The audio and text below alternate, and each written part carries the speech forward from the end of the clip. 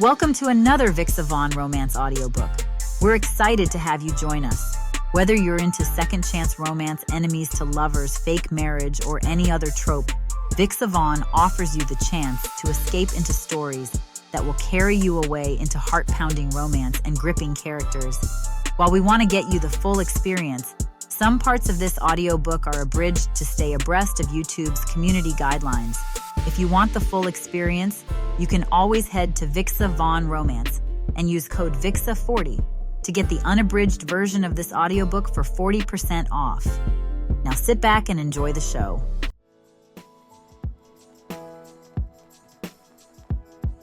Chapter 1. Charles. The signal on my phone dies the exact second the wheels of my rented Tesla crunch onto the gravel driveway. No service. I tap the glass against my palm. Once, twice, nothing. My thumb hovers over the icon for Dr. Ramirez's text, a text I've been composing for the last 20 miles. Recheck the post-op platelet count on the triple bypass in 3:02. I don't like his output.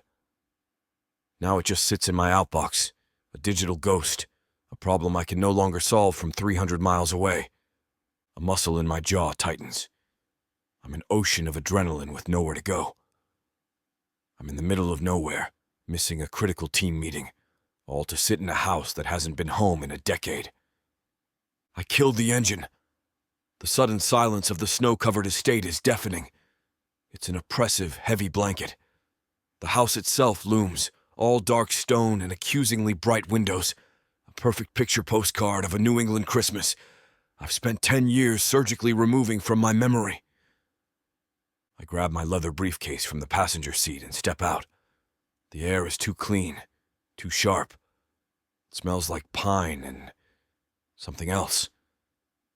Cinnamon. The scent clings to the air, thick and sweet, an atmospheric pollutant. It irritates me, a sensory distraction I can't filter. My shoes, Italian leather loafers that cost more than a sensible car payment, are completely impractical for this. The snow seeps over the tops, instantly wetting my socks. I grit my teeth and crunch forward. Each step is a fresh violation of the perfect white lawn. Good. Let it be violated. The heavy oak door is unlocked. Of course it is. This is a town where people still borrow cups of sugar. I push it open. The warmth hits me first, a solid wall of it. Then the smell intensifies. Pine, cinnamon, and is that gingerbread? My stomach clenches. This was her smell. The smell of apologies, of, "I'm sorry your father and I are fighting. Have a cookie." The smell of denial. The house is sterile in its emptiness, yet suffocating in its scent. I unbutton my wool coat, feeling sweat prickle at the back of my neck. I just need to find the lawyer, Mr. Henderson, sign the papers, get back in my car, and find a patch of highway with at least 3 bars of 5G. I need to get back to a world that makes sense, a world of sterile steel, predictable outcomes, and problems I can fix. Hello? My voice sounds wrong here, too sharp, too clinical. It cuts the warm air and gets no reply. No answer. I follow the smell toward the kitchen, my briefcase ticking against my leg like a metronome. This is the source of the sensory contamination. And then I see her. She's standing at the massive center island, back to me, wearing a soft, forest green sweater that clings to, well, the Kayana I remember was all scraped knees, missing teeth, and 2 wiry pigtails that always seemed to be escaping their ties. She was the caretaker's daughter, a small, shy shadow who was always there, a fixture like the ancient grandfather clock. This is not that Kayana. This woman is all soft lines and deliberate-looking curves. Her dark, curly hair is piled on top of her head in a messy knot that, I suspect, is neither messy nor accidental. It looks efficient and soft. My fingers twitch.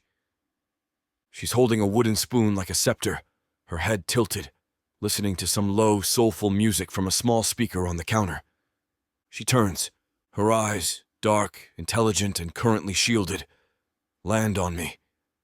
and any trace of warmth in her expression, any hint of the music she was listening to, vanishes. There's no flicker of recognition. No welcome home. Just a long, slow, top-to-bottom appraisal. From my snow-dusted, ruined shoes, up my coat, to my face. Her gaze is flat, unimpressed. It's the kind of look that says, "Look what the cat dragged in, and why didn't it have the decency to finish the job?" She doesn't move.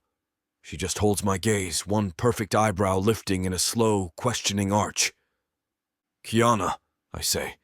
It's not a question. It's a diagnosis. "Doctor." She nods once. Her voice is like warm honey, but there's a sting in it. She makes my title sound like an insult, like a disease. "You're early. The reading is at 2. I check my watch, a purely reflexive action. 1:58 p.m. I'm on time. "Right. You would be." She turns back to the bowl, giving me her shoulder. A clear, calculated dismissal. "Mr. Henderson is in the study. He's taking a call." The casualness of it, her calm, her ownership of this space, sets my teeth on edge. I've just flown across the country, driven 3 hours in a snowstorm, and I'm being dismissed by the former help. "And you are... what? The welcoming committee?" She stops stirring. I watch the muscles in her back tighten under the green sweater. She sets the spoon down with a quiet, deliberate thud on the marble countertop. When she turns back, the sunshine is gone. There's just steel. I'm the one who held her hand while she signed the will, Charles. She doesn't call me doctor this time. She uses my name like a shiv, scraping it right under my ribs. I'm the one who's been changing the furnace filters and making sure the pipes don't burst while you've been... wherever. I'm just trying to make the house smell like a home for her, one last time. Her words land like a slap. Guilt. The familiar acidic burn of it rises in my throat. The same guilt I've been outrunning, outworking, and outbilling for 10 years. I try to swallow it down. "I was in surgery," I say. The words are clipped, automatic, the shield, the perfect, unimpeachable alibi. "So I heard." Kiana's gaze is unwavering. She doesn't buy it. She's not impressed. "A 12-hour emergency case. You must be very proud." She was very proud, too. She kept your article, the one from the Boston Medical Journal, taped to the fridge, right next to the grocery list. I refuse to look at the fridge. My entire body is rigid. I can feel the small, laminated square of paper's presence without even seeing it. I don't need a guilt trip, Kiana. I just need for this to be over. Right. She picks up the spoon, but she doesn't stir. Her knuckles are white. The checklist. Get in. Get the house. Get out. Back to your important life. She sees right through me. The transparency is infuriating. That's the plan. Of course it is. She gestures with her chin toward the hallway. Her dismissal is absolute this time. The study is the third door on the left. I'm sure Mr. Henderson will be thrilled you're on time. He bills by the hour. I clench my jaw, tasting blood. This push and pull, this friction. It's new. The girl I remember was shy. This woman is a fortress, and I've just run headlong into the wall. It's good to see you too, I clip out, turning on my heel. My shoes squeak on the polished floor. Is it? She calls to my back. I stop, my hand on the door frame. The wood is cool, familiar. I don't look back. I can't. I'm here for the reading, I say, forcing the words out. Let's not pretend this is a reunion. Oh, I'm not pretending anything, Charles. I can hear the total lack of sunshine in her voice. It's dangerously soft, all shadows. I know exactly what this is. A man in a suit, Henderson looking older and grayer than I remember, clears his throat from the end of the hall. Dr. Archibald, you're prompt. Please, come in. Kiana, we're ready. I turn and walk into the study, the smell of gingerbread and cinnamon clinging to my coat, and the unnerving, infuriating feeling that I've already lost control. Chapter 2. Kiana. I follow them. The room is heavy with the scent of old books and the lemon polish I used. Charles takes the imposing leather wingback chair opposite the desk. He doesn't shrug off his coat. He sits rigid, his briefcase on his knees, a man in a waiting room, ready to bolt. I take the other chair, the velvet one, the one Clara, his mother and I picked out at the antique fair. It's my chair. I sink into it, deliberately relaxing, letting my arm drape over the side. I am home. He is the guest. Well, Mr. Henderson begins, his voice gentle. Let's begin. I know this is difficult. His kind eyes find mine, and his gaze is full of sympathy. He knows I'm the one who's actually grieving. Then he looks at Charles, and his expression turns professionally neutral. I'll skip the legal preamble, as you're both aware of the basic terms. Clara Archibald's passing, the estate. Charles, as her only son, the bulk of the estate. This house, the contents and the surrounding property, is bequeathed to you. I watch Charles. He nods, a single sharp dip of his chin. His eyes are on the paperwork. He's a surgeon receiving a lab result, a transaction. There is no flicker of anything, no sadness, no gratitude. My stomach clenches. He doesn't even care. However, Mr. Henderson continues. I feel my spine straighten. Here it comes. I've been waiting for this moment for 2 months. Charles's gaze lifts from the desk. However, indeed, Mr. Henderson shuffles a sheaf of papers and pulls out a thick cream-colored envelope. I know that envelope. I helped Clara pick the cardstock. She attached a specific codicil, a non-negotiable condition for inheritance. The air in the room changes. Charles's impatience evaporates, replaced by a still sudden focus. That's the surgeon, the man who finds the problem. A codicil, Charles repeats. She called it the Christmas checklist, a list of, tasks. 12, to be precise. Charles just stares at him. The silence in the room is so total, I can hear the tick of the clock in the hall. A checklist. His upper lip curls just slightly, like for a child. She knew you liked things you could complete, Doctor, I murmur. His head snaps toward me. His eyes are glacial. They pin me to my chair, and I feel a jolt, a dangerous spark of something. It's not warmth. It's friction. Mr. Henderson clears his throat, louder this time. The terms are simple. You must complete all 12 tasks by midnight on Christmas Day. That's in 12 days, Charles calculates, his gaze still locked on me. 12 days, the lawyer confirms. And if I don't?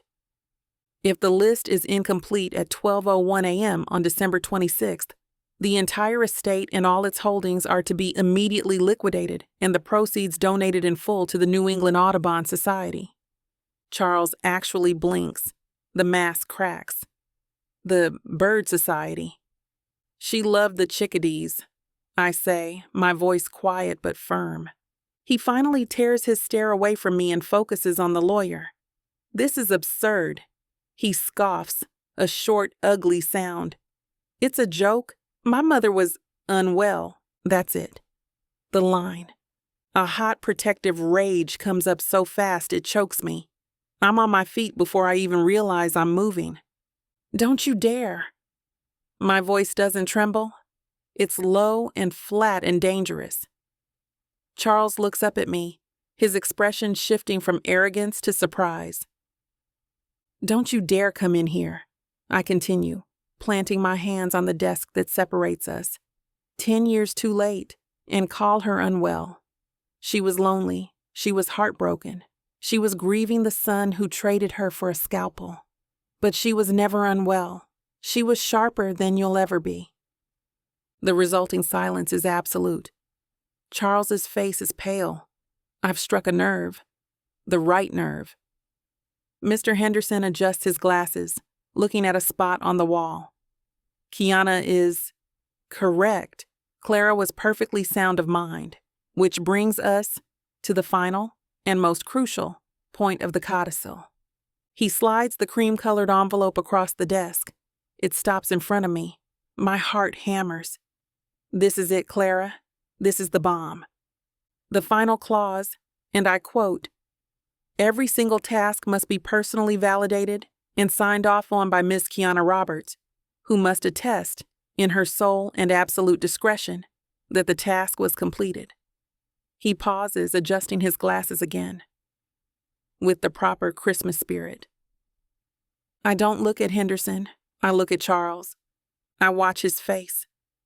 I watch the surgeon's mind process the data. List, 9 days, birds, Kiana, spirit. And then I watch it all land. His eyes narrow to slits. He's trapped. He's a man of absolute control, and his mother just handed the keys to his entire inheritance to me, the caretaker's daughter, the girl he spent the last 15 minutes treating like an inconvenient piece of furniture. He stands up slowly, a controlled, menacing movement. He's taller than I remember. He buttons his expensive coat. It's a gesture of dismissal, but he has no power here. This is a farce. He clips out, his voice a low vibration of fury. You put her up to this. I stand my ground. I lift my chin. I feel a tiny, bitter, triumphant spark. Oh, Clara, you magnificent woman. She didn't need my help to know her own son. He looks at me, then at the envelope, then back at me. The gaze in his eyes is pure, unadulterated loathing. And I find I don't care. This is absurd. He scoffs again, grabbing his briefcase. I pick up the envelope. The cardstock is thick and heavy in my hand. His eyes track the movement. No, Charles, I say, my voice steady. This is her. I pull out the first card, my hand steady. I let the silence stretch, just a beat too long. You just wouldn't know that, would you? Chapter 3. Charles. My jaw is so tight it aches. The proper Christmas spirit. The Audubon Society. Ms. Kiana Roberts, in her sole and absolute discretion. It's a trifecta of legal, holiday-themed nonsense. It's a trap, and I'm standing right in the center of it, my feet glued to the floor by my mother's manipulative sentimentality. An axe, I repeat, the word sounding idiotic in my own mouth. Kiana, who is still standing there looking at me with that infuriatingly placid expression, just nods. She's enjoying this. I can see it in the bright, unyielding spark in her dark eyes. That's what I said. I pull out my phone, my shield, my connection to the real world. No service. Right. I shove it back in my pocket. Control. I need to establish control. I am a surgeon. I solve impossible problems before breakfast. This is a list. Fine. I turn to Henderson, the only sane person in the room. I'll have a tree delivered. A Norway spruce. 12 feet. Flocked. Pre-lit. It will be here in 3 hours. Send me the bill. Kiana can validate its spirit from the porch. I'm already halfway to the door. No. The word is quiet, but it stops me cold. It's not a suggestion. It's a steel bar dropping in front of me. I turn back to her. She hasn't moved. She's still holding that stupid cream-colored card. No? I challenge. That's not the task. She holds up the card as if it's a court summons. The task is, find the perfect tree, the old-fashioned way. Find is a verb, doctor. It requires you. Buying one is an abdication of the verb. You're analyzing the grammar? I'm upholding the will. She taps the card. And old-fashioned implies a distinct lack of overnight shipping. Grab your coat. The one you're already wearing will be fine. I look down at my wool cashmere blend. It cost $2,000. It's not made for finding things in the snow. And old-fashioned implies... What? I ask, my voice dripping with the sarcasm I'm using to keep my anger from boiling over. We churn butter first. We ride there on a horse we raised ourselves. A small, infuriating smile touches her lips. Don't give her any ideas for the other tasks, and no. It implies we drive to the Miller family farm, and you get to chop it down. She jingles a set of keys in her hand. My truck. Unless you want to take your... What is that? A Tesla? I don't think it has the clearance for the farm road, or the spirit for that matter. I am trapped. Completely and utterly trapped. I'm being held hostage by a woman who smells like gingerbread and a list written by a ghost. Fine. The word is a shard of glass. Fine, let's go cut down a shrub, so I can get back to my actual life. The clock's ticking, Charles. She brushes past me, and I have to physically stop myself from recoiling as her sleeve brushes my arm. 9 days. Her truck smells like her. Pine, cinnamon, and... dog? Yes, faintly of wet dog. It's an assault on my senses. I'm crammed into the passenger seat of an ancient, rattling pickup, my knees practically in my chest. My briefcase is wedged at my feet, an artifact from a cleaner, more logical world. She drives with an easy, one-handed confidence that I find irritating. This farm, I say as the truck rumbles over a pockmarked dirt road that is definitely not Tesla approved. It has a business license, correct? It's insured against axe-related incidents? Kiana glances at me. Her hair is still in that messy pile, but a few dark curls have escaped and are bouncing against the line of her jaw. I force my eyes forward. It's the Miller family farm, Charles. They've been selling trees here since before we were born. She makes a sharp right onto an even worse road. They're insured in, Goodwill and flannel. You'll be fine. That's not reassuring. It's a tree, not an appendectomy. You'll survive. I grip the handle as the truck dips into a pothole that feels deep enough to hit the Earth's mantle. I'm not in control of the vehicle, of the situation, of the next 9 days. This is my new reality. I'm a passenger in Kiana Roberts' beat-up, dog-scented truck. It's a new circle of hell. We pull into a clearing. It's exactly what you'd think. A log cabin billowing smoke, rows and rows of pine trees. A man in a flannel jacket so red it hurts my eyes hands Kiana a rusty, terrifying-looking saw. Not even an axe. A saw. You know the rules, Kiana, the flannel man says, his beard full of ice. Pay for what you cut. Wouldn't have it any other way, Jim.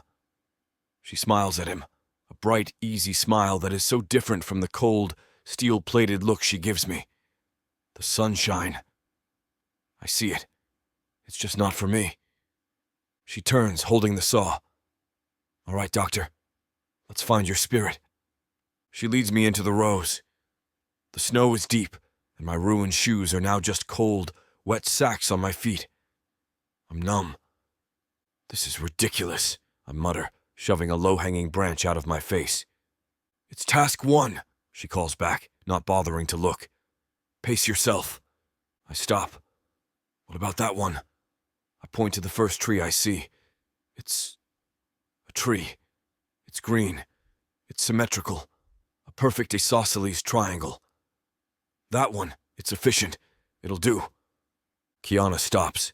She turns around so slowly I can practically hear the vertebrae click. She looks at me. She looks at the tree. And she laughs. It's not the bright, musical laugh from the kitchen. It's a short, sharp puff of disbelief. No. What do you mean, no?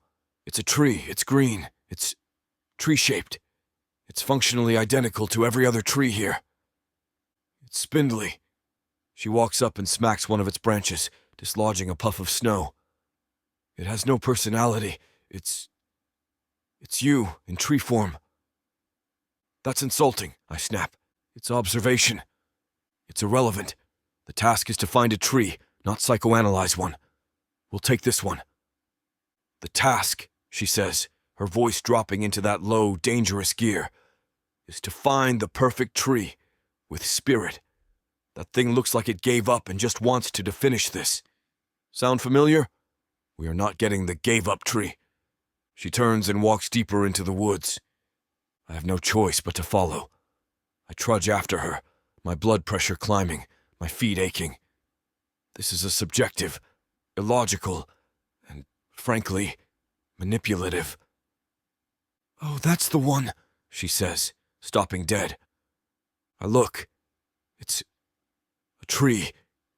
It's slightly fatter than the others, a little lopsided on the left. It's objectively less perfect than the one I picked. That one? It's defective. It's perfect, she breathes. She walks up to it, running a gloved hand over its needles. It's got character. It's got a bald spot, I argue. We'll put the bald spot in the back. She holds the saw out to me. Well, go on. Find your inner lumberjack. I stare at the rusty saw. I'm a man who uses a harmonic scalpel. My hands are insured for $8 million. This is absurd. You're the one who wanted the old-fashioned way, I grit out. I'm the validator, you're the taskee. I snatch the saw from her. Fine. I get on my knees in the wet snow. My coat is soaked. I start sawing. It's awkward. The blade catches. This is nothing like cutting through tissue. It's rough, resistant. You have to put your back into it, she critiques from behind me. I know what I'm doing, I grunt, sawing harder. The physical exertion is not terrible. The anger is finding a place to go. I saw, the scent of pine exploding into the air.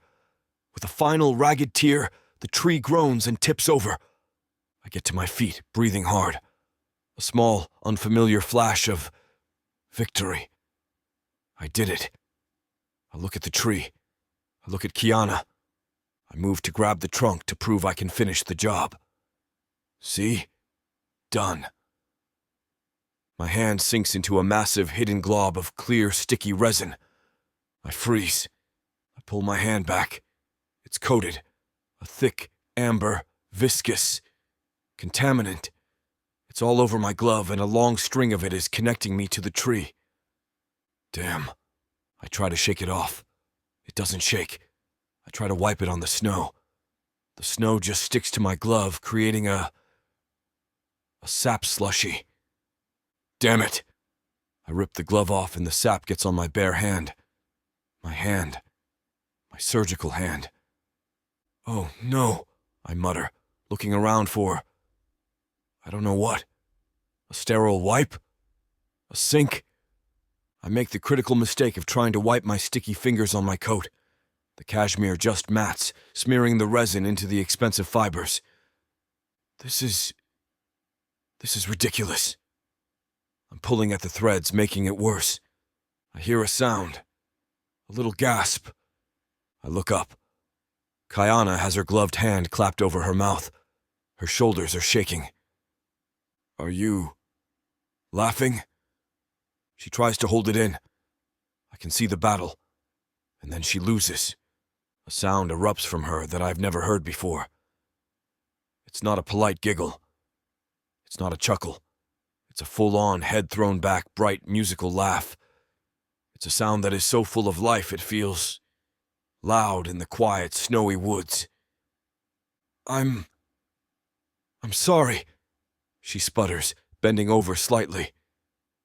It's just your face. I am furious. I am standing here, covered in tree goo, my shoes ruined, my coat destroyed, my hands compromised, and she is laughing at me. And I'm watching the way her eyes crinkle at the corners. I'm watching the genuine, unfiltered joy radiating from her. I hate it. I hate that I notice it. And I hate, more than anything, that some small, broken part of me wishes I was the one making her laugh instead of being the one she's laughing at. The laughter finally dies down. She wipes a tear from the corner of her eye. The air between us snaps back into focus, but it's different. It's charged. She's still got a smile playing on her lips. I'm just sticky. Okay, she says, her voice still wobbly. Wow. All right, doctor. You chopped. You've been christened. Task 1 is almost validated. Almost? Now we have to haul it back to the truck. I look at the massive 20-foot tree. I look at my hands. Haul it? Part of the old-fashioned way. She flashes that bright, infuriating smile again. You grab the trunk. I'll take the top. She cocks her head. Unless you think that'll compromise your sterile field. She's mocking me. I grit my teeth. I look at the massive, lopsided tree. I look at my ruined coat. I look at her, standing there, all warm and smug in her practical boots, the absolute queen of this ridiculous, frozen, sap-filled kingdom. This is just task number 1. There are 11 more. 11 more days of this. Of her. I grab the sticky trunk with both hands, ignoring the resin that instantly coats my other glove. Fine, let's go. This isn't a task. It's a sentence, and I've just started my time. Chapter 4. Kiana. The lopsided, sap-drenched, perfect tree is finally in the great room, leaning at a pronounced 15-degree angle in the antique stand. It'll take half a spool of fishing line to keep it from toppling over, but Task 1 is validated. I signed the list on the hood of my truck, my fingers numb from the cold, while Charles scrubbed at his hands with a surgical wipe he'd produced from his briefcase. He looked like a man trying to decontaminate after walking through a plague zone. He's been MIA for the last hour, no doubt in a scalding hot shower, trying to wash off the smell of the outdoors. I give the tree a fond pat, ignoring the resin it leaves on my palm. It does have character. Time for round 2. I knock on his door, his old door. The guest room, as he now calls it. It's a formality. The house is mine to care for, but he's holed himself up in there like a wounded bear. What? His response is muffled, annoyed. I push the door open.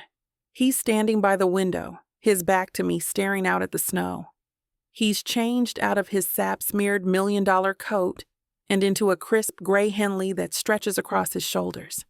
He's on his phone, which means he's found the one tiny 2-bar spot of service by the window. He turns, his thumb still scrolling. Is there a problem? Not for me. I hold up a cream-colored card from the will. But task 2 is officially on the clock, unless you need to scrub in, or whatever it is you do. He gives me a flat, unamused look. His eyes drop to the card in my hand, and I see him brace himself. And what fresh hell has she devised now? Untangle the attic lights. He just stares at me. The silence stretches. He looks at the card. He looks at me. He looks at his phone, as if begging for a surgical emergency to save him. The attic lights. The very same. The ones in the, he gestures vaguely. The big, knotted mess. That's the one. She called it the Great Cluster Cluck of 1998. I think that's the last time they were successfully untangled.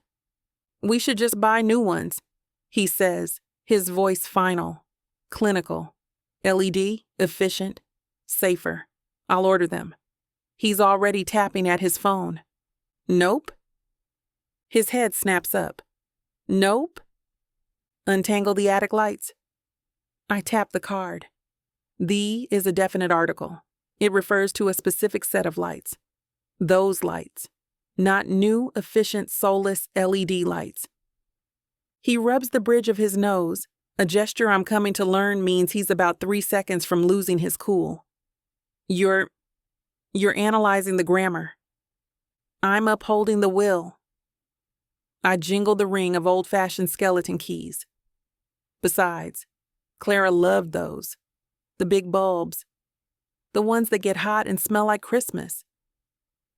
The ones that are a documented fire hazard, he mutters, shoving his phone into his back pocket. He's beaten. He knows it. Come on, doctor. Daylight's burning. I lead the way. The attic stairs are in the back hall, a pull-down string that looks like it's holding on by a thread. I give it a firm yank. The old wooden stairs groan in protest, unfolding with a cloud of dust. Charming, he says from behind me. It's called history. Try not to get any on you. I climb first. The air that hits me is a palpable thing. Cold, still, and smelling of cedar, dust, and something papery sweet. Mothballs and thyme. I love this smell. It's the scent of secrets. I pull myself up onto the floorboards and turn, flipping on the single bare bulb that illuminates the space. It's exactly as I remember. A graveyard of furniture draped in white sheets, stacks of old National Geographics, and boxes upon boxes of Archibald history. Charles emerges from the stairwell, his head immediately colliding with a low-hanging rafter. Damn it. He rubs his head, scowling. He's too tall for this space. He has to stoop to make himself smaller, and I can tell it's driving him insane. He's a man who's used to taking up all the space in a room. Up here, the room is pushing back. Watch your head, I say, a little too sweetly. Noted. He's holding himself rigid, his hands in his pockets, refusing to touch anything. He looks like he's just been forced into a contaminated zone without a hazmat suit.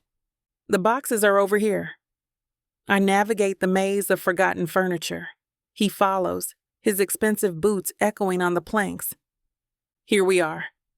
I point to a massive, sagging cardboard box marked XMAS. The motherlode. He just stares at it. Well, it's not going to untangle itself. He lets out an aggrieved sigh and kneels, his knees cracking in the cold. I kneel opposite him.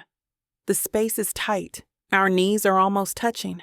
I feel the heat rolling off him, a strange living furnace in this cold, dead space. He flips open the box flaps. And there it is. The Great Cluster Cluck. It's a nightmare, a solid football-sized mass of green wire, twisted and knotted, studded with giant colorful C9 bulbs. This is not a task, he says, his voice hollow. This is a cry for help. This is tradition. I grab a loose end. You take that side, I'll start here. He sighs again, the sound of a man truly suffering, and gingerly picks up the other side. For 10 minutes we work in silence, a frustrated, tense silence. He is, predictably, terrible at this. He's a surgeon, all precision and brute force. He's yanking and pulling, trying to bully the knot into submission. Stop, I finally snap. What? You're pulling it tighter. You're just yanking. You're making it worse. I'm not making it worse. I'm isolating the main artery of the knot. It's lights, not a spleen. You have to relax. You have to find the path. Look, I point. This red one. See how it's looped through the green loop? You have to feed it back through. Gently. I can see that, Kiana. He fumbles with it, his large, clever hands looking impossibly clumsy. The wire is stuck. It's stuck. Because you're yanking it. I sigh, exasperated. Here. I have to reach over him. Our shoulders press together. My arm brushes his chest. I feel the solid, unyielding muscle under his shirt. He freezes. He just stops breathing. My fingers find the wire. You have to just ease it. I murmur, my voice suddenly sounding strange in the small space. I'm too close. I can smell his soap, something clean and sharp, and underneath it just him. It's dangerously warm. I get the bulb through the loop. See? I pull back, probably too fast. Charles clears his throat. He doesn't gaze at me. He stares at the knot, his face flushed. I can handle it. Right? You're a natural. We go back to work. The tension is different now. It's not just hostile, it's aware. Every time our fingers brush, he flinches. I need a distraction. I need to get away from the heat of his shoulder. My eyes land on another box. Ornaments. Oh, look, I say, deliberately moving, shuffling over to the other box. The ornaments. He goes rigid. The list says lights. It doesn't say ornaments. We can't just not look. They're right here. I'm pushing him. I know it, and I don't care. He deserves to be haunted. This is his mess. I pull open the flaps. The smell of old tissue paper and time wafts up. I gently unwrap the first one. It's a faded, lumpy, hand-painted snowman with 2 different-sized button eyes. You made this, I murmur, a real smile touching my lips. First grade, Mrs. Peters's class. I remember because you spelled Christmas with a K. He doesn't look. He's staring at a water stain on the wall, his jaw tight. It's junk. It's not junk, Charles. It's history. My anger at him is starting to feel complicated. He's such a coward. I keep digging, ignoring his discomfort. I feel a little mean, but he needs to sit in this. He needs to feel what he ran away from. I unwrap another, a small, delicate wooden rocking horse. She bought this one at the town fair. You cried when you thought she'd lost it. I don't care. His voice is flat. Liar. You're a bad liar, Doctor. My fingers brush something hard and cold at the bottom of the box. A small silver frame. I pull it out, wiping the dust off the glass with my thumb, and my breath just stops. Oh, Clara. It's them. A 10-year-old Charles, gap-toothed, beaming, his hair a wild mess, and wearing a Red Sox hat sideways. His thin arm is slung around his mom's neck. They're on the front porch swing, and they look identical. They have the same smile, the same crinkle at the corners of their eyes. He is the bright, happy, loving boy I remember. The one I had a crush on. The one who taught me how to ride a bike. The resentment I've been holding on to. That hot, hard stone in my chest. It doesn't disappear, but it cools. It cracks. Because the man sitting next to me, the cold, sterile surgeon, isn't that boy. He's a ghost, a hollow shell. The anger I feel is suddenly replaced by a profound, aching sadness. I remember this day. I whisper, my throat tight. It was after your Little League game. You hit a home run. Charles is silent. Utterly, dangerously silent. I can feel the air vibrating around him. I keep looking at the photo, at the pure, unfiltered joy on his face. She loved this picture. She kept it on her bedside table for years, right until the end. He makes a small, choked sound. Charles? I look up. He's not looking at the photo. He's staring at the knot of lights, his knuckles white around a green wire. He's not breathing. Is that all? His voice is strained, rough. I've never heard it sound like that. What? The lights. He yanks on the wire, and a bulb shatters. The tiny tink of glass is shockingly loud. Are we done? Is this spirit enough for you? Charles, I say, holding the photo out. Just look. He finally looks. His gaze lands on the silver frame in my hand. His face, which has been a mask of stone, just crumples. It's just for a second. A micro-expression of such profound, devastating pain that I feel my own heart crack in response. Then the mask slams back down, harder. He stands up so fast his head slams into the rafter. Damn it! He curses, a short, sharp sound of pure anguish, and stumbles back, away from me, away from the picture. Throw it out. I'm so stunned I can only blink. What? The photo. His voice is a ragged tear in the air. The ornaments, all of it. It's junk. Throw it out. I'm not throwing this out, I say, my voice rising. Clara loved this. Then you keep it, he yells, his control finally snapping. The sudden volume makes me flinch. I don't care.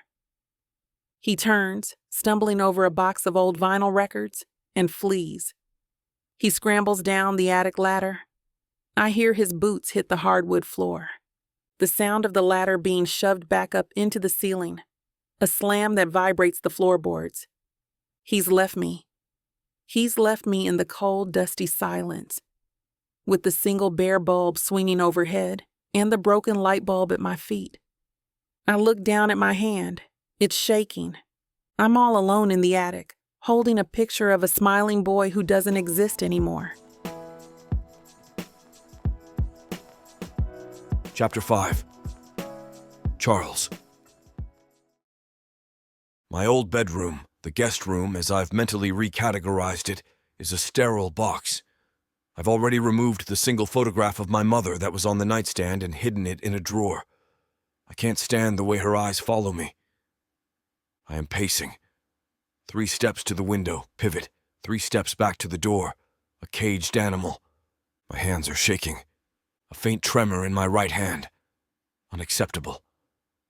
I clench it into a fist, digging my fingernails into my palm until the shaking stops, replaced by a dull, grounding pain. I fled that attic. I ran. She weaponized that photograph. She sat there in that dusty, suffocating space, and she ambushed me with it. She unearthed a memory I have spent a decade, successfully suppressing, and she held it up to my face like a mirror. The look on her face. The shock. As if I'd asked her to throw away a living thing. I slam my fist into the door jamb. The pain is sharp, clean. It's better than the other feeling. The memory. The hot, acidic burn of failure. Control. I need to get control. My phone. My armor. I snatch it from the nightstand and move to the window, to the one spot where a single, fragile bar of 5G flickers to life. I dial. The call connects on the second ring. Dr. Archibald. Ramirez, my chief resident. His voice is alert, professional, normal. Report, I clip out. I am Dr. Archibald. I am in charge. The triple bypass in 302. You were right to flag the platelet count. We pushed 2 units. He stabilized an hour ago. Vitals are solid. Good. I stare out the window at the perfect blank white snow. And the thoraco-abdominal aneurysm in 405? Dr. Parks handled it, flawlessly. It was a clean dissection. Patient's already in recovery, extubated. Fine. A beat of silence. Is everything okay, doctor? We weren't expecting to hear from you. My throat tightens. They're fine. The hospital is running. Parks, my rival, the one I'm always competing with for the complex cases, handled my surgery. Flawlessly. They don't need me. The feeling isn't relief. It's hollowness. A sudden, terrifying irrelevance. I am a surgeon with no one to save. I'm a man with no function. I'm fine. Carry on. I hang up before he can reply. The single bar of service vanishes. I'm alone in this room, in this house with no armor left. And she is downstairs, the executor of my mother's manipulative, sentimental will. The warden of this Christmas-themed prison. The silence is too loud. The house is suffocating me with the smell of cinnamon and memory. I have to move. I have to do something. I head downstairs, my steps heavy. I'm going to tell her I'm not going back in that attic. I will forfeit the damn house before I let her dig up any more ghosts. I find her in the kitchen, of course. Her territory. She's wiping down the marble countertop, her back to me. The mess of wires, the great cluster cluck, is nowhere to be seen. "Did you throw it out?" I demand. She turns, slow and deliberate. She doesn't look surprised to see me. She looks expectant. Her eyes are unreadable. "The photo? No, I put it in my room. It's not yours. It's not junk either." She crosses her arms, a familiar, defiant stance. "And for the record, Task 2 is still incomplete. The lights are still a mess." "I'm not going back up there." She just raises an eyebrow. "Fine. Then you're forfeiting." The word lingers in the air. Forfeit. It means my father wins. It means the last 10 years of running were for nothing. It means she wins. My jaw aches. "You're enjoying this." "I'm executing a will, Doctor." "You're enjoying this," I repeat, stepping further into the kitchen. "This power she gave you. You get to be the queen of this sad little gingerbread kingdom. And you get to be the angry king who abandoned it," she shoots back. "We all have our roles." I can't win this. Not with words. She has a decade of resentment, and she's right. She sighs, a sound of profound exasperation, and her shoulders drop. The fight just leaves her. "Look, I'm not going back up there either. Not today." She gestures to the counter. "So we can either call it a day and you can go back to your room and glower at the snow, or we can move on." She holds up the next card. I eye it like it's a snake. She left contingencies for failure. She left options. She knew you. She knew you'd get frustrated. Kiana's voice is softer now. It's worse. The anger is a shield for me, too. Her softness is disarming. I don't move. "What is it?" she reads. "Bake her impossible sugar cookies." I actually laugh. A short, ugly, humorless sound. "Absolutely not." "Then you're not inheriting." She says it so simply. No anger, no threat, just a statement of fact. "I am a surgeon. My hands." I hold them up. "They are precise instruments. I don't bake." "I know. Your mother knew too. That's why it's on the list." This is a categorical waste of my time. I try to find a loophole, a way to regain control. I'll buy cookies. I'll buy the whole damn bakery. We can donate them to the Bird Society. Doesn't work that way. The task is bake. Another verb, and these specific cookies. She taps a handwritten recipe card on the counter. The familiar looping script. My mother's hand. I feel a jolt like touching a live wire. This is beneath me. Good. Kiana turns, all business, and pulls a heavy ceramic bowl from a cabinet. Then the Christmas spirit should be easy to validate. Put on an apron. I'm not wearing an apron. She glances at my gray Henley. Suit yourself. Don't get flour on your fancy shirt. The echo of the sap incident is deliberate. She's mocking me. Fine. Fine. I roll up my sleeves, a surgeon preparing to operate. What's first? Cream the butter and sugar. She points. I dump the softened butter and the sugar into the bowl and grab a whisk. I attack it, trying to beat it into submission.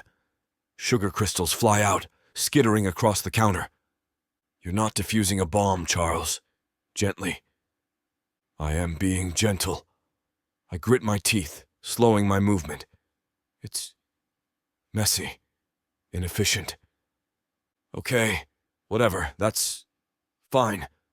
She doesn't sound convinced. Next, add 2 eggs. I pick up an egg. It's an egg. Organic, brown, unsterile. I tap it on the rim of the bowl. Too soft.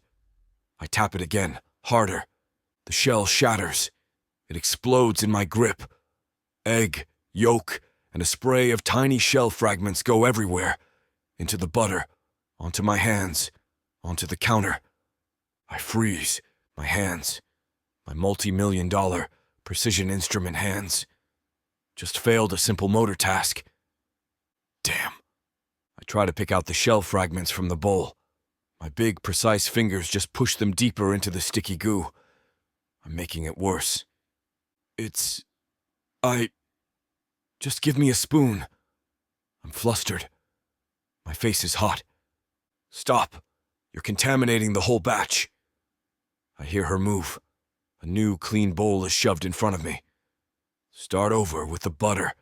And try not to pulverize the eggs this time, okay? They're not a tumor. I manage. Barely. I get the rest of the ingredients in, my movements stiff and angry. The dough is a sticky, unworkable mess. This isn't dough, I mutter, poking at it. It's adhesive. It's cookie dough. Now you roll it out. She dusts the marble counter with a cloud of flour. I dump the sticky mass out. I put my hands on it. It sticks to me. It's worse than the sap. It's everywhere. This is unhygienic. It's baking, she says, and the sound is a sigh of profound, soul-deep exasperation. You're fighting it. You can't fight dough, Charles. You have to persuade it. I don't persuade. Clearly. She moves in. I don't realize how close she is until it's too late. Stop, just stop moving. I freeze. She's standing next to me. Not touching, but there. Her side is almost brushing my arm. I can smell the cinnamon from her skin, mixed with the sharp, clean scent of the lemon oil she was using. Give me your hands. What? My voice is rough. Your hands. Put them on the rolling pin. I obey. I grip the wooden pin, my knuckles white. And then, she puts her hands over mine. Her hands are small, and they are warm. The heat is immediate. It's not a sexual heat. It's a living heat. It bypasses my brain and goes straight to my bloodstream, a jolt of electricity that has nothing to do with the defibrillator. I stop breathing. My entire body tenses, every single muscle. Her hands are not soft. I can feel the slight, competent calluses on her palms, even through the flour. She's strong. See, she murmurs. You push from the center, out, gently, like this. She guides my hands. The movement is slow, rhythmic, forward, back. The warmth of her palms is seeping into the back of my hands. I can feel my pulse hammering in my own ears, a frantic, trapped animal beat. I hate this. I hate this lack of control. I hate this warmth. I hate this contact. I hate more than anything that her thumb is brushing against mine with every roll, and my first insane, illogical, traitorous thought is, don't let go. Chapter 6. Kiana. He's a statue. My hands are over his, guiding the rolling pin, and he has gone completely, utterly rigid. He's a block of ice. A superheated, vibrating, 6-foot-plus block of ice. I can feel the fine tremor in his fingers. He's not breathing. I'm pretty sure I'm not breathing. This is a terrible idea. My palms are covering the backs of his hands. They're huge, capable. I can feel the map of his knuckles, the latent strength in them. These are the hands that save lives, and they are hopelessly, comically clumsy in my kitchen. The thought gives me a small, dangerous flicker of power. This is my operating room. See? I murmur, my voice sounding too low, too intimate in the flour-dusted air. You push from the center, out. Gently. Persuasion. Not. Whatever it is you do. I guide the pen one more time, his hands moving under mine. His skin is warm. Really warm. The moment stretches. It becomes a moment. That's my cue. I pull my hands back, probably too fast, and wipe them on my apron, breaking the contact. The air snaps back, cold and sharp. Charles snatches his hands back like he's been burned. He clears his throat, a rough, rusty sound, and refuses to look at me. He stares at the dough as if it's personally offended him. I've got it, he clips out. Sure you do, doctor. I cross my arms and lean my hip against the counter, giving him space. This is going to be good. He grips the rolling pin, his knuckles white. He attacks the dough. Attacks it. He's not rolling. He's conquering. You're pressing too hard, I say. I am not pressing too hard. You are. You're going to make them tough. Cookies are not a hostile force, Charles. Relax your shoulders. My shoulders are relaxed. He's practically vibrating with tension. The dough is now stuck to the rolling pin in the counter. It's a disaster. This dough is defective, he mutters, trying to peel it off the marble. The dough isn't defective. Your technique is. He glares at me. Then you do it. Nope. I shake my head, a small smile playing on my lips. The task is bake. It's your verb, your cross to bear. Now the cutters. I slide the tin of old mismatched cookie cutters toward him. He selects the star, the most precise angular one in the box. Of course he does. He presses it into the mangled dough. He pulls it up. The dough sticks inside. It's stuck. You're supposed to dip it in flour first, I supply helpfully. I'm aware. He's clearly not. He tries to poke the star out with his finger. The dough just squishes. The point of the star becomes a sad, rounded blob. He lets out a sound of pure, unadulterated frustration. This is impossible. The edges are imprecise. I can't help it. A small laugh bubbles up. Imprecise? Honey, it's a cookie, not a heart valve. Who cares? I care. He frowns, setting the mangled star on the baking sheet. If I'm going to do this, I'm going to do it correctly. Oh, you're doing it correctly, I say. You're being a grumpy, rigid control freak. It's perfectly on brand. He straightens up, his face a mask of stone. Are you going to validate this or not? My spirit is waning. Your spirit was never here to begin with. You're holding that cutter like it's a scalpel. You need to loosen up. It's supposed to be fun. I'm on a roll now. The resentment is fading, replaced by a pure, giddy amusement. He's so lost. I reach for the flour bin, scooping up a small handful. You're too sterile, doctor. You need to get your hands dirty. My hands are dirty, he grumbles, gesturing to the dough-covered mess. Not dirty enough. I flick my wrist. It's just a small poof. A light dusting of white. It lands on the sleeve of his pristine gray Henley. He freezes. He just stops. All movement, all breathing. He looks down at the white splotch on his arm, as if I've just thrown acid on him. My own heart stutters. Oh, damn. Okay. Too far. Way too far. He's going to walk out. I just blew it. I just blew the entire will. He's going to kill me. Task incomplete. He's going to... He slowly lifts his gaze from his sleeve. His eyes are glacial. No, not glacial.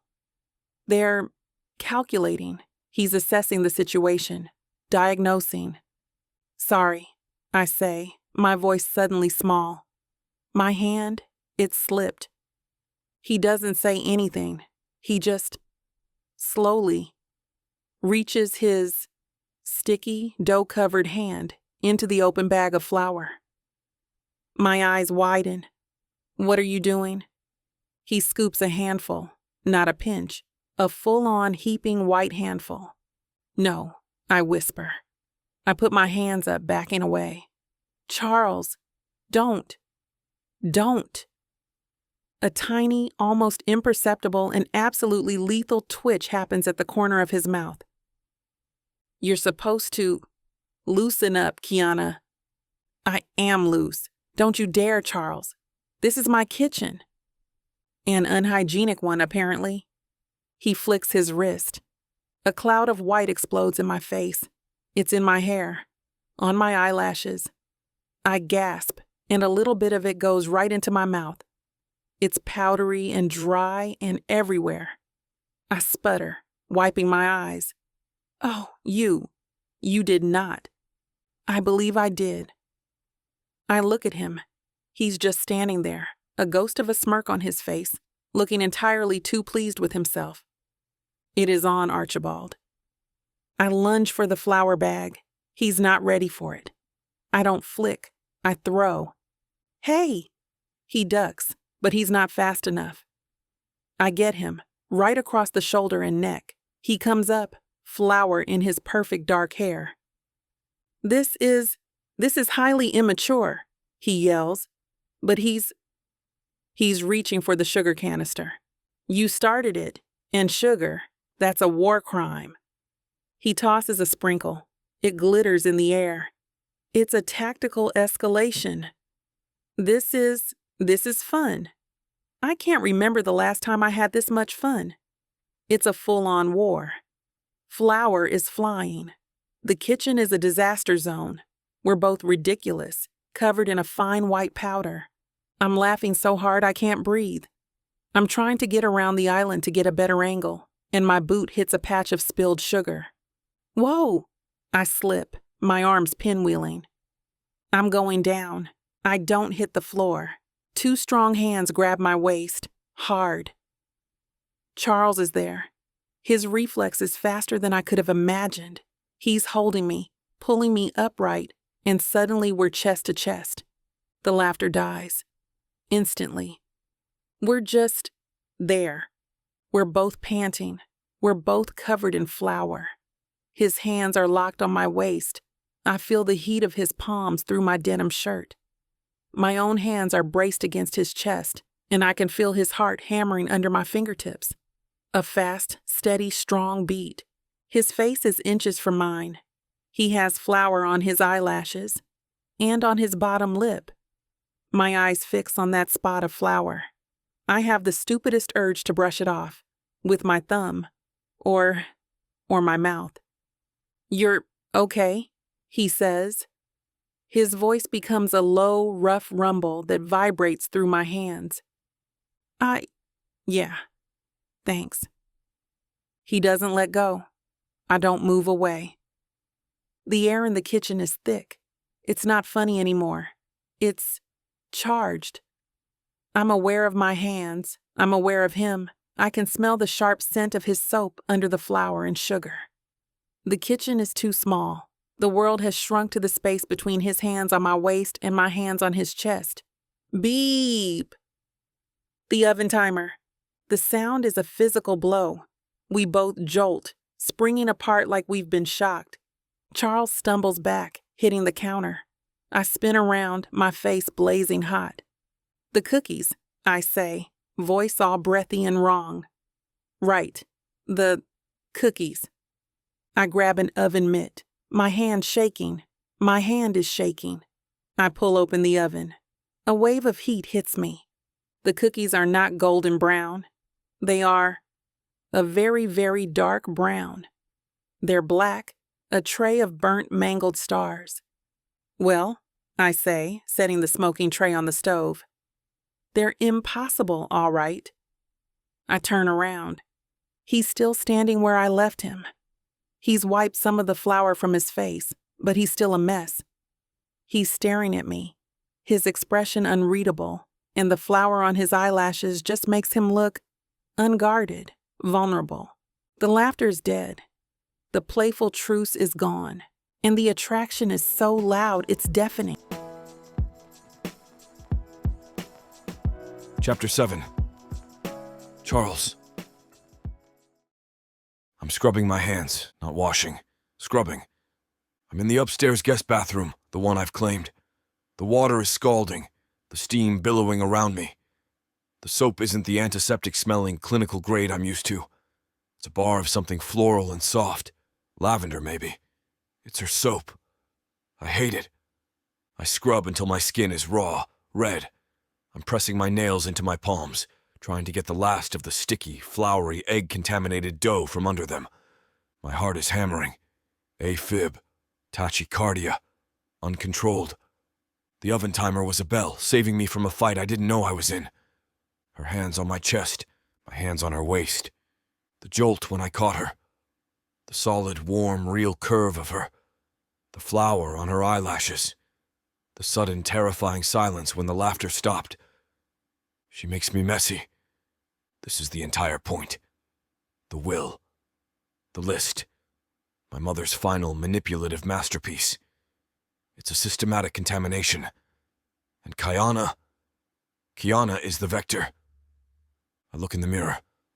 I don't recognize the man staring back. My hair, normally perfectly ordered, is a disaster. White powder clinging to the dark roots. My eyes are wild. I look unhinged. Get control, Archibald. I clench my fists, the stretch of the raw skin grounding me. I am Dr. Archibald. I am in command. Charles.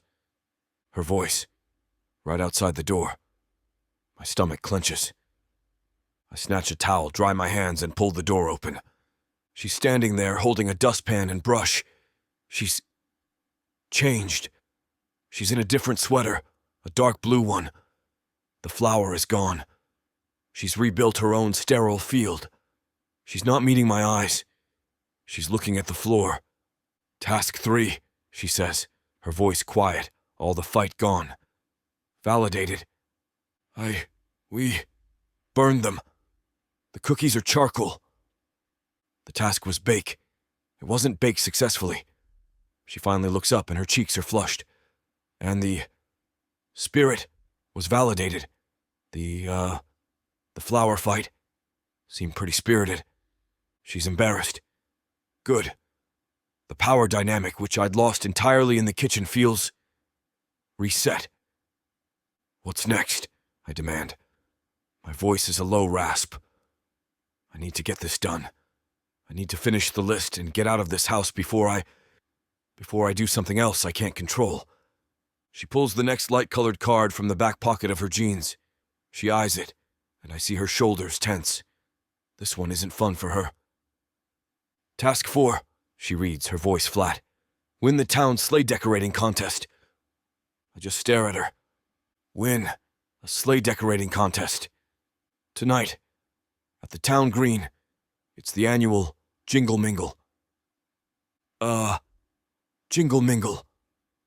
The words taste like ash. You cannot be serious. That's not a task. That's a public humiliation. Look, don't shoot the messenger. I just validate the list, and it's not so bad. The whole town will be there. Hot chocolate, caroling. A public humiliation. Got it. It's decorating, Charles. It's not, I don't know, open heart surgery. It's tinsel. And how do we win? I seize on the verb. Win is concrete. Win is measurable. Is there an objective rubric? Is it timed? What are the parameters? A small, frustrated smile touches her lips. She knows exactly what I'm doing. The parameter is joy, Doctor. The rubric is sparkle. And yes, lots of tinsel. Tinsel, I repeat, deadpan. This is a nightmare. It's task 4. And the Jingle Mingle starts at 6. So, you might want to find a warmer coat. That cashmere thing is probably still covered in sap. She turns and walks away, leaving me alone in the hallway, the smell of lavender soap clinging to my raw hands. We drive in her truck. Of course, my Tesla is sitting in the driveway like a dormant spaceship. The sleigh is already there, a basic wooden antique, one of about 10 lined up in a row on the snow-covered town green. The place is a scene. It's an assault. It's like walking into a snow globe that's been violently shaken. Lights are everywhere. A truly terrible, off-key local choir is murdering "O Holy Night." The air smells overwhelmingly of roasted nuts and hot cider, and people, everywhere. The moment we step out of the truck, it starts. "Kiana, honey, you made it!" A woman in a giant parka, Mrs. Fisher, the town gossip I remember from my childhood, descends on us. She envelops Kiana in a hug that looks suffocating. "Mrs. Fisher, your poinsettias look beautiful on the gazebo." Kiana's voice is bright, real. This is her sunshine. This is her element. "Oh, you. Now." Mrs. Fisher's gaze lands on me. The warmth in her eyes doesn't just fade. It vanishes. It's replaced by a cold, appraising, hostile stare. "Charles, you're back." "Mrs. Fisher." I nod. Her eyes dart from me to Kiana and back again. It's a silent, loaded conversation. "Is he bothering you, dear? Are you okay?" "We're just here for the contest," Kiana says, her voice still bright, but now I hear the armor in it. She's protecting me. The irony is noted. "Well, have fun." Mrs. Fisher gives Kiana one more squeeze and me one more look that could freeze water. We move toward our sleigh. I'm carrying 2 heavy boxes of lights. She's carrying a garbage bag full of tinsel. "Hey, Kiana." It's Old Man Miller from the tree farm. He's standing by a different sleigh, holding a staple gun. He tips his flannel cap. "Heard you got the gave-up tree." Kiana laughs, a full, easy sound that echoes in the cold air. "We got the character tree, Jim. It's looking beautiful." Miller's gaze lands on me. No smile. Just assessment. He looks at me the same way he looked at the lopsided tree. Like I'm defective. This is it. I'm that guy. The runaway son. The ghost of Christmas past. The one who left Clara. The one who left Kiana to hold her hand. They all know. In my world, I'm Dr. Archibald. Respected. Feared. In command. Here, I'm a failure. I'm the villain in their cozy Christmas story. I see a group of teenagers whisper and point. I'm a public spectacle. My hands clench. I just want this to be over. "Okay." Kiana rubs her gloved hands together, all business. "We're a team. You're logic. I'm spirit. Let's do this." "Fine. Project management." I set the boxes down. "You'll be in charge of sparkle application. I'll handle structural integrity and light distribution." "You're going to structural integrity a sleigh?" She's trying not to smile. "We're here to win, are we not? That implies a superior product. A plan." "We're here to win, Charles. That implies joy." The bickering starts. It's familiar now. It's not as hostile as yesterday. It's a rhythm. "The tinsel is structurally superfluous," I argue, stringing lights in a perfect symmetrical grid along the side. "It's illogical. It catches the wind." "It's shiny," she argues back, throwing handfuls of it onto the runners like she's feeding chickens. "It's not a surgical suite, it's a sleigh. It needs to be messy." "It is messy, it's chaotic. It's festive." I'm trying to wire the battery pack to the main string of lights. My hands are cold, stiff in my leather gloves. I can't get the small plastic clasp to connect. My fingers are too big, too numb. "Damn it!" "Here." Her voice is suddenly soft, right at my shoulder. She's too close again. The cinnamon gingerbread Kiana smell is back, cutting through the cider and pine. She nudges my hands out of the way. Her fingers, smaller and more nimble in her thin knit gloves, find the two ends. She doesn't force it. She just coaxes them. Click. "Sometimes you just have to not force it," she says, almost to herself. She's looking at the wire. I'm looking at the curve of her cheek, illuminated by the string lights we just hung. The flush from the cold is high on her cheekbones. And there it is. A single tiny smudge of flour from the kitchen, right by her ear, in the soft skin just below her hairline. I have the most overpowering, insane, illogical urge to reach out and wipe it away. With my thumb, I clench my hand into a fist at my side. Control. Control. "Now," she says, stepping back, her professional validator mask snapping on. The reindeer. I want 2 on the front. A logistical impossibility. It will create wind resistance. Charles, it's a stationary object. Just put the reindeer on. I grab the plastic light-up reindeer. It's tacky. It's cheap. I find a zip tie in the box. A beautifully efficient, clean, logical device. I loop it around the reindeer's neck in the front of the sleigh. I pull it tight. Click. There, I say. Aesthetically positioned, and it won't fall off. Kayana is just staring at me. What? That was very precise. She seems surprised. You're like a craft surgeon, a zip tie surgeon. I'm efficient. No. She's smiling. A small, genuine, real smile. The angry one from the kitchen is gone. The polite one for the townsfolk is gone. This one is warm. That was actually kind of impressive, in a terrifying serial killer who makes perfect scrapbooks kind of way. I don't know what to do with that. It's an insult. It's a compliment.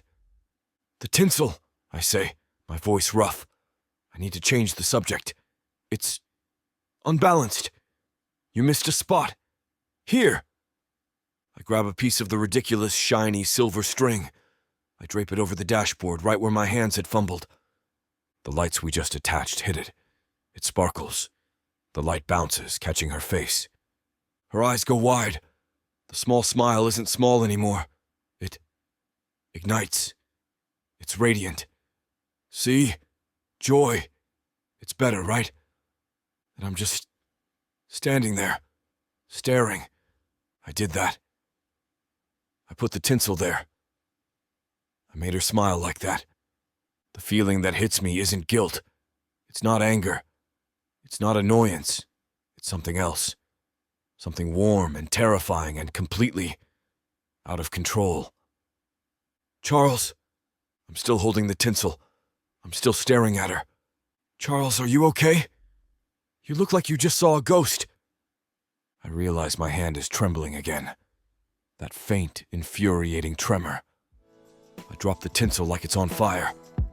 Fine, let's just finish this. Danger, desire, secrets that could kill. Ooh, baby, you already know I'm staying for this ride. 8 full-length audiobooks. Stories tangled with mystery, betrayal, and the kind of passion you can't outrun. Oh, these heroes? They'll pin you to the wall 1 second and save your life the next. Talk about multitasking. Assassins, billionaires, men with dangerous pasts, and women strong enough to match them, secret for secret. Right now, you're snatching this up at a wild 70% off. 8 stories, endless passion, a love worth dying for. Click the link and buckle up, honey. 'Cause this ain't just romance. The romantic suspense audiobook bundle. Love has never been this dangerous. Vixa Vaughn Romance. Chapter 8. Kiana. I'm standing in a cloud of my own breath, watching him. He's just staring. He dropped the tinsel like it was a hot coal, and now he's just staring. At me. At the sleigh. At nothing. His hands are shoved deep into his coat pockets, and he's vibrating. I can see the tremor in his shoulders, even from here. He's a surgeon. His whole thing is steady hands. And he's shaking because... Why? Because he put a piece of tinsel on a sleigh and I smiled? This man is a continent of unresolved issues, and I'm just walking around on the fault lines. Okay, doctor, I say, forcing my voice to be bright, to be the sunshine everyone expects. I clap my gloved hands together. Less glowering, more glowing. We have a sleigh to decorate. We're losing the light. He blinks, the spell broken. He pulls his hands from his pockets, clenching them into fists. Control regained. This is disorganized. He takes a step back, his gaze sweeping over the haphazard pile of lights, the plastic reindeer, the literal garbage bag of tinsel. He's a general inspecting a failed battlefield. I cross my arms.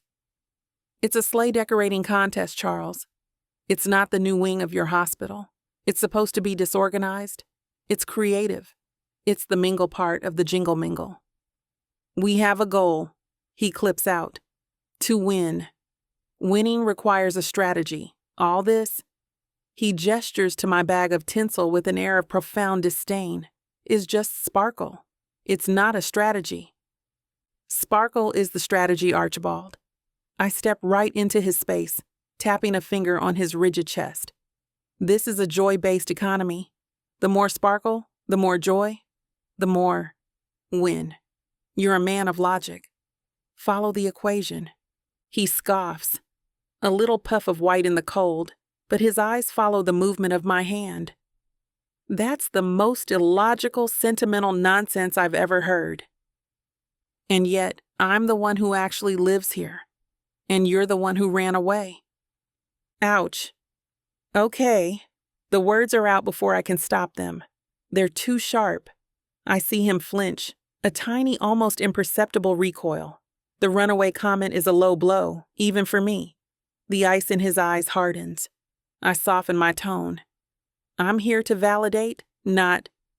Well, maybe I'm here to wound a little, but not kill. Look, I sigh. You're good at structure. The zip tie thing was weirdly competent. You do the lights, the grid. I'll follow behind you and handle the sparkle application. Fine. He nods, all business. Project management. I'll handle the primary light distribution. You can follow. See? Teamwork. The bickering feels different. It's not the raw, angry fight from the kitchen. It's not the electric silence from the attic. It's a rhythm, a really weird, tinsel-based negotiation. He's all precision. He's meticulous. He strings the lights in perfect, symmetrical lines. His movements economical, no wasted energy. He's actually good at this. In a way that is, as I said, terrifying. We need to get the lights on the roof runners, he says, pointing up. The aesthetic efficiency is compromised by leaving the top bare. Aesthetic efficiency? You mean it's naked? Yes, that. It's too high for you. I'll do it. There's a ladder by the town shed, I say. Go be tall and useful. He returns, ladder in hand. He sets it up, the aluminum legs sinking into the snow. His movements are so precise. He is efficient, I'll give him that. Hold this. He doesn't ask. He orders. I grab the base of the ladder, my knit gloves gripping the cold aluminum. Yes, sir, Dr. Archibald. Anything else? A scalpel? A sponge? Some aesthetically efficient gauze? He glances down at me. The multicolored lights we've already hung are flashing, painting his face in red and green. Just hold it steady. I'd rather not have a compound fracture ruin my week. He climbs. I'm left staring at his jeans. He's wearing dark, expensive-looking denim, and he has a very good structure. My gaze travels up. His back is broad under his coat. This is the one who was in my kitchen. The man who caught me, the man I... Stop. Stop it, Kiana. Focus on the resentment. Focus on Clara. He's on the ladder, stringing lights along the roof. The reindeer, he calls down. The tacky plastic ones. Hand them up. I grab the first one, a smiling hollow plastic thing. You mean the key to our victory? Just hand it up. I pass it to him. He's high enough that I have to reach. His gloved fingers brush mine as he takes it. It's nothing. Just a brush. He zip ties it to the front runner. His craft surgeon skills are back. The other one? I grab the second reindeer. I hold it up, higher this time. He reaches down. He must have taken his glove off. His bare hand, his surgeon's hand, all long fingers and controlled strength, closes over my knit-gloved one. Zing. It's not a small spark. It's not a little static shock. It's a full-on high-voltage jolt. It travels from my fingertips, up my arm, and settles low and heavy in my belly. I snatch my hand back like I've been burned. My heart does a stupid, panicky stumble. He goes completely still on the ladder. "Charles?" I ask, my voice suddenly unsteady. He clears his throat, a rough, rasping sound. "I got it." He turns back to the sleigh, his movements suddenly jerky, clumsy. He fumbles with the reindeer, his bare hand looking red and raw in the cold. He secures it with another zip tie. You criticized my reindeer placement," he says. His voice a low, rough rasp. He's not looking at me. He's staring at the plastic reindeer as if it holds the secrets to the universe. What? I'm still feeling the hum in my fingertips. I rub my hand on my jeans. "At the tree farm, you said I needed to live a little." He remembers that? I laugh, a nervous, breathy sound that isn't a laugh at all. Yeah, I did say that. He adjusts the reindeer's angle, just a fraction. "Is this living enough for you?" It's getting there," I manage. He climbs down the ladder, his movements stiff. He refuses to look at me. The air is thick, it's charged. We're both hyper-aware of where the other one is.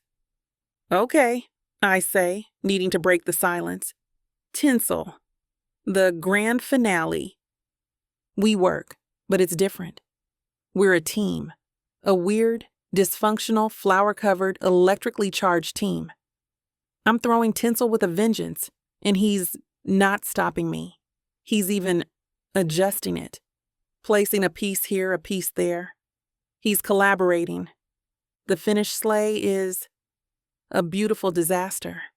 It's his perfect, symmetrical light grid, buried under my chaotic, joyful tinsel apocalypse. It's us. "Time," Mrs. Fisher calls out, her voice booming over the now murdering Jingle Bell Rock choir. My stomach flips, the judging. Mrs. Fisher, holding a clipboard and a very serious expression, approaches our sleigh. Her eyes scan our creation. I hold my breath. Well. Her gaze is unreadable. "This is certainly a lot of sparkle, Kiana." "It's the spirit, Mrs. Fisher," I say, trying to sound breezy. "And lights," Charles adds, his voice stiff. He's standing next to me, shoulder to shoulder, symmetrically distributed. Mrs. Fisher actually looks at him, and she smiles. A tiny, real smile. "We see that, Doctor. Very structured." She makes a note on her clipboard and moves on. We wait. It's agony. We're standing side by side, not talking, just watching the judges. "And now, the results," Mrs. Fisher calls from the gazebo. My heart is doing that stupid thing again. In third place, don't be us. I wanted at least second. For most enthusiastic use of sparkle, my stomach plummets. That's us. That's my fault. "The Archibald Roberts sleigh," I gasp. We won. We got third." I'm so excited, so full of sugar and adrenaline and him, that I do the stupidest thing possible. I grab his arm, the one in the nice wool coat. I'm jumping up and down. We won. We actually won. He's a statue. Again, all my joy deflates. I drop his arm like it's hot. "Sorry, I got excited. It's Fine. Mrs. Fisher is in front of us, holding a small plastic gold-colored trophy. It's a Santa on a base, and it is, without a doubt, the cheapest, tackiest, most beautiful thing I've ever seen. I'm beaming. I take it from her. Thank you, Mrs. Fisher. She pats my arm. Well done, dear. You really brought the spirit. She gives Charles another one of her looks. Doctor. She leaves. I'm left holding the trophy. It feels warm. Well, I say, turning to him, we did it. Task 4. Validated. I hold the trophy out to him. Your trophy, partner. He looks at me. He looks at the cheap plastic Santa. He's supposed to scoff. He's supposed to say it's illogical or a waste of plastic. He slowly reaches out and takes it from me. His fingers brush mine, and this time the spark is softer. He holds it in his hand. He turns it over, inspecting it. I'm holding my breath, waiting for the cutting remark. And then he smiles. It's not the smirk from the kitchen. It's not the pained grimace from the attic. It's real. It's small. It's tired, but it's real. It hits his eyes. The ice cracks. He looks at the stupid, tacky $3 trophy, and he smiles. My heart doesn't just flip. It doesn't just stop. It does a full, agonizing Olympic-level floor routine. It stumbles, it soars, and it sticks a perfect, terrifying landing. Oh no, I think, my own smile fading. Oh no, this is... Chapter 9. Charles. The drive back from the town square is silent, but it isn't the hollow, suffocating vacuum of the trip there. It's a humming silence, vibrating with the residual energy of the contest and the strange, confusing victory we just pulled off. Kiana drives with her usual confident aggression, the truck's heater blasting against the frozen night, while I sit in the passenger seat clutching a $3 gold-plated, injection-molded plastic Santa. The trophy. Objectively, it is hideous. The paint is cheap, the base is hollow, and the third-place plaque is glued on slightly askew. It is the definition of clutter, a dust catcher that serves no functional purpose. By all logical metrics, I should despise it. It represents chaos, tinsel, and public spectacle, everything I have spent my adult life avoiding. And yet I'm not throwing it in the trash. I'm holding it with a grip usually reserved for sterile instruments. When I smiled back at the sleigh, that involuntary traitorous reflex, I saw Kiana's face. I saw the shock, the sudden softening of her guarded expression. It felt like a shift in the tectonic plates of our arrangement. It was terrifying. It was unchecked. We pull up to the house, the headlights sweeping over the snow-covered lawn. The lopsided tree we cut down stands dark in the window, a towering shadow against the moonlight. We get out, the cold air biting at my exposed face, and I follow her inside. She hangs her keys on the hook, kicking off her boots with a weary sigh. "Well," she says, unwinding her scarf, "that was a thing." It was a thing, I agree, the words feeling inadequate. I should take the trophy to my room, or leave it in the kitchen. But my feet carry me into the great room. The fireplace is cold, the ashes dead. The massive stone mantelpiece is bare, a dusty shelf waiting for something to fill the void my mother left. I reach up. My hand is steady. I place the tacky plastic Santa right in the center of the stone ledge. It looks ridiculous against the grandeur of the room. It's small and cheap and garish. But as I step back, a strange sensation settles in my chest. A loosening. The tightness that has constricted my ribs since I arrived in this town eases, just a fraction. It feels lighter. "You're keeping it?" I turn.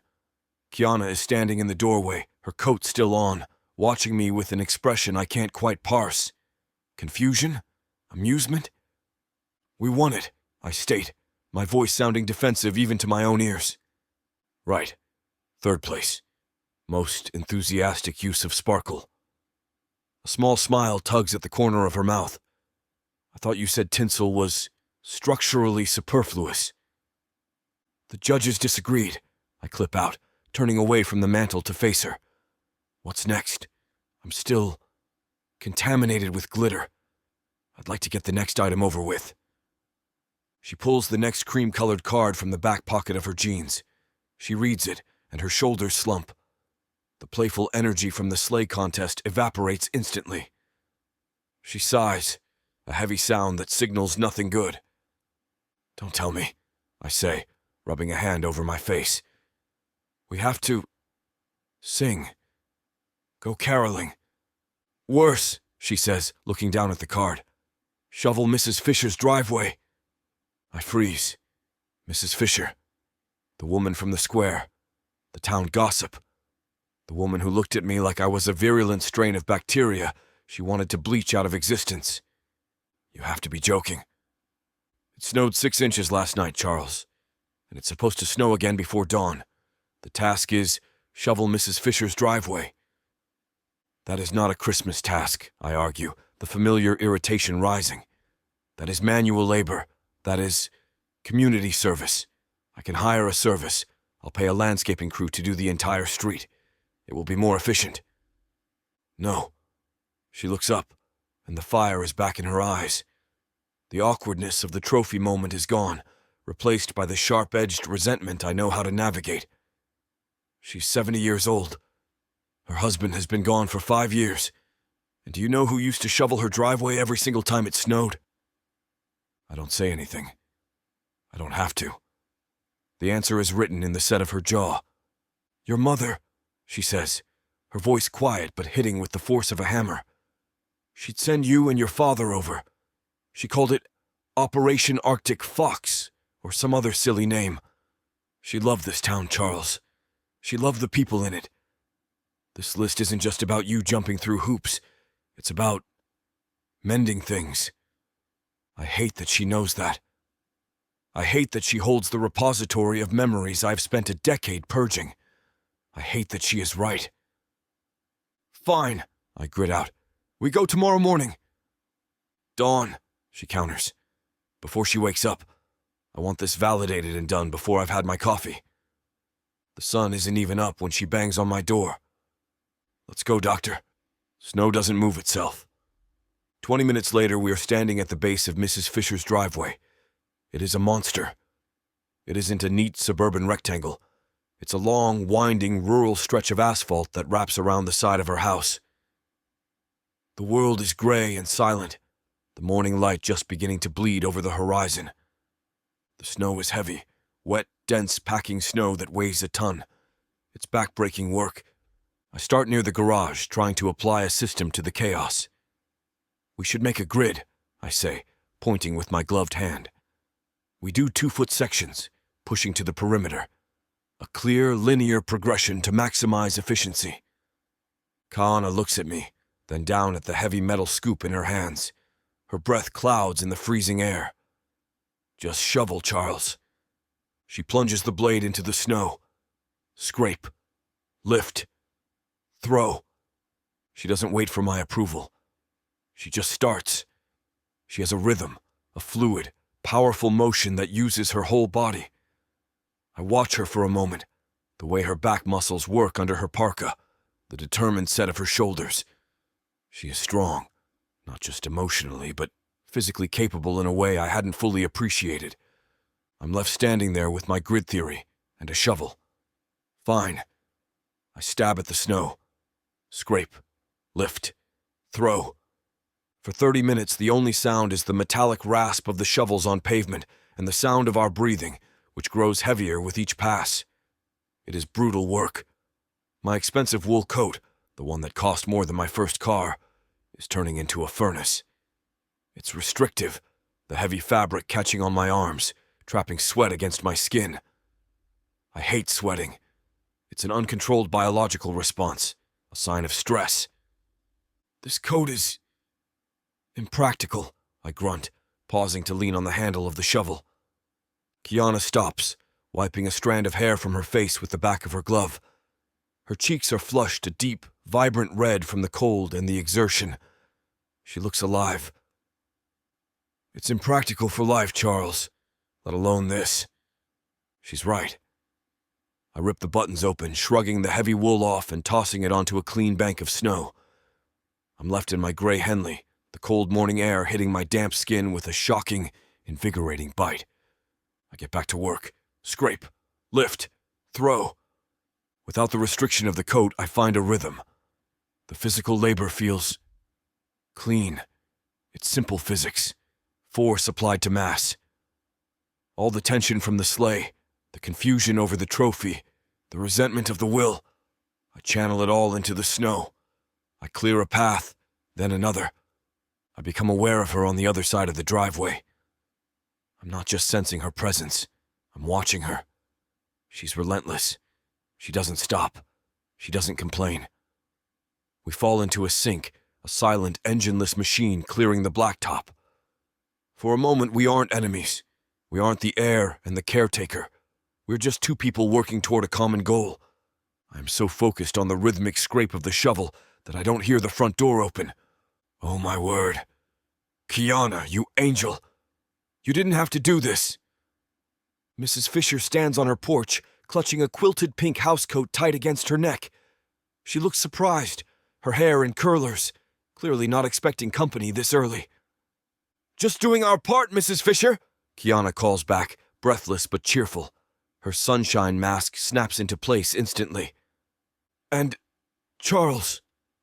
Mrs. Fisher's voice drops an octave. Her surprise sounds like an insult. She stares at me, at my sweat-damp shirt, at the shovel in my hand. You're helping. Gracious.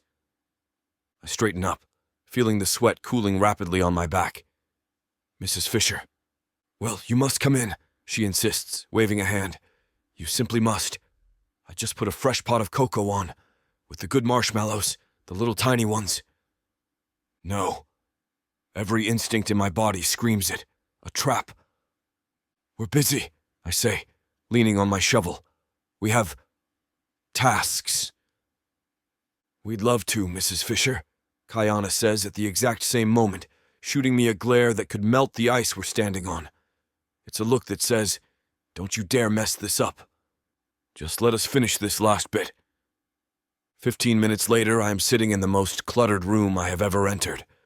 The air is thick, stiflingly hot, and smells overwhelmingly of potpourri and cat litter. Every surface is covered in doilies or ceramic figurines. A massive orange cat glares at me from the back of the sofa, its eyes narrowed in judgment. Here you are. Mrs. Fisher places a mug in front of me. It's covered in cartoon Santas. The cocoa is pale and milky, bobbing with the promised tiny marshmallows. It looks cloying. Kiana takes hers with a genuine-looking smile. This smells amazing, Mrs. Fisher. Thank you. Oh, it's nothing, dear.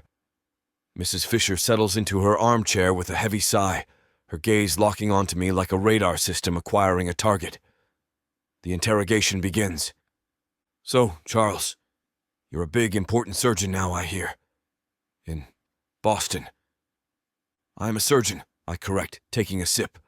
It's scalding and aggressively sweet. I set the mug down with a definitive click.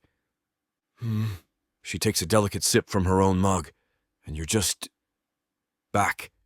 For the house, I suppose. I am here for the will, I say, my voice tight.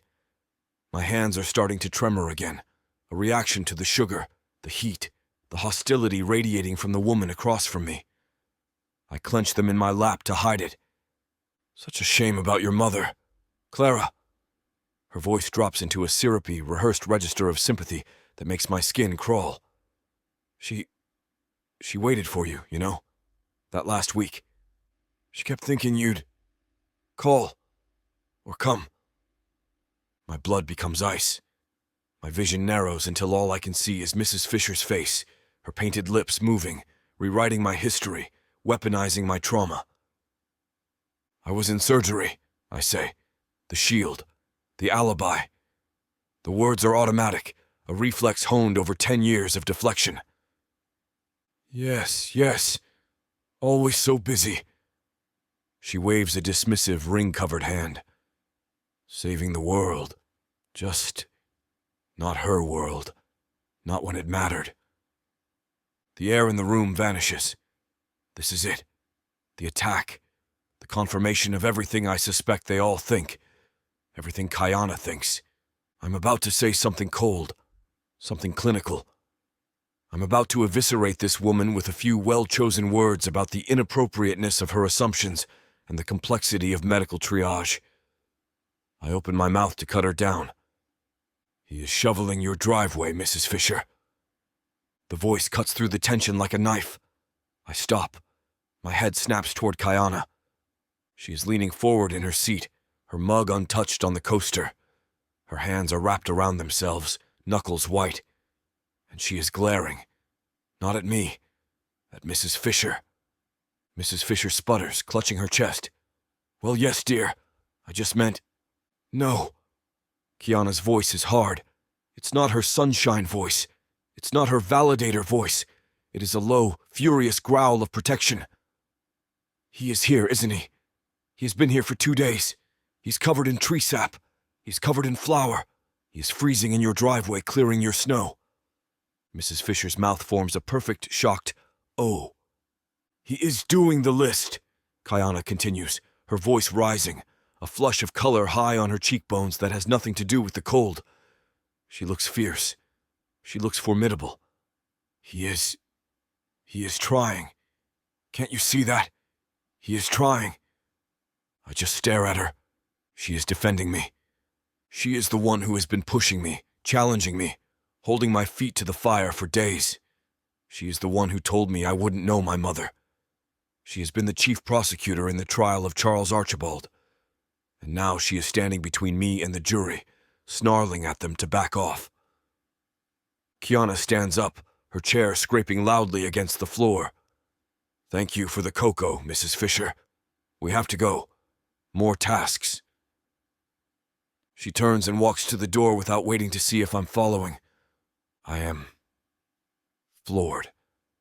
I am completely, utterly, surgically stunned. I stand up, a numb, automatic motion, and follow her out of the suffocating heat and into the cold, clean, quiet air of the morning. Chapter 10. Kiana. I am an idiot. An absolute card-carrying, certified gold star idiot. My hands are shaking on the steering wheel, and it has absolutely nothing to do with the bitter cold. I'm gripping it so tight my knuckles ache, my nails digging crescent moons into my own palms. He's trying. Can't you see that? Who said that? Who was that traitor? That stranger who possessed my body in Mrs. Fisher's horrifyingly cluttered, cat-scented living room? I wasn't defending him. I was not. I was defending the list. I was defending Clara's plan. I glanced sideways. He's sitting in the passenger seat of my truck, a place he looks entirely too large and too expensive for. He's not looking at me. He's staring out the window, his profile rigid, his jaw set. The silence in the cab is deafening. A thick, heavy, new kind of silence. It's not the angry silence of the kitchen. It's not the charged silence of the attic. It's awkward. He's confused. I'm mortified. I stomp on the gas a little harder than I need to, and the truck skids on a patch of ice. I curse, correcting the wheel. This is... He starts. His voice sounds like a low, rough rasp. He's going to thank me. I can feel it coming. He's going to thank me, and that is going to make this 1,000 times worse. I can't let him thank me. I park the truck, slamming it into park with probably too much force, and kill the engine. The sudden quiet is even worse. Kiana, don't. I cut him off, the word a blade in the small space. I turn to him, my hand on the door handle. Don't. Get used to it. Or read into it, or anything. He just looks at me, That probing, analytical surgeon's stare. The one that's trying to find the damage, diagnose the weakness. Read into, what? You defending me? I wasn't defending you. I'm scrambling, and I hate it. I was correcting her. Mrs. Fisher was out of line. She was using Clara's memory as a weapon. Nobody gets to do that. Liar. My conscience screams it. Liar. You were defending him. You saw him and he looked broken, and you couldn't stand it. Right. He's still watching me, that focused, unnerving gaze. So you weren't defending me. You were defending the integrity of the situation. Yes, I grabbed the door handle. The situation. Exactly. The situation in which I am shoveling snow. You're twisting my words, Doctor. Stop. I'm not twisting anything. Yes, you are. I finally pull the handle and jump out of the truck, slamming the door. The frigid air is a relief, a slap in the face. I need it. I stalk toward the house. I can hear his heavier, crunching footsteps behind me. He's not rushing, but he's keeping pace. He's a large, confusing, cashmere and denim shadow I can't seem to shake. I get inside, stomping the snow off my boots onto the mat. He follows, more quietly. The house is warm, smelling of pine and the ghosts of our burnt cookies. He's just standing there, in the foyer, dripping melted snow onto the antique rug. He's not going to his room. He's waiting for me to make the next move. This is our new dynamic. I'm the validator. He's the tasky. And I'm the one who just inexplicably took his side. This is a mess. The air is still charged, that awful, awkward something. I need the list. The list is my shield. It's the script. I march into the great room. The tacky third-place trophy is sitting on the mantel, right where he left it. It mocks me. I grab the next cream-colored envelope, which I'd left there this morning. I turn around. He's followed me, standing in the arched doorway. Task 5, I say, my voice becoming all business, brittle and bright. Validated. The shoveling was adequate. Adequate, he repeats, deadpan. You didn't complain that much. The spirit was marginally acceptable. I rip open the next envelope. I need to get back on solid ground. I need to be the warden, not whatever that was. Please don't say caroling, he says, rubbing a hand over his face. I will forfeit. I will hand this house to the Audubon Society right now. A tiny, traitorous bubble of laughter rises in my throat. I swallow it, hard. No, we're not friends. We're not allies. Tempting, but no. I pull out the card. I read it and oh, Clara, my own breath hitches. This one is different. What? He asks, seeing the shift in my expression. What is it now? We have to adopt a reindeer? I look up from the card. Task 6. Find a gift for the one who stayed. He frowns. The problem-solving look is back, his brows drawing together. The one who stayed. That's vague. Is it a riddle? A philosophical concept? My God, Charles. I let out an exasperated sigh. Not everything is a logic puzzle. It's not a riddle. It's a person. Right, a person. He's analyzing. He's running the data. And of course, his arrogant, self-centered surgeon's brain lands on the wrong and most infuriatingly obvious conclusion. Who? Is it you? I stare at him. I stare. Of course, his first assumption is that my world, his mother's world, revolves entirely around him and his relationship with me. The arrogance. It's almost comforting. It's the Charles I know. It's the Charles I can hate. I let out a short, bitter laugh. Wow. No, Charles. It's not me. I'm just the warden, remember? Then who is it? Not all of your mother's tasks are about you. I snap. He latches onto the word. Tasks? Or amends? I pause. He's smarter than I give him credit for. He heard me in the kitchen. This is about both. I can't hold his gaze. This isn't a game. This one is personal. This one hurts. I walk past him into the kitchen. I need to move.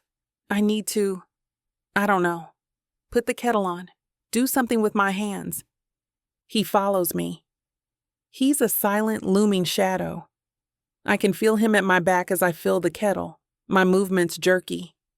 He doesn't say anything. He just waits. I give up. I turn around, leaning back against the counter. My shield. It's my mother. He just blinks. Pure, unadulterated confusion. Your mother works here. The rage is back. It's not hot, like in the study. It's cold. It's a glacier. My mother worked here, yes. She was the head caretaker. She was also your mother's best friend. His face is blank. He doesn't get it. She was the only one, Charles. My voice is low, intense. I'm gripping the counter edge behind me. After your father left, after you left, she was the one who stayed. She was the one holding Clara's hand when she was getting chemo, and your father was off with his new family. She was the one who listened to her cry night after night, wondering why her son wouldn't come home. Not just wouldn't, couldn't. He's too busy, Alara, she'd say. He's saving lives. She was so proud of you. I'm shaking. I can't stop. She was the one who ate mint chip ice cream with her at 2 a.m. when the loneliness was too much, when she was too sick to sleep. She wasn't just staff, Charles. I'm spitting the word, his word. She was family, the only family Clara had left here at the end, the one who showed up. He's pale. He looks like I just struck him. He's processing. He's finally seeing the whole chessboard, not just his own moves. Your mother already left my mom a small bequest in the will. Mr. Henderson handled that. I hold up the cream-colored card, and my hand is visibly trembling. This isn't about money. This isn't charity. This is for you to do. He doesn't move. He's staring at the card. He looks ill. This is an apology, he whispers. My breath catches in my throat. He gets it. This whole list. He slowly shakes his head, a slow dawning horror on his face. The trees, the sleighs, the shoveling. I thought it was frivolous, a game, a test for me. It is a test for you, I whisper. No. He looks up and the ice in his eyes is gone. It's shattered, replaced by a raw, sudden panic. It's not just a test. It's amends. She's making me apologize. I just nod. The truth is hanging in the air between us, heavy and cold. I watch him. The arrogant surgeon is gone. The runaway king is gone. In his place is just a man who just realized the inheritance he's fighting for isn't a prize. It's a debt. He looks up at me, his eyes wide, his surgeon's confidence completely gone. He's lost. Kiana, what do I even get her? Chapter 11. Charles. My question hangs in the air. What do I even get her? It's the question of a man who has just been diagnosed with an incurable condition. I am a problem solver, and this is an equation with no answer. Kiana is just staring at me, her arms still crossed. The righteous protective fury from her speech is gone, replaced instead by a cold, clinical pity. That's worse. Pity is worse than anger. Anger I can fight. Pity just looks at you. You're asking me? You're the validator. I hate the word. I hate that she has this power. You're the expert on spirit, on amends. Just tell me what to buy. What's the protocol? Is it flowers? A check? A high-end spa basket? A spa basket. Yes, that's a good solution. It's a high-value, low-effort transaction. It implies care without requiring any. A spa basket. She repeats the words, deadpan. There's no emotion, just the flat echo of my own idiocy. You want to buy a spa basket, she continues, her voice dangerously quiet, for the woman who held your mother's hand while she died. Because you weren't here. The shiv. Right between the ribs. And she didn't even flinch. That's unhelpful, I grit out, my hands clenching into fists at my sides. It's your apology, Charles, not mine. She finally looks away, breaking the agonizing contact, and turns to the sink, her back to me. It's your mother. It's your debt. You have to think. Think about what? I don't know her. You don't? Alara was in this house every day for 30 years. She practically raised you when Clara was busy. I don't remember. Exactly. She turns, her face hard. That's the entire problem, isn't it? Figure it out. The store's in town close at 5. She turns back to the kettle. It's a dismissal. An absolute final judgment. I am a surgeon, a man who holds lives in his hands, and I am being dismissed by a caretaker. I am lost. I have no data, no precedent, no procedure to follow. I stalk out of the kitchen, grabbing my still sap-sticky coat. I have to go. I need air. I need to get out of this house, this suffocating box of memories. Hey, she calls to my back. I stop, my hand on the front door. What? You're walking? The town's 2 miles away. My jaw tightens. She's right. I have no transportation. My Tesla is a dormant, useless status symbol, low on charge, and I have no idea where the town even is anymore. I am forced to ask. The words taste like acid. I'll require transport. She sighs, a long-suffering sound, and grabs her keys from the hook. Fine. The taskee needs a chauffeur. The truck smells like dog and cinnamon. It's a familiar, irritating her smell. The silence is worse than the bickering. I'm staring out the window at the endless white, blank snow. I'm trapped. In this truck. In this town. In this list. I feel her glance at me, a quick, sideways look. I'm a specimen. A puzzle she's trying to solve. This is a ridiculous task, I mutter, just to break the suffocating quiet. It's the most important one yet, she shoots back, her eyes on the road. Don't mess it up. And how precisely do I mess it up? By getting the wrong spa basket? By thinking a spa basket is the answer. She pulls the truck over, tires crunching on the icy curb. We're on Main Street. It looks smaller. It's aggressively quaint. It's covered in tinsel and lights. It's the jingle-mingle all over again, just quieter. You're not coming? I ask. Not my task, Doctor. She puts the truck in park but leaves it running. I'm the chauffeur, not the conscience. You've got an hour. She's just dropping me. Here. Alone. In this town. How am I supposed to figure it out? I get out, slamming the door. She doesn't drive away. She just sits there in her warm truck, watching me. My validator. My judge. I shove my hands in my pockets and start walking. I feel exposed. This is worse than the town green. At least then I was with her. Now I'm just the runaway son, walking alone. I pass the bakery. It smells like the kitchen, all warm sugar. I pass a general store, the window full of tacky, light-up snowmen and tinsel. I feel my eye twitch. What do you buy the woman who held your mother's hand? My brain is running through transactions. Money. I could just give her money. A check. A bonus. But the way Kiana said spa basket. No. That's the wrong procedure.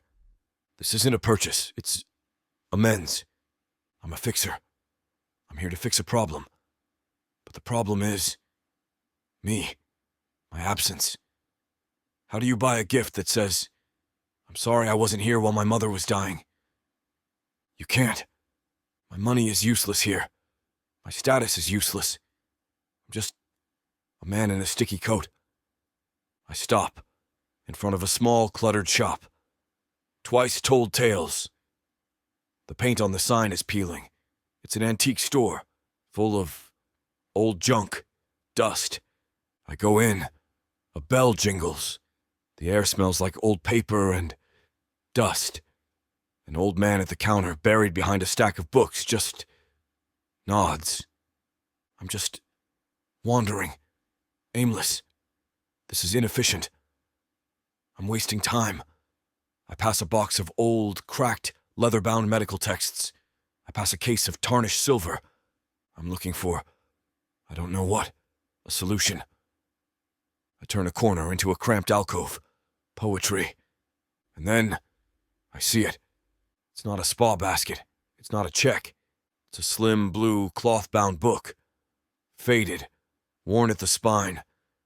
My hand is shaking again. That damn tremor. I reach out. My fingers, the ones that are insured for $8 million, touch the rough, time-worn cover. A Few Figs from Thistles, by Edna St. Vincent Millay. I'm not in the shop anymore. I'm not Dr. Archibald. I'm 14. I'm sitting on the front porch swing. The air smells like cut grass. My mother is sitting next to me, her feet tucked under her, reading aloud. My candle burns at both ends. It will not last the night. But ah, my foes, and oh, my friends, it gives a lovely light. I remember I rolled my eyes. It's melodramatic, Mom. She'd laughed, a real, bright sound. It's passionate, Charles. You should try it sometime. I remember. She wasn't just reading it to me. She was reading it with Alara, Kiana's mom. They'd sit on that porch for hours, drinking tea, reading poetry. They'd cackle. They'd share it. My throat is tight. I open the cover. The paper is thick, yellowed. First edition, 1920. This isn't a gift. This isn't a purchase. This is a memory. A piece of her. A piece of them. And it's a piece I remembered. Not Kiana. Me. I buy it. The old man wraps it in simple brown paper and ties it with string. It feels impossibly heavy in my hand. When I get back to the truck, she's not in it. She's standing outside, leaning against the grill, her arms crossed, a cloud of her own breath in front of her face. "Find your spa basket?" she asks, her voice muffled by her scarf. I don't say anything. I just get in the passenger seat. She follows. The cab fills with the scent of cold air and her. The drive back is silent. I'm holding the package. It feels warm. We get to the house. She's in the kitchen, of course. Always the kitchen. She's making tea. Her mother, Ilara, is sitting at the kitchen table, a magazine open in front of her. My heart stops. This is it. The procedure. Ilara looks up. She smiles. She has my mother's eyes. No, that's not right. She has kind eyes. Not accusing like Mrs. Fisher. Not guarded like Kiana. Just kind and sad. "Charles," her voice is warm. "You look cold. Sit. Kiana, get him some tea." This is harder than the attic, harder than the sleigh. Kiana turns, her back to the counter, her arms crossed. The silent validator. She's watching, waiting for me to fail. I feel like a first-year intern about to present a case to the entire surgical board. My hands are shaking. The real tremor. I walk forward. I stop at the table. Ilara is looking up at me. Mrs. Roberts. Ilara. My voice is a rough, unfamiliar rasp. I hold out the brown paper-wrapped package. My hand is unsteady. The will. My mother. There was a task. I sound like an idiot. A clinical, stammering idiot. This is for you. Ilara looks confused. She looks at Kiana, a silent question. Kiana just nods. Once. Her expression is granite. Ilara's warm, worn hands take the package. For me? She fumbles with the string. She pulls the paper away. She sees the blue cover. She stops. She just freezes. Her hand, the one not holding the book, goes to her mouth. Oh my. She opens it. Her fingers, trembling, trace the title page. A sound comes out of her, a small, choked sob. It's not a performance. It's not anything but real. She looks up at me and her eyes are swimming. The Thistle's book. I just nod. I can't speak. Ilara's voice breaks. She read this to me, on the porch. Just last summer, we made a promise we'd read it again when she was better. She's crying, real tears rolling down her cheeks. She clutches the book to her chest, holding it like it's alive. Oh, child. She's looking at me, but she's not seeing me. She's seeing something else. Someone else. She loved this book so much. She loved you so much. She's sobbing now. Thank you. Oh, Charles. Thank you. I'm just standing there. I'm paralyzed. I did something. I didn't fix. I connected. Ilara is crying, her head bowed over the book. The kettle is whistling, a high, piercing scream in the quiet room. And I make the mistake of looking at Kiana. She's still leaning against the counter. Her arms are still crossed, a desperate, failing shield. Her face is a mess. I see the resentment. It's there. The anger that I got to be the one to do this. That my apology is the one that matters. But I see something else, something new. Her lower lip is trembling. She's watching me, and the steel in her eyes, the armor she's worn since I arrived. It's warring with this new, dangerous, terrifying warmth. It's the same look she had when I smiled at the trophy, but 100 times more potent. She's not the validator. She's not the warden. She's just seeing me.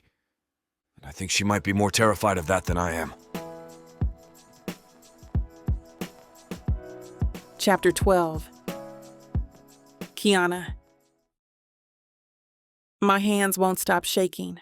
I'm in the truck, gripping the steering wheel, but the image from the kitchen is seared onto my retinas. My mother, Ilara, weeping over that faded blue book. Charles, standing there, pale and wrecked, looking like a man who just walked away from a fatal crash. The kettle had been screaming, a high, piercing wail that matched the one in my own chest. I'd fumbled to turn it off. I'd made my mother tea, my hands trembling so badly I sloshed water onto the counter.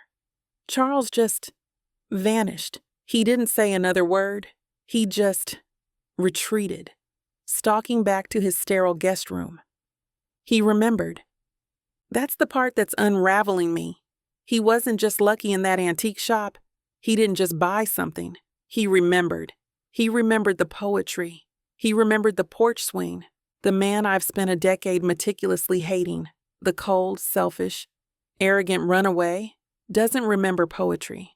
He doesn't make my mother cry with a perfect, thoughtful, healing gift. My entire framework for him is collapsing. The anger, my shield, the thing that has kept me warm and righteous for 10 years, it's just gone. And in its place is this awful, aching, confusing void. I hate this. I hate this feeling. I need some anger back. I need the list. I'd grabbed the next envelope and marched up to his room, knocking way too hard. We're on the clock. He'd opened the door. He looked hollowed out. The book, the memory. It had cost him. Good. What's next? He'd asked. His voice a low rasp. No fight, no energy. I'd read the card. Task 7. Serve dinner at the town shelter. I'd braced for the fight, the complaint about hygiene, the project management nonsense. He just looked at his hands. His insured, multi-million-dollar hands, the ones that had just handed my mother a memory. Okay, he'd whispered. And that somehow was infinitely worse than any argument. So now we're here. In my truck, in the dark, parked in front of the Presbyterian church. The silence is thick. It's not our usual bickering. I hate you silence. It's fragile. Look, I say, my voice too loud in the cab. Just stay out of the way. This isn't like the sleighs. These are real people. This is my place. Don't be you. Be me. He finally turns to look at me, and his eyes are just tired. The ice is gone, and he just looks exhausted. And what precisely is that? Sterile, cold, judgmental? The man who wants to observe logistical flaws. Just don't. Please. Understood. He unbuckles his seatbelt. I am to be ornamental. Try helpful, but, baby steps. I lead the way, pushing through the heavy double doors into the church basement. The wave of noise and heat hits me instantly. It's loud, it's bright, it smells alive. It smells like industrial strength coffee, bleach, and the massive bubbling vats of beef stew that are simmering on the steam table. This is my world. Kiana, honey, you made it. Praise the Lord, my potatoes are saved. Bella, who runs the shelter with an iron fist and a heart of pure gold, pulls me into a bone-crushing hug. She's a mountain of a woman in a bright pink, keep calm and jingle on sweatshirt. I'm here, Bella. I'm here. I hug her back, hard. This is my anchor. We saved the good aprons for you. And, oh, her gaze lands on Charles, who is hovering in the doorway like he's just discovered a new, fascinating, and probably contagious disease. He's a surgeon in a soup kitchen. He's a crisp, gray Henley in a sea of worn-out flannel. He is, in every possible way, out of his element. And every single person in this room knows it. This is Charles, I say, pulling away from Bella. I need to regain control. I need to put him back in his box. He's my assistant. Charles's head snaps toward me. His eyes narrow. Oh, good. There's the anger. I missed that. Your assistant? He mutters, stepping forward into the light. My assistant, I confirm, plastering on my brightest smile. He's here to embrace the Christmas spirit. I turn back to Bella. Where do you need us? We're short-staffed on the hotline like you wouldn't believe. Bella sighs, handing us both red bib-style aprons. Kiana, you're on potatoes, where you belong. She looks Charles up and down, her appraisal not unkind, but definitely skeptical. You look strong. You're on stew. Don't splash. And don't be stingy with the beef. I tie my apron with a flourish. You heard the boss, assistant. Try not to splash. This is not... He starts, his voice a low growl. He's fumbling with the apron strings. His long, clever fingers are clumsy. He can't get the knot. This man can suture a microscopic artery, and he's being defeated by a piece of cloth. This is... Oh, for God's sake! I sigh, a wave of pure, blessed exasperation washing away the confusion. This is my territory. You're a surgeon. You tie knots for a living. Are you helpless? The angle is inefficient. He growls. Here. I bat his clumsy, clever hands away. Stop fighting it. I have to get behind him. I grab the 2 strings. I'm uncomfortably close. I'm at his back, my hands at his waist, and he is solid. He's a wall of muscle, tense and unyielding. He's so warm. I can smell the clean soap on his skin. My fingers work the knot, tying a quick, perfect bow. It's just an apron. I mutter, my voice suddenly thick. It's not going to infect you. I'm aware. He's gone completely still. He's not breathing. I tie the bow, maybe a little tighter than necessary, and give his back a firm pat. There, you're official. Now, go. Scoop. I move to my station. Potatoes, and he moves to his. Stew. He holds the giant metal ladle like it's a foreign object, his shoulders rigid. This is good. I'm back in control. He's awkward. He's the problem. I, on the other hand, am in my element. Hey, Mrs. P, I call out, dropping a generous scoop of potatoes on a plate. Extra for you. How's that hip? Still kicking, honey. Just slowly. Miguel, you're gonna try the carrots this time, right? I made 'em. The boy gives me a gap-toothed grin.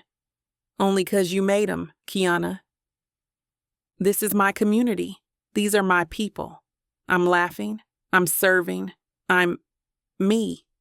And Charles is just scooping. His movements are stiff, robotic. This is inefficient, he mutters, loud enough for me to hear over the clatter of trays. I pause, mid-scoop. My truce is over. Excuse me? This flow? He gestures with his ladle, dripping stew on the floor. It's chaotic.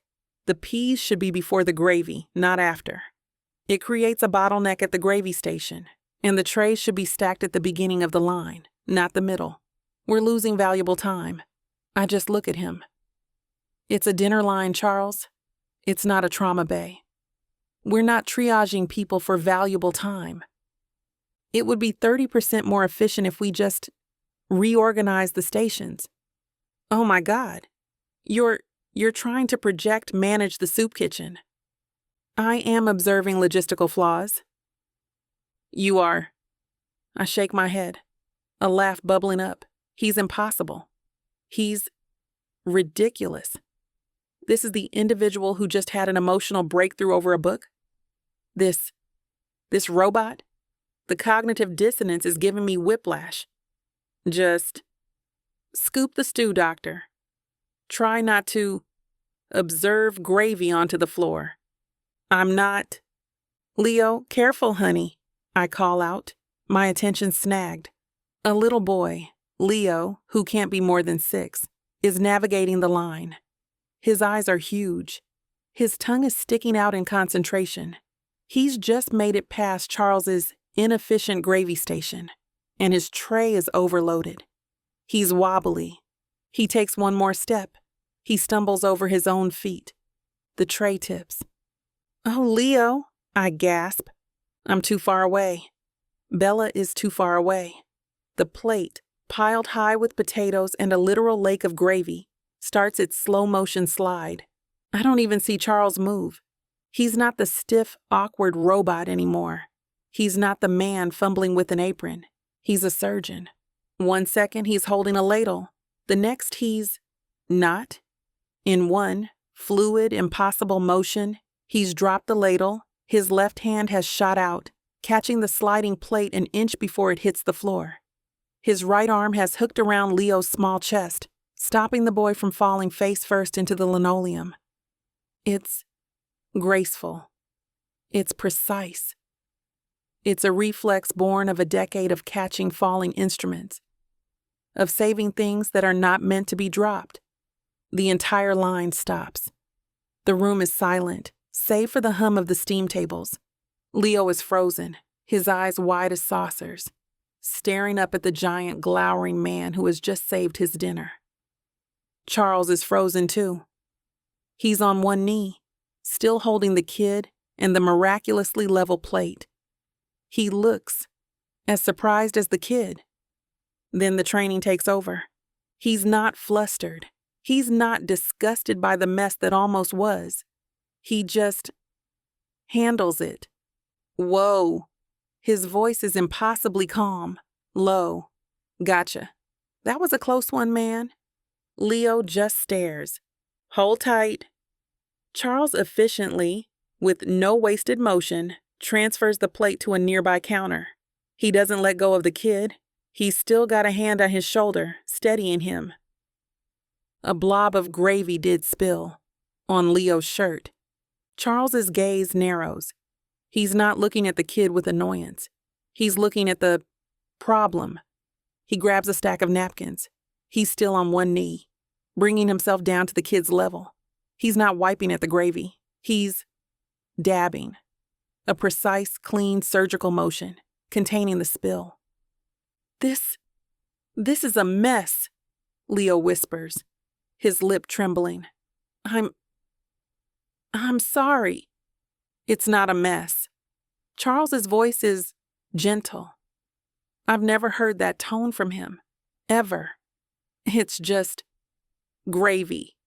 It's contained. See? He's dabbing at the kid's shirt. His movement's fast, economical, clean. The stain is mostly gone. He cleans the small spot on the floor in 2 efficient swipes. He bundles the napkins. Problem solved. He stands up, and Leo is still staring at him, terrified he's in trouble. Charles looks at the kid. You're okay. No harm done. No casualties. Leo is still silent, and then Charles smiles. It's not the small, pained, forced smile from the sleigh contest. It's the one from the attic photo. It's real. It's unguarded. It's bright. It hits his eyes. And the ice, the cold, the emptiness, it just dissolves. He reaches out his hand, his multi-million-dollar, insured, surgeon's hand, and he ruffles Leo's hair. Go on, he says, his voice warm. Go get another plate. Try to keep the gravy on it this time, huh? Leo finally breaks into a massive gap-toothed grin. Okay. He scrambles off, yelling, Mom, I fell, but I didn't. Charles watches him go, the smile lingering for a second. I can't breathe. My chest is too tight. My heart is too big. The ladle I'm holding clatters from my hand, splashing potatoes onto the floor. That's him. That's not the ghost. That's not the runaway. That's him, the boy from the photo, the fixer, the saver, the man I've spent a decade hating, the man who is cold and arrogant and selfish. He's a lie. He's a shield. This is the truth. This warm, competent, fast, kind man who just saved a 6-year-old from a gravy disaster like he was born to do it.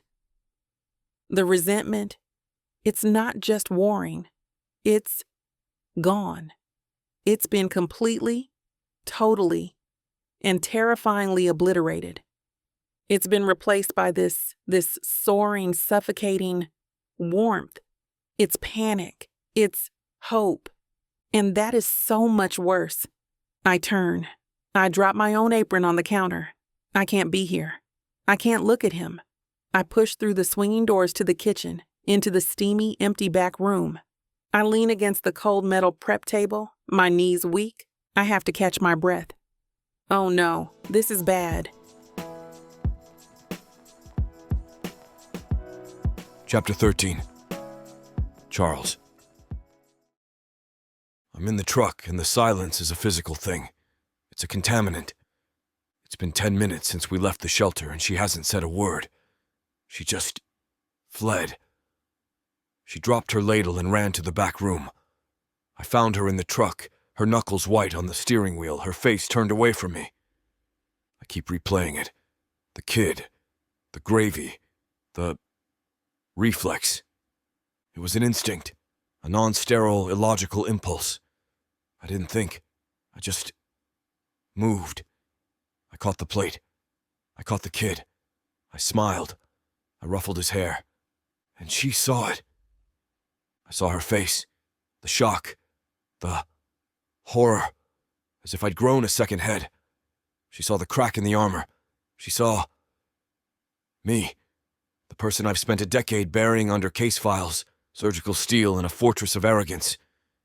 And now she's terrified, or disgusted, or I don't know what. I hate it. I hate this exposure. We pull up to the house. The silence stretches, humming with the engines idle. I should just get out, go to my room, decontaminate, rebuild the wall. Kiana, don't. Her voice is a sharp, low warning. She's still staring straight ahead out the frosty windshield. Just don't, okay? She finally turns to me, and her eyes are panicked. That's what it is. It's not anger. It's not resentment. It's pure, unadulterated panic. That was fine. You did the task. Task 7. Validated. You have good reflexes. Good reflexes? I challenge, a hollow scoff. That's the validation? I saved the kid, as you put it. You caught a plate, Charles. You're not a superhero. She's trying to minimize it, to put me back in my box, to put us back in our boxes. Right. I unbuckle. My mistake. I was just observing logistical flaws and intervened. I get out of the truck, slamming the door. The cold is a relief. I go straight to my room. I need to scrub my hands. I need to get the smell of stew and people off me. I scrub the lavender soap, her soap, lathering on my raw skin. Her face, panicked. The kid's smile, unguarded, my hand, roughing his hair. I'm losing control. This list, this town, she is systematically stripping me of every defense I have. I hear a knock. Too soon. I'm not ready. I pull the door open, my hands still damp. She's standing there, holding the very next cream-colored card. She's armored up again. Her arms are crossed. Her face is a mask of cool, professional detachment. Thank God. Task 8, she announces, her voice flat. All business. I lean against the door jamb. I need to reestablish the dynamic. Let me guess. We have to rescue a kitten from a tree? Something else to test my adequate reflexes?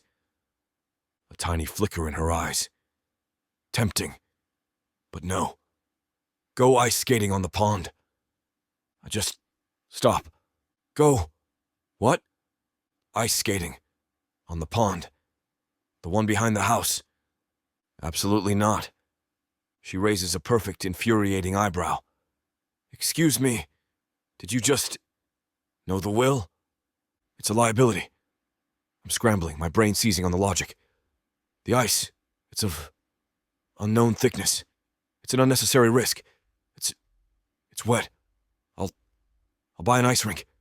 A synthetic one. For the lawn. It will be here tomorrow. She actually laughs. A real, sharp, bitter laugh. You'll buy an ice rink? Wow. The privilege. No, Doctor. The pond. The one Clara always flooded. It's 2 feet deep and frozen solid for the last 3 weeks.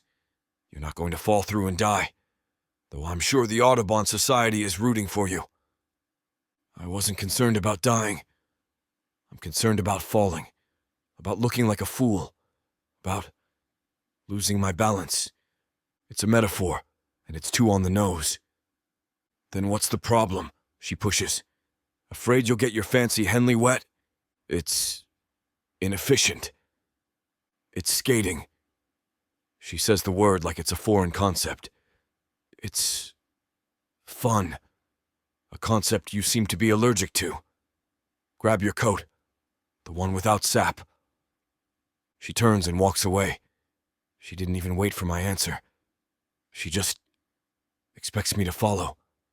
And the most infuriating part? I do. The pond is a postcard. It's a perfect frozen oval behind the house, surrounded by snow-covered pines. It's a trap. A beautiful Norman Rockwell trap. She's already there, pulling 2 pairs of skates from an old shed. Her skates are white, laced up the front. They look graceful. And for me? I ask, my voice tight. She pulls out the other pair. Black, leather, cracked and stiff. The blades are rusted. Your old ones, she says, a little too brightly. Let's see if the surgical prodigy still fits in his hand-me-downs. They fit. Barely. They're stiff, unforgiving. My ankles feel unsupported. This is a medical liability. I stand up on the bank. I am unstable. Kiana, meanwhile, ties her laces, walks to the edge of the pond, and just steps on. She glides. 1 second she's on the bank, the next she's in the ice. A fluid, effortless motion. She's beautiful. I hate it. She's all grace, her arms out for balance, her dark curls that have escaped her red hat, flying. She's smiling. A real, genuine smile. Not for me. Not for anyone. For herself. It's pure, unadulterated sunshine. She does a little spin. A spin. Are you coming, doctor? She calls out, gliding backward, her movements infuriatingly smooth. Or are you just observing my logistical flaws from the bank? I scowl. I'm assessing the tensile strength of the ice. Oh, for God's sake. She skates back to the edge, stopping in a sharp, spraying V that sends a cloud of ice shavings at my feet. It's ice, not a patient. It will hold you. I'm... 130 pounds of pure sunshine and resentment? It holds me. It'll hold your gigantic, grumpy surgeon ego. I step onto the ice. Immediate mistake. My feet go in 2 opposite, conflicting directions. My arms windmill. Control, control, control. I lock my knees. I lock my ankles. I am a statue. I am a man resisting a catastrophic fall.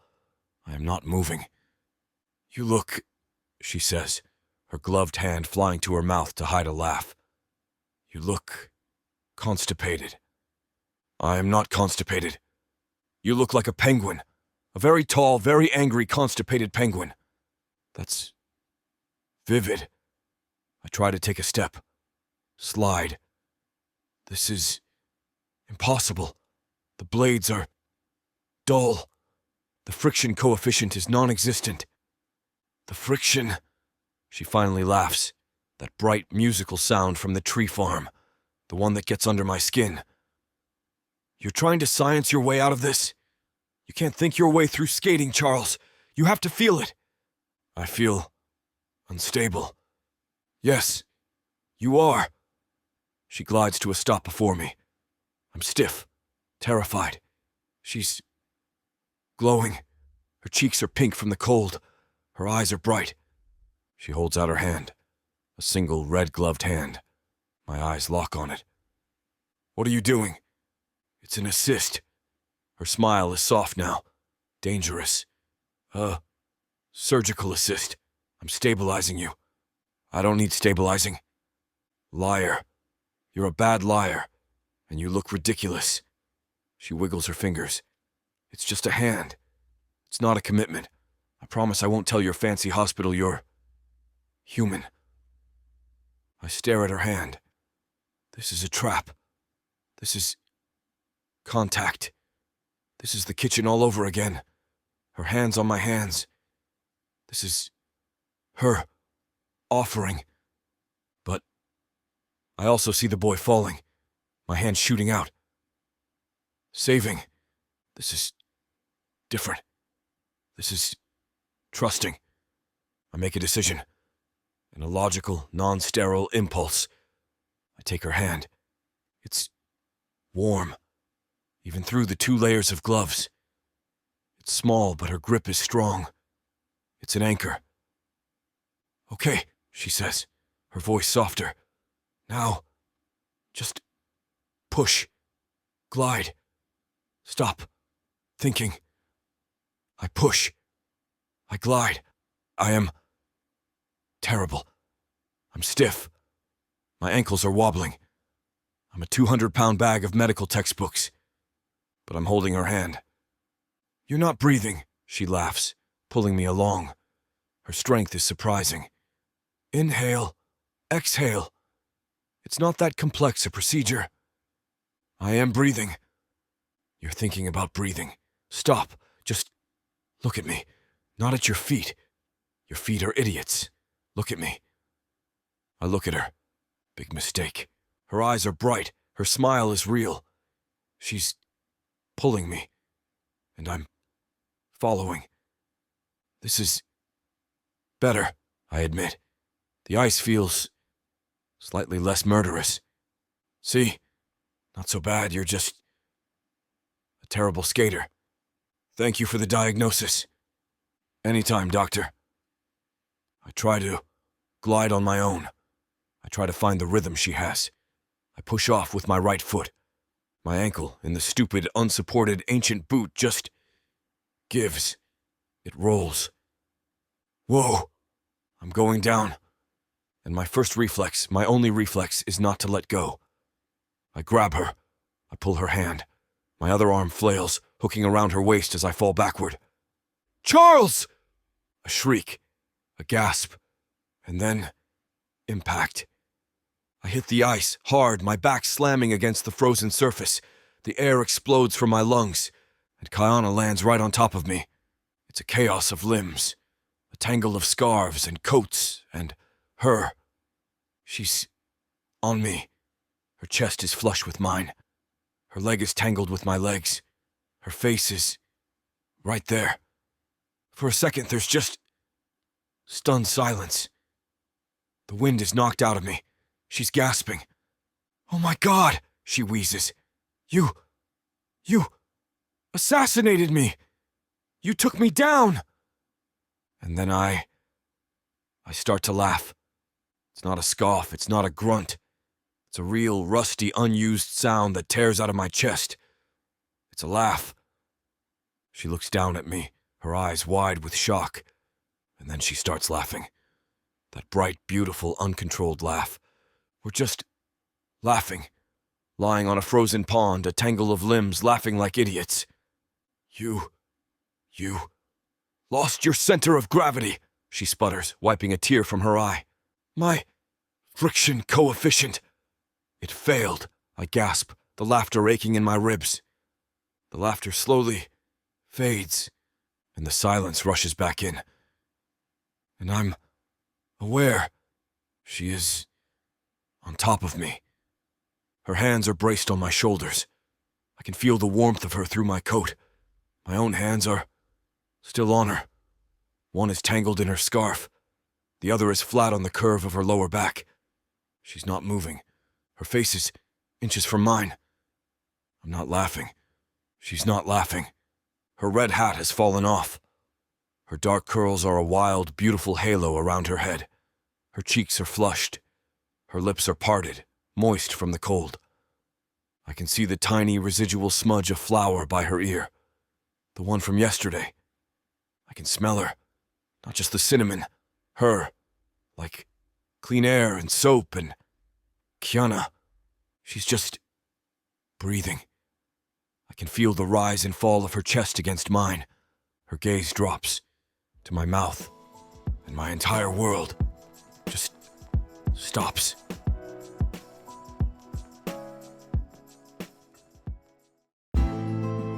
You ever think about that one person? Yeah, that one. The one that got away. Or maybe the one who never really left your heart. They broke it once, but what if they're the only one who can fix it? Who, baby? Now we're talking second chances. 8 full-length audiobooks, dozens of hours of longing, regret, and the kind of love that refuses to stay buried. And because healing your heart shouldn't break the bank, you get all of this for 70% off. Use the YouTube exclusive code VIXA40 and get an additional 40% off. the Second Chance Romance Audiobook Bundle. It's not too late. Vixa Vaughn Romance.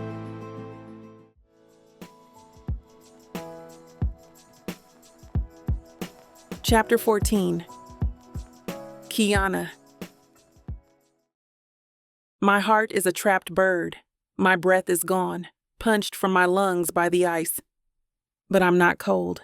I am hot. I'm pinned to the frozen pond by the solid, undeniable heat of Charles Archibald. His entire body is flush against mine. His hand, the one that isn't tangled in my scarf, is splayed across the small of my back, branding me through my coat. He's just breathing. His face is inches away. His eyes, those icy, surgical, empty eyes, are not empty. They are dark, turbulent, and utterly terrifyingly focused. They drop. They drop from my eyes to my mouth, and the world just stops. The cold air, the distant sound of the road, the ache in my back from the fall, it all vanishes.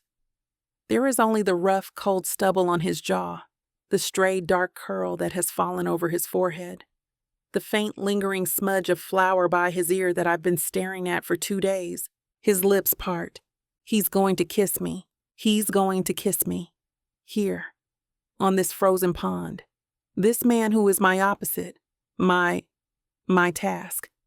And the most terrifying part, the part that makes my stomach hollow out and my pulse hammer in my throat, is that I want him to. I want him to. My own lips part. My breath hitches, coming out as a white cloud between us. I'm waiting. He leans in. A millimeter, another. I see his eyelashes, dark and thick, and then he flinches. It's not a small movement. It's a full-body recoil, as if he's just realized he's lying on a bed of live wires. His eyes go wide, not with attraction, not with anything I want to see, with panic. The surgeon is back. The mask slams down. The warmth is gone, instead replaced by a cold clinical horror. Oh, the rejection is a physical thing. It's sharper than the ice. It's a slap in the face. He rolls off me, fast, like I'm a contaminant, like he's just broken sterile field. Get up, he mutters, his voice a rough, strangled sound. He scrambles to his feet, all clumsy, awkward limbs. For a man who moves with the grace of a panther at the shelter, he's suddenly a mess. He's fleeing. He doesn't offer me a hand. Of course he doesn't. He just turns his back. He shoves a hand through his hair, dislodging the snow. He's already stalking toward the bank, fumbling with the rusty laces of his skates. I'm still on the ice. My back is aching. I'm freezing. And my pride is shattered. I force myself up. My ankles wobble. I'm furious, not at him, at myself, for that stupid moment of hope at the shelter. With the book, I let my guard down. I let him in, and the second I did, the second he saw an opening, he slammed the door. He's a coward. He's always been a coward. I skate to the bank. The sound of my blade slicing the ice is angry, sharp. I sit on the frozen log and rip the laces of my own skates undone. Well, I say, my voice way too bright, too fake. That was bracing. Task 8, validated. I shove my boot back on, my fingers numb and clumsy. We're done here. He clips out. He doesn't look at me. He's already got his expensive, impractical shoes on. He throws the old skates into the shed, a clatter of metal and leather. He's stalking toward the house. He doesn't wait for me. The walk back is 50 yards of the loudest, most vibrating silence I have ever experienced. It's not our bickering silence. It's not the new awkward silence from the truck. This is the I almost kissed you, and now I hate us both. Silence. It's excruciating.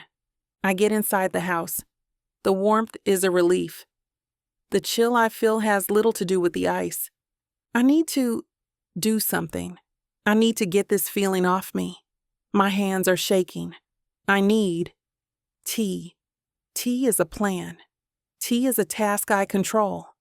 I go to the kitchen, my safe space. His contaminated zone. He's not here. Good. He's probably back in his room, scrubbing my germs off his skin. I fill the kettle, my movements jerky. I slam it onto the base. I'm furious at him for pulling back. I'm furious at myself for wanting it. I lean against the counter, gripping the cold marble edge. Breathe, Kiana. He is your task. He is a checklist. He is a grumpy, emotionally stunted runaway surgeon who was using you to get a house. He is not the man who ruffled a little boy's hair. He is not the man who remembered a book of poetry. Those were anomalies. This rejection is the data. The kettle starts to whistle. I grab my favorite mug, a big, heavy ceramic one my mom gave me, painted with cheerful, ridiculous-looking sunflowers. An anchor. I grab the chamomile tea, the calm tea. I need calm. The kettle screams. I pour the boiling water, the steam warming my face, my shaking hands. I focus on the smell. Chamomile, honey, control. I am not that girl on the ice. I am the validator, the warden. I turn, leaning back against the counter, and lift the mug to my lips. And he's there. He's just standing in the doorway. I didn't hear him. I didn't feel him. The air didn't change. He's just there. He's changed. He's out of his Henley. He's in a clean, dark, short-sleeved t-shirt in the middle of December. The thin cotton stretches across his shoulders, his arms. He's scrubbed his face, his skin still damp. He's rebuilt the armor. He looks dangerous.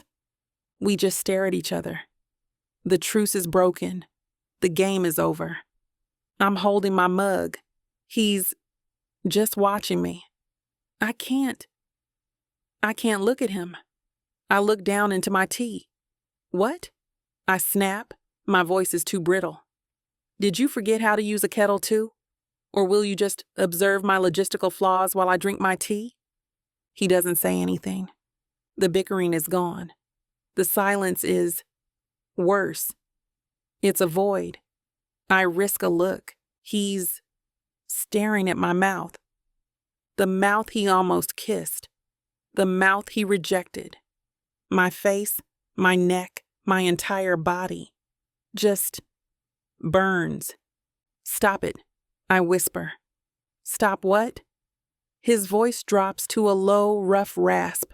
It vibrates in the quiet kitchen. Looking at me. Like that. Like I'm a problem you're trying to solve. Or a disease you're trying to diagnose. You are a problem. He takes a step into the kitchen, onto my territory. My heart does that stupid panicked tap dance. Stay there. Don't come closer. And I'm not a good problem solver, he continues, his voice still that low, unnerving rumble. He takes another step. He's at the edge of the island. He's too close. I'm a surgeon. I'm binary. I cut. Or I don't. What does that mean? I'm stalling. I'm scared. Not of him. Of this humming, terrifying thing between us. It means he looks as lost as I feel. He looks rattled. On the ice. The ice was a mistake. I cut him off. Task 8, validated. We're done. No. His eyes are locked on mine. It wasn't. He takes the final step. He's facing me. We're on opposite sides of the counter, but it feels gone. My breath is trapped in my chest. I can smell the clean, sharp lavender soap on his skin, Kiana. Just my name. He says it like he's in pain, like I'm the wound. It's not a question. It's not a statement. It's an admission. It's everything he couldn't say on the ice. And it shatters me. The tiny bit of control I had, the anger I was trying to rebuild, the flimsy shield of my resentment, it all just breaks. My fingers, they just stop working. The heavy ceramic mug, my favorite mug, the anchor, it doesn't just slip, it falls. It hits the slate floor with a crash that is obscenely, violently loud in the quiet kitchen. It explodes. Ceramic shatters. Scalding hot chamomile-scented water splashes across my boots, across the floor, across his bare feet. He doesn't even flinch. He doesn't look down. He just keeps staring at me.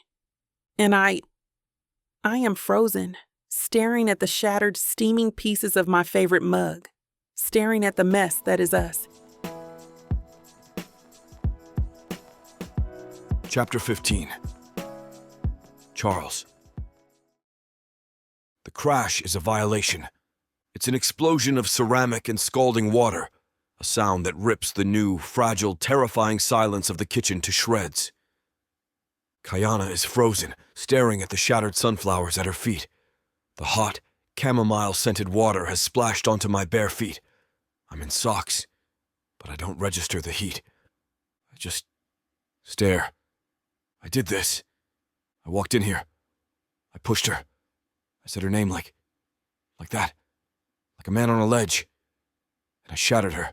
I shattered her control. My presence. My contamination. It's a physical, tangible thing. I'm a mess. I'm a walking Sharp's hazard.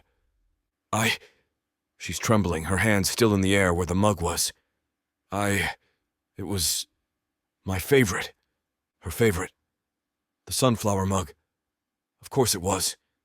The one bright, stupid, cheerful thing in this entire suffocating house. And I just destroyed it. My training kicks in. My real training. Problem. Fix it. Don't move, I order. My voice is too sharp, too clinical. You're in the blast radius. You're wearing boots. Are you burned? I'm fine. She's not fine. She's staring at the broken pieces, her lower lip trembling. She's mourning. A mug. I'll get the dustpan. I pivot, my surgeon's brain taking over. Assess the field. Remove the hazard. Close the wound. I know where the dustpan is, she snaps, her voice shaky but sharp. The resentment is back. Thank God. This is the ground I know. She kneels, idiot. She's going to cut herself. Stop. I'm on my knees before I even decide to be. We're suddenly on the floor together, a few feet apart, surrounded by ceramic shards and the overwhelming, cloying smell of chamomile. I'll clean it, she insists, her voice low, furious. She's angry at me. No, she's humiliated. By me. By her own reaction. You'll cut yourself, I counter, my voice just as low. The small fragments, they're like glass. I'm the fixer. I'm the saver. This is a mess I can handle. I reach for a large curved piece, a bright yellow sunflower. My hand is steady. This is a procedure I understand. She reaches for the exact same piece. Her fingers, small, calloused, and warm, brush against the back of my hand. Jolt. It's not the electric shock from the sleigh. It's not the heat from the flower fight. It's contact.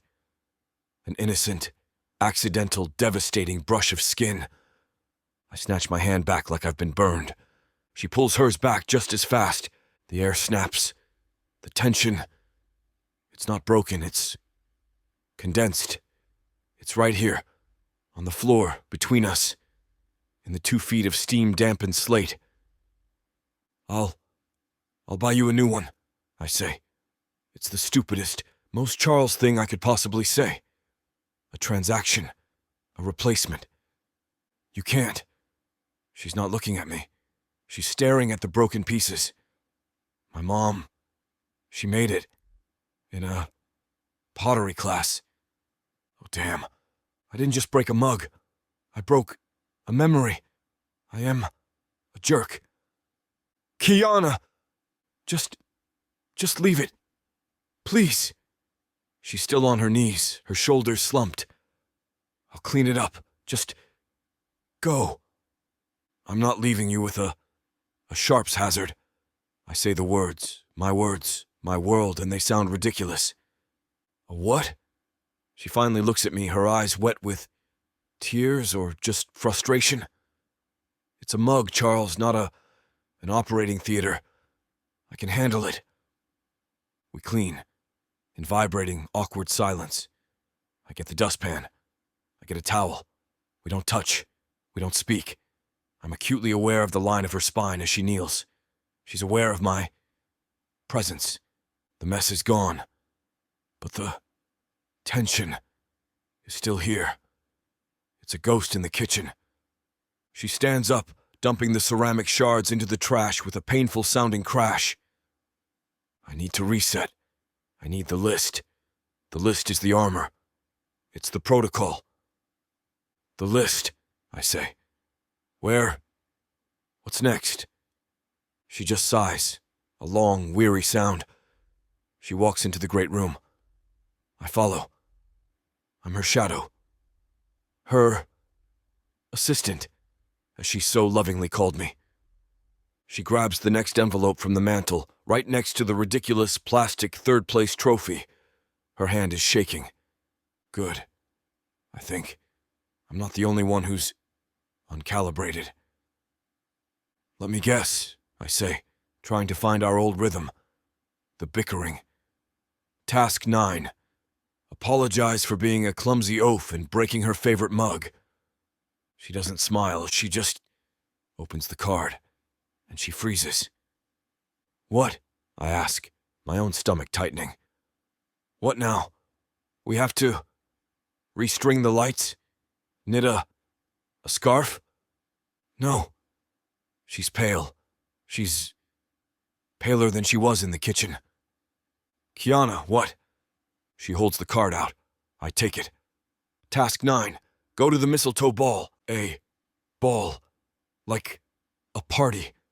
With people. With Mrs. Fisher. With everyone. A mistletoe ball, I say. My voice is flat. This is public humiliation. It's the sleigh contest, but worse. There's dancing. Fine. I hand the card back. It's fine. We'll go. We'll mingle. We'll sign in. We'll eat a jingle cookie. We'll be seen. Is that the task? Public appearance?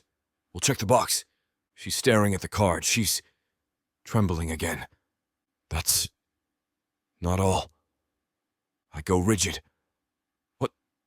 What not all? What now? Do I have to buy the mistletoe? Do I have to hang it? No. Her voice is a whisper. She turns the card over as if to show me.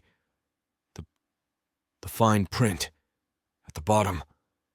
Just read it. She swallows.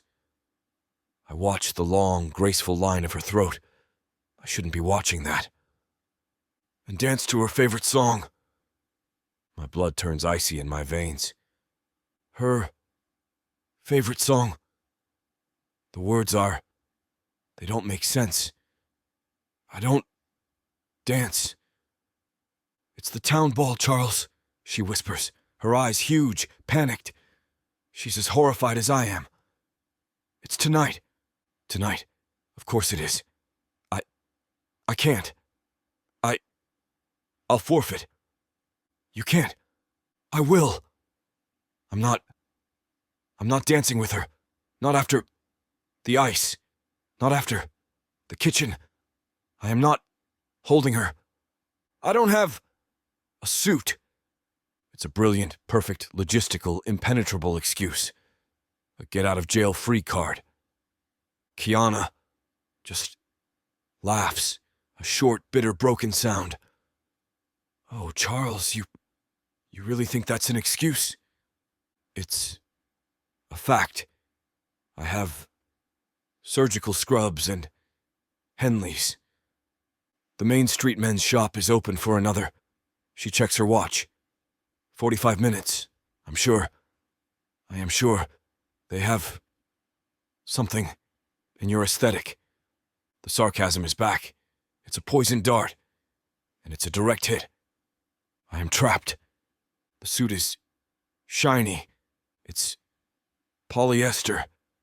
It is without question the most flammable, ill-fitting, terrible garment I have ever put on my body. It's a dark, funereal navy blue. The shoulders are too tight. I can feel the seam pulling.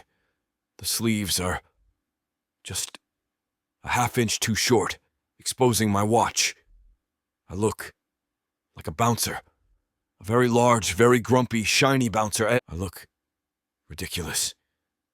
I'm standing at the bottom of the main staircase, the lopsided, tinsel-covered tree to my right, the stupid plastic trophy on the mantel to my left. My life has become a bad holiday movie. I hear her, not her footsteps. The shush.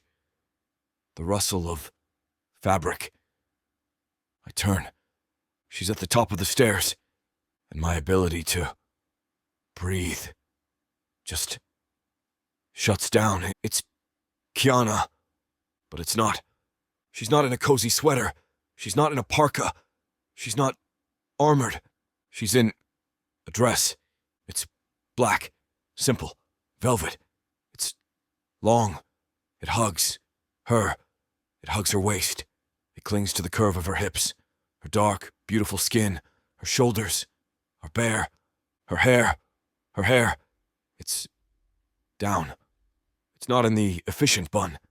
It's everywhere. It's a cloud of dark, wild, beautiful curls that fall over her bare shoulders. She's stunning. She's terrified. Her arms are crossed over her middle. A failing, fragile shield. She's vulnerable. She takes a step down. Her gaze lands on me. I see her eyes widen. She's looking at my suit. You. My throat is sandpaper. My voice is a rough rasp. The suit. It's functional. You, she says, her voice a tiny, breathless thing. You look very blue. I'm an idiot. And you? My brain is offline. My surgical precision is gone. You are not wearing a sweater. She lets out a shaky, half-hysterical laugh. Observation, doctor. Your skills are intact. She gets to the bottom of the stairs. She won't meet my eyes. She's staring at my stupid, shiny tie. Let's just get this over with. The town hall smells like old wood, pine needles, and sugar cookies. Not burnt ones. It's packed. The second we walk in, the music, a tinny, terrible local four-piece band, seems to falter. The entire chattering, jingle-mingling town just stops and stares. They're not just staring at me, the prodigal runaway son. They're staring at us. They're staring at me in my shiny polyester too-small suit. And they're staring at Kiana, the caretaker's daughter, in a black velvet dress that makes her look like royalty. The gossip is a physical buzzing sound. I can feel Mrs. Fisher's gaze on my back. Kiana's hand, which is hovering near my arm, clenches into a fist. She's trembling. I should do something. Before I can, the band leader, a man with a terrible red-sequined vest, steps up to the mic.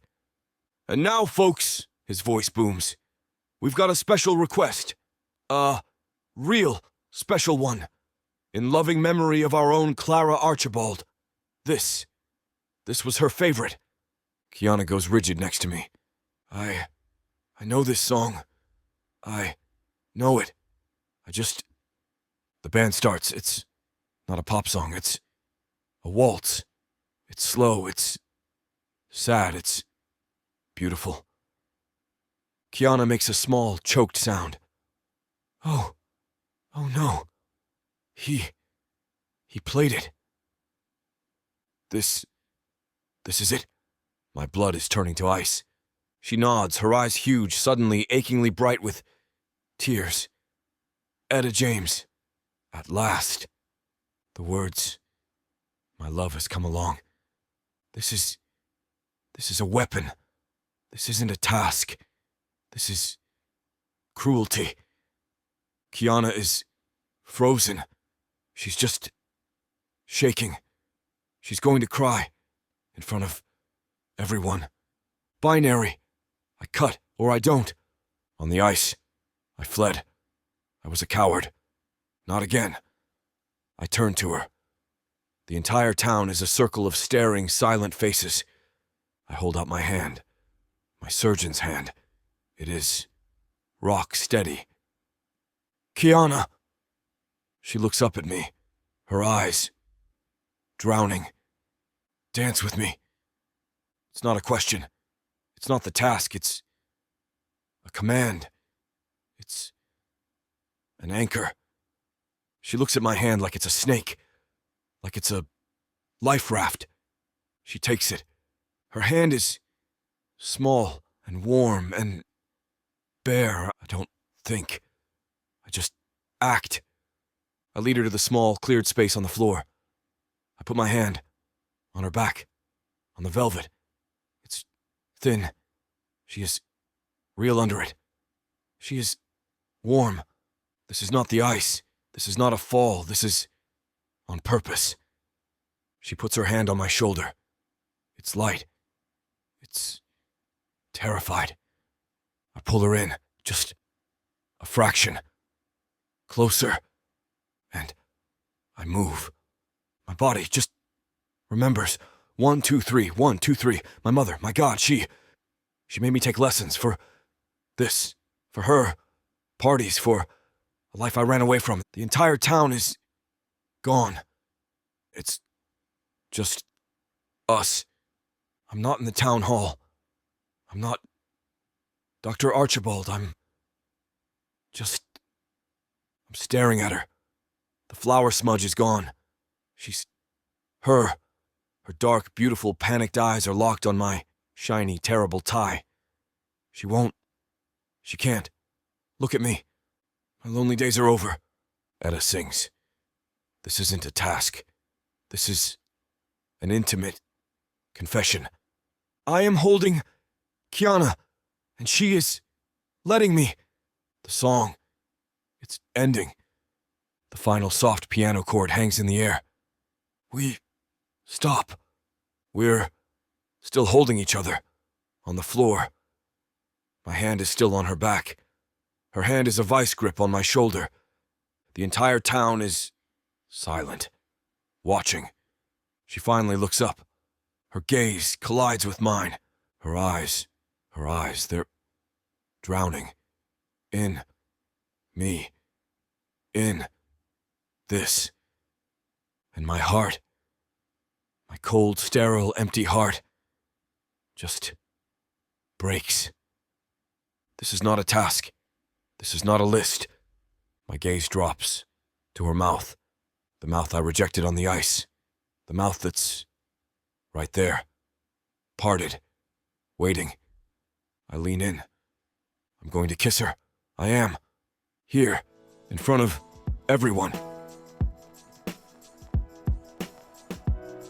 Chapter 16. Kiana. My heart is not in my chest. It's in my throat, a wild, panicked bird, beating its wings against my teeth. He's going to kiss me. He is leaning in, his gaze locked on my mouth. The entire packed, silent town hall has dissolved. The tacky tinsel, the terrible band, Mrs. Fisher's judgmental stare. It's all gone. There is only the solid, warm reality of his hand on my back, the faint, clean scent of his soap, and the dark, turbulent, broken look in his eyes. My own lips part. I'm waiting. I am leaning in. I want this. God help me after all of it. The anger, the resentment, the hate. I want this. I want him. He leans. A millimeter. My breath hitches, and he flinches. It's not a small movement. It's a full-body, violent recoil, as if he's just realized he's holding a live wire. His eyes fly from my mouth back to my eyes. The warmth, the man who was just there, drowning in Etta James, is gone. The ice is back. The mask slams down. He's the surgeon. I'm the contamination. My own blood runs cold. His hand, the one that was a solid warm brand on the velvet of my dress, drops. He snatches it away like he's been burned. He takes a half step back. The 2 feet between us is a frozen Arctic chasm. He clears his throat. He adjusts his stupid, shiny blue tie, a jerky, automatic movement. He won't look at me. He looks past me at the exit sign. Well, his voice is a clinical, sterile, empty thing. That's validated then. My heart, it doesn't just break, it stops. Validated. He tasked me. This moment, this dance, the way he held me, the way I felt, it was just a box. It was just another item on his goddamned list. The humiliation is a physical thing. It's a hot, burning, acidic wave that floods my body, my face, my neck, my bare shoulders. I feel naked. He turns. He doesn't say, "Excuse me." He doesn't say anything. He just walks off the dance floor. He doesn't look back. He leaves me.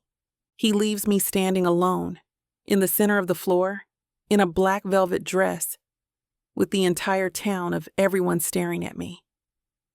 The band, after a painfully, agonizingly long pause, strikes up a tinny, upbeat, violent rendition of Jingle Bell Rock. The sound is a violation. The buzz of the crowd starts again.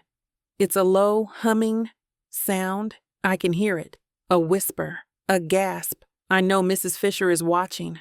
I can feel her pity, her "I told you so" stare. I can't breathe. I can't be here. I turn. I don't run. I walk. My head high. My spine is a rod of pure frozen ice. I walk past the whispering faces, past the judging, sympathetic eyes. I walk past Bella, who has a look of pure murderous rage on her face. I push through the double doors, out into the night. The cold is a shock. It hits my bare shoulders, my chest. It's good. It's real. It's a deserved icy slap. I'm running.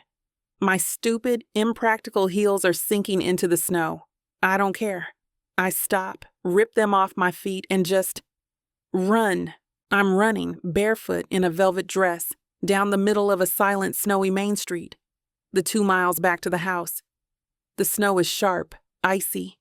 It cuts the soles of my feet. I don't care. The pain is a focus. It's grounding. It's better than the white-hot, suffocating shame. You're an idiot, Kiana. You're a fool. He showed you who he was, and you let him in. You wanted him. Coward. Coward. Coward. He's a coward. And I'm a fool. I slam through the back door of the house. The kitchen. My kitchen.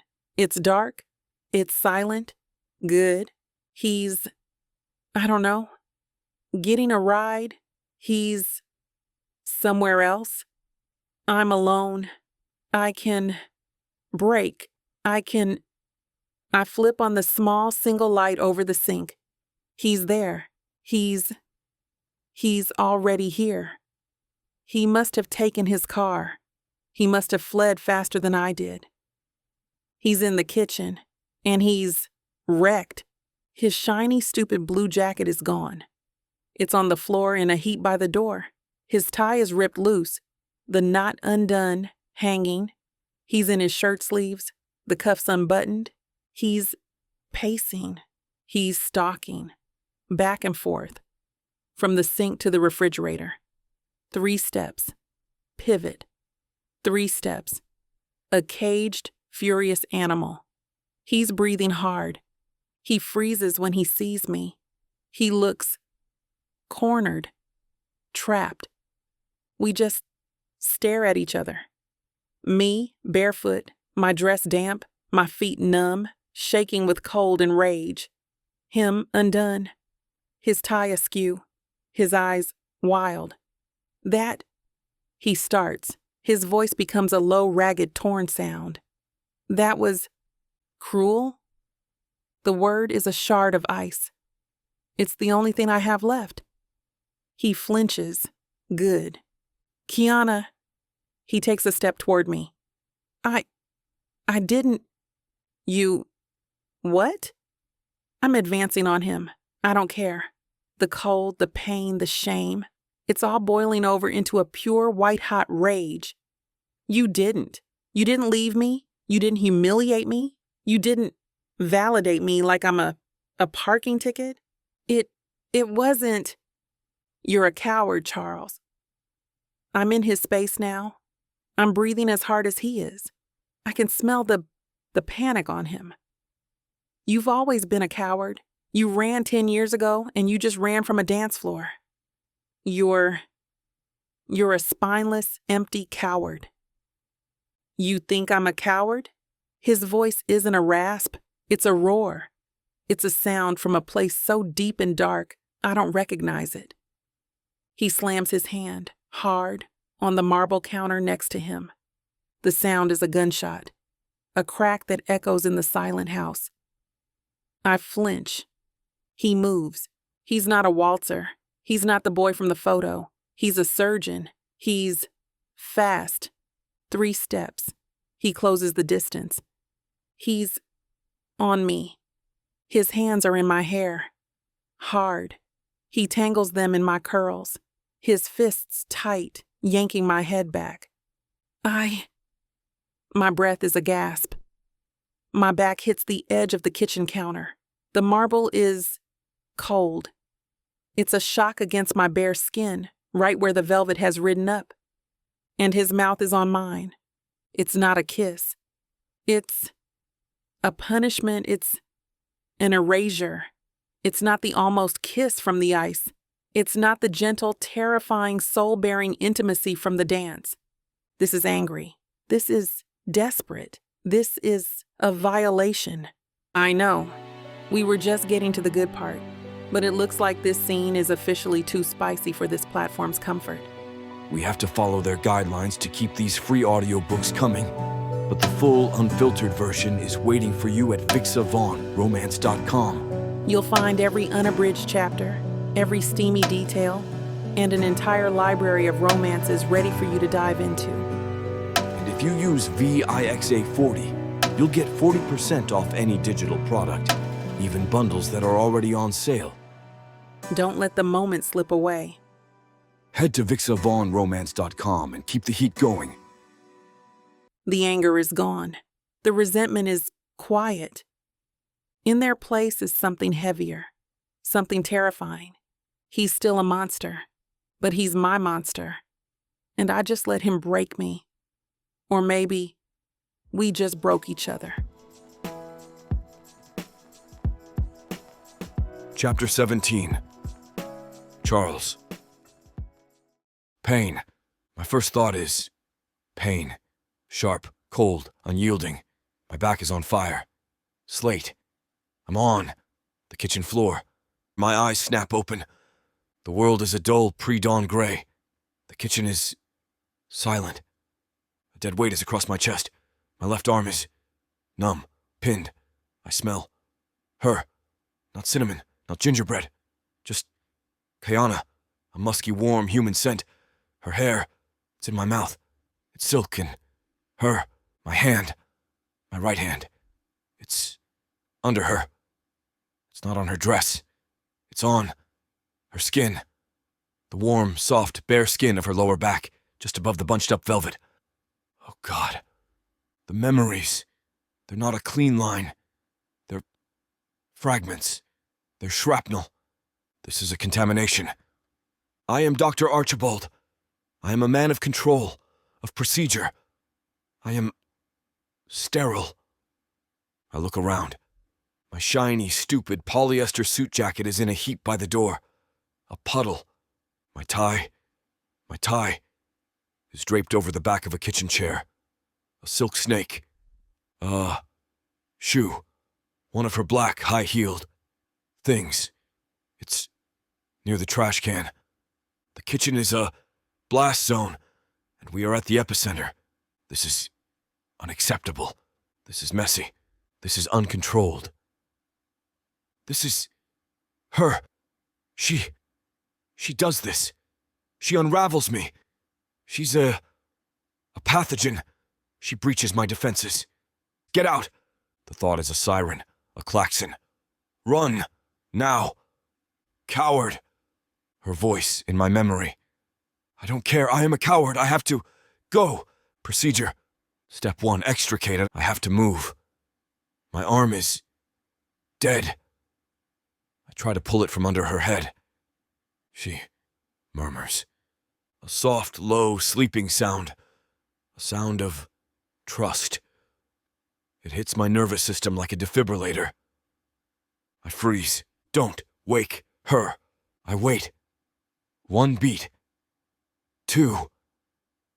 She's asleep. She's asleep. On my kitchen floor. After that, her face is soft. It's turned toward my chest. The anger is gone. The panic is gone. In sleep, she's unguarded. She's beautiful. Number. Stop. Don't look. Don't analyze the patient. Step 2. Retreat. I slide my hand from her back. My skin burns at the loss of contact. I untangle my leg from hers. The black velvet of her dress is bunched up high on her thighs. I see a bruise, a dark, blooming, purple-red mark on the curve of her hip. From the counter. Did I do that? My stomach turns.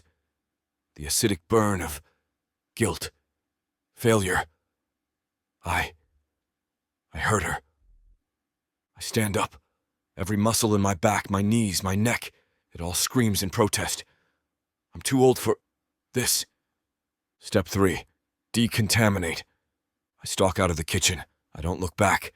I can't. Up the stairs, my room, my bathroom. I lock the door. The shower. I turn the handle.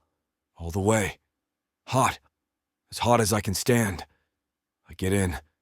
The water is a punishment. It's scalding. Needles on my skin. I scrub. I'm not washing. I'm excising. I'm trying to get her scent off me. That musky, warm Kayana smell. It's everywhere. It's in my hair. On my hands. I can taste her. I scrub my hands.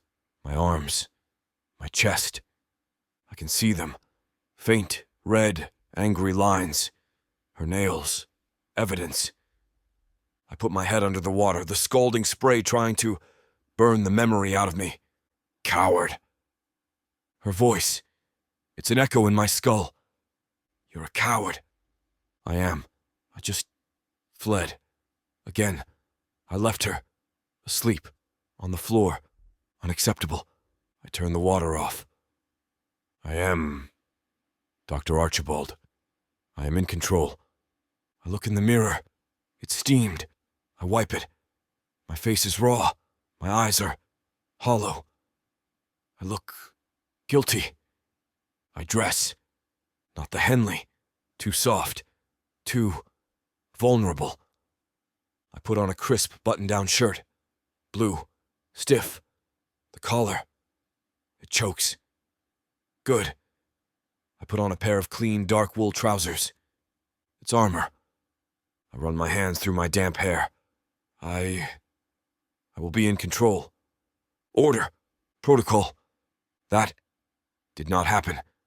I have to go back. I have to control the narrative. I have to face her. I go downstairs. My steps are silent. The kitchen is as I left it. But she's gone. Good. The relief is so profound my knees almost buckle. Relief. Disappointment?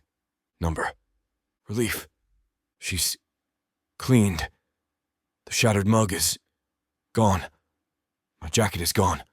Her shoe is gone. She erased the evidence. Good. We are aligned. We are agreed. It did not happen. I need coffee. I need a procedure. A ritual. I take out the beans. The grinder. The sound is obscene. It's loud, mechanical, normal. It rips through the silent, abnormal house. I don't care. I'm a man making coffee. I'm a man who is in control. I am not the man who just ravaged the validator on the kitchen counter. I'm doing a pour-over. It requires precision. A steady hand. A controlled stream of hot water. I can feel my hand shaking. That damn tremor. I'm focused on the pour. Steady, steady. I hear it. A creak. On the top stair. Her. My back is to the door. I don't move. I don't breathe. I just focus. On the coffee. Steady. Control. I feel her enter the room. The air changes. It gets thick. Heavy. I can feel the heat of her. Or maybe it's the memory of her heat. She doesn't say anything. The silence is a scream. I can't look at her. I know what I'll see. She's not in the velvet dress. She's in a robe. A thick, gray, chaste robe. She's armored too. I know. If I look, I'll see. The bruise on her neck. The one I put there. Don't look. Don't look. Don't look. Charles. Her voice, it's not angry, it's worse. It's broken. It's a whisper. I close my eyes. Coward. I pour the black bitter coffee into a clean mug. I still don't turn. I can't. Procedure. Protocol. The list. It's the only shield I have left. We need to finish the list. I say it to the coffee pot. My voice is dead. It's not my voice. It's the surgeon's. It's empty. What's task 10? Chapter 18. Kiana. I'm standing in the kitchen doorway. I'm wearing my thickest, grayest, most shapeless fleece robe. The one I bought specifically because it's a no to the entire world. It's my armor. It's my shroud. My feet are bare on the cold slate floor. The floor where I can still smell it. The phantom musky scent of him. Of us. The smell of sex and anger. But it's being overpowered by coffee. He's standing at the counter, his back to me. He's in a crisp, button-down blue shirt. It's tucked perfectly into dark trousers.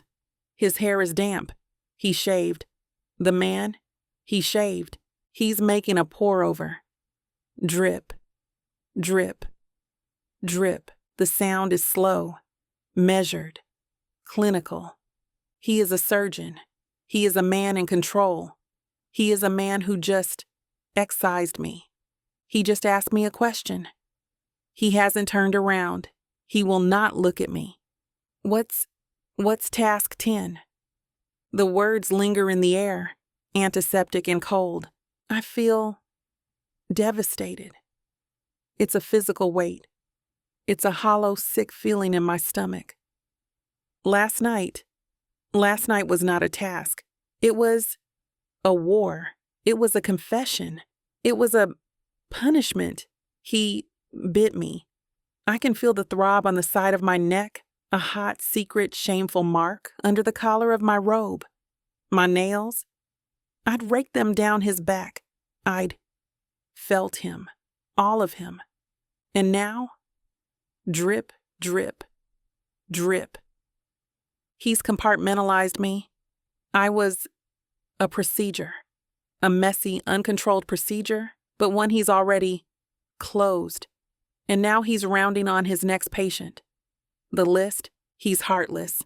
I was right. I was right all along.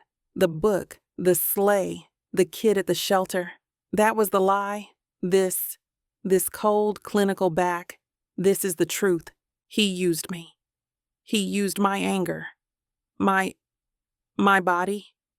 To what? Get it out of his system? My own anger, the hot, clean rage from the dance. It's gone. It's been replaced by this cold. A deep, Arctic, brittle cold. The sunshine is gone. That girl is dead. She died on the kitchen floor, tangled in velvet, and a man who is a ghost. The validator is all that's left. It's the only power I have. It's the only armor that fits. He won't turn. Fine. I walk. My bare feet are silent on the floor. I walk past him. I don't look at him. I walk into the great room, the room where the tacky trophy sits on the mantel. A monument to, what?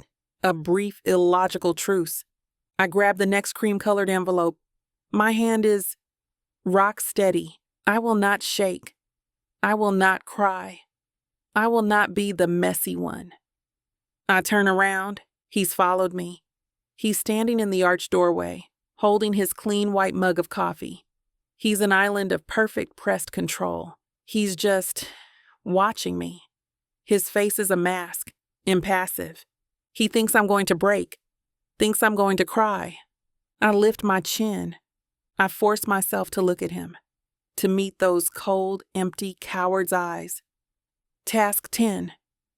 My voice, it doesn't sound like mine. It's brittle. It's thin. It's the sound of ice, just before it cracks. I read the card, and a sound. A short, bitter, hysterical sound. It almost escapes me. I crush it. Build a snowman. I watch his face. Nothing. No flicker of anything.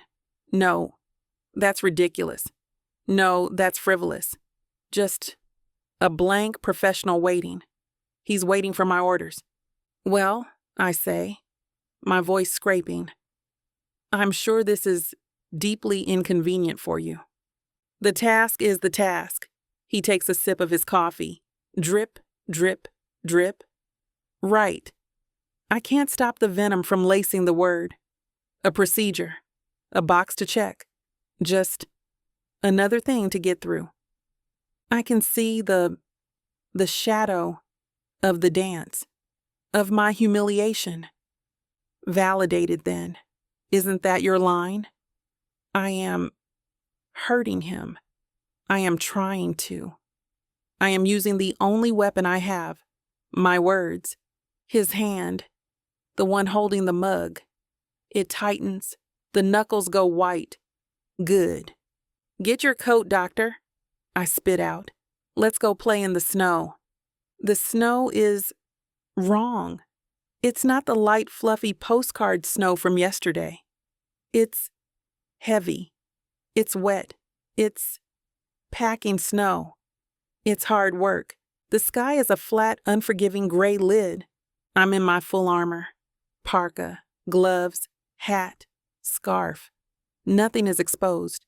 He's in his expensive wool sap-stained coat. He's holding his empty coffee mug. Are you going to help? I ask, my voice sharp. Or are you just going to supervise? He sets the mug down carefully on the porch railing.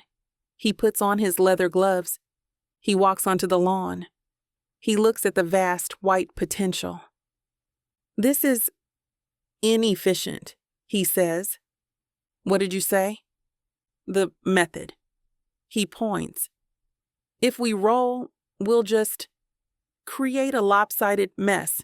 We should pack it. Create blocks, a structurally sound base. He's project managing a snowman. I just stare at him. The audacity, the coldness. After last night, after me, he's calculating the physics of snow, a sound. It tears out of me. It's a laugh. It's a horrible, broken, angry sound. He flinches. His head snaps toward me. What? Nothing, doctor. I'm shaking. I'm shaking with a rage so cold, it's pure. You're you. That's all. You're exactly who I thought you were. I don't know what that means. It means I bend down. I grab a handful of the heavy, wet snow. I start packing hard. It means build your blocks, Charles. I am not going to collaborate on this. I am not going to teamwork this. I start rolling. I am going to make a snowman. I am going to finish this task, and I am going to survive this. I roll the base. It is heavy. It is lopsided. I don't care. He's watching me, just standing there, his hands in his pockets. This is pointless. I pant, my arms aching. I'm doing it. You're observing. Is this the task? Watch Kiana build a snowman? He sighs. That long-suffering put-upon surgeon's sigh. He walks over. He bends down.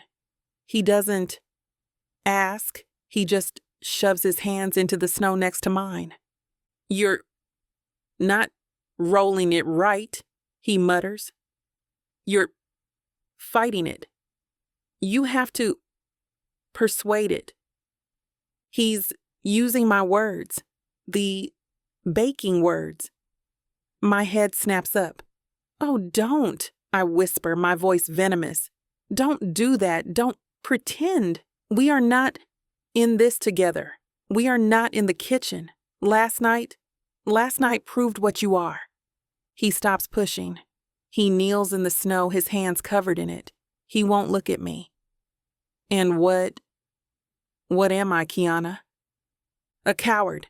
I spit the word. The validator, the list, is just leverage. It's a game to you. And last night you just lost control for a second. So now you're back to procedure. You're back to task 10. And you're not? He challenges, his voice a low, dangerous growl. He finally looks at me. His eyes are furious. You're the one in armor. You're the one hiding.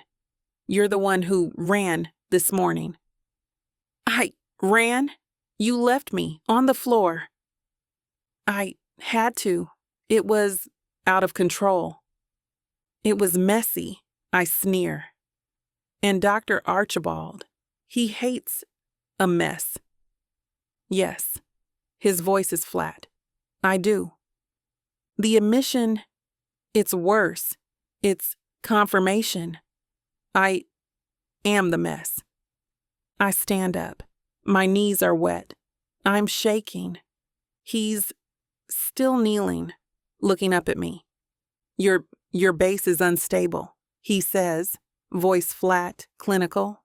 He taps the lopsided ball. It's lopsided. Is this unstable? I don't know why I do it. It's an impulse. It's rage. I scoop a handful of the heavy, wet, slushy snow, and I hurl it. It's not a flick. It's not a toss. It's an assault. It hits him square in the chest. Splat. A dark, wet stain on his expensive, sap-covered wool coat. I wait, my chest heaving, desperate for him to react. I need him to yell, to throw snow back, to break that maddening, sterile composure.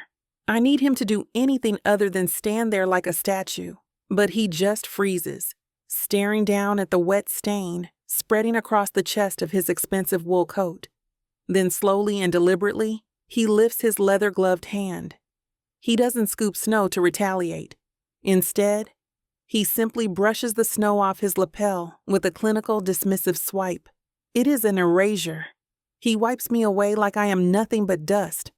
The fight drains out of my body instantly, replaced by a rushing, hollow cold that has nothing to do with the weather. This is the truth of the morning after. He has rebuilt the wall, and it is higher and thicker than before. I can't touch him. I can't reach him. I have lost. Fine, I say, my voice sounding empty even to my own ears. Your blocks are better. Let's just finish this. We work in a complete, angry, joyless silence.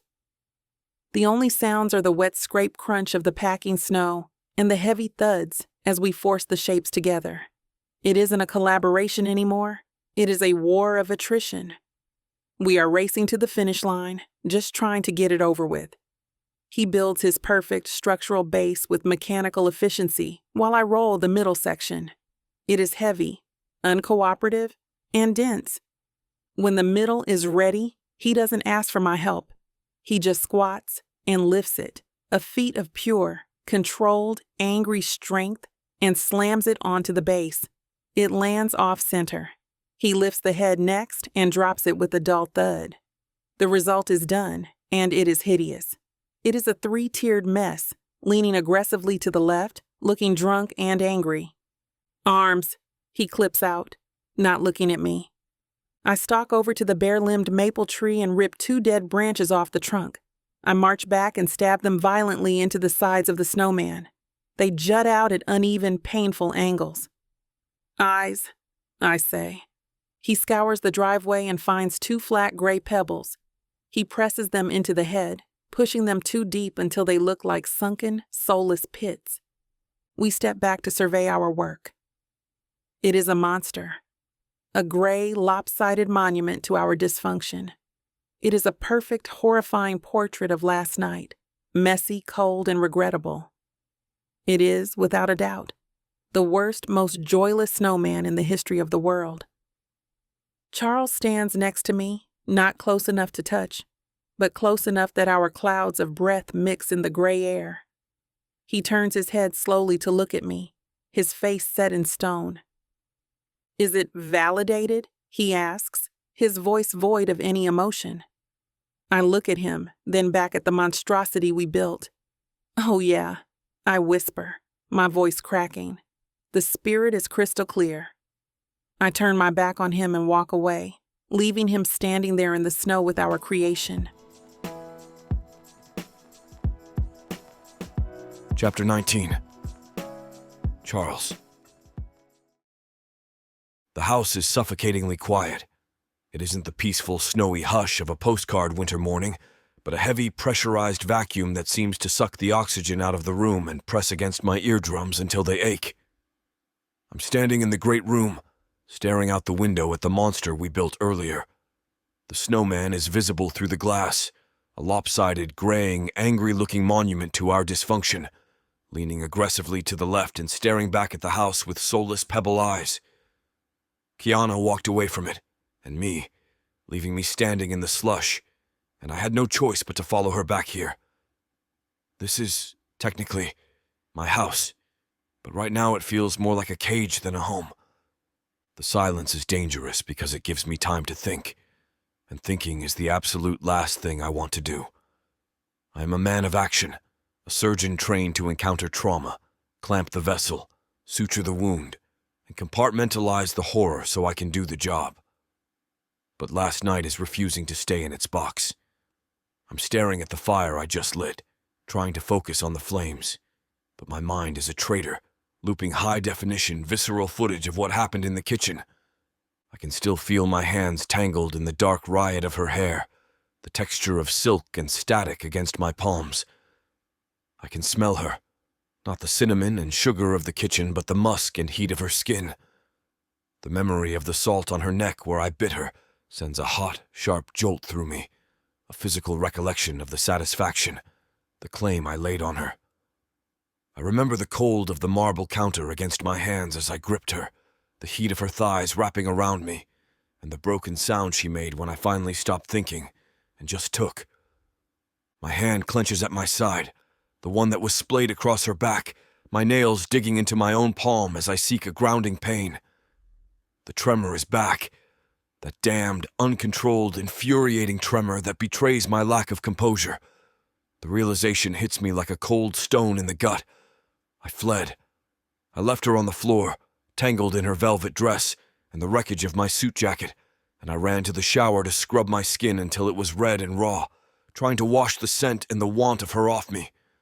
Her voice echoes in the empty room, calling me a coward, and I know she's right.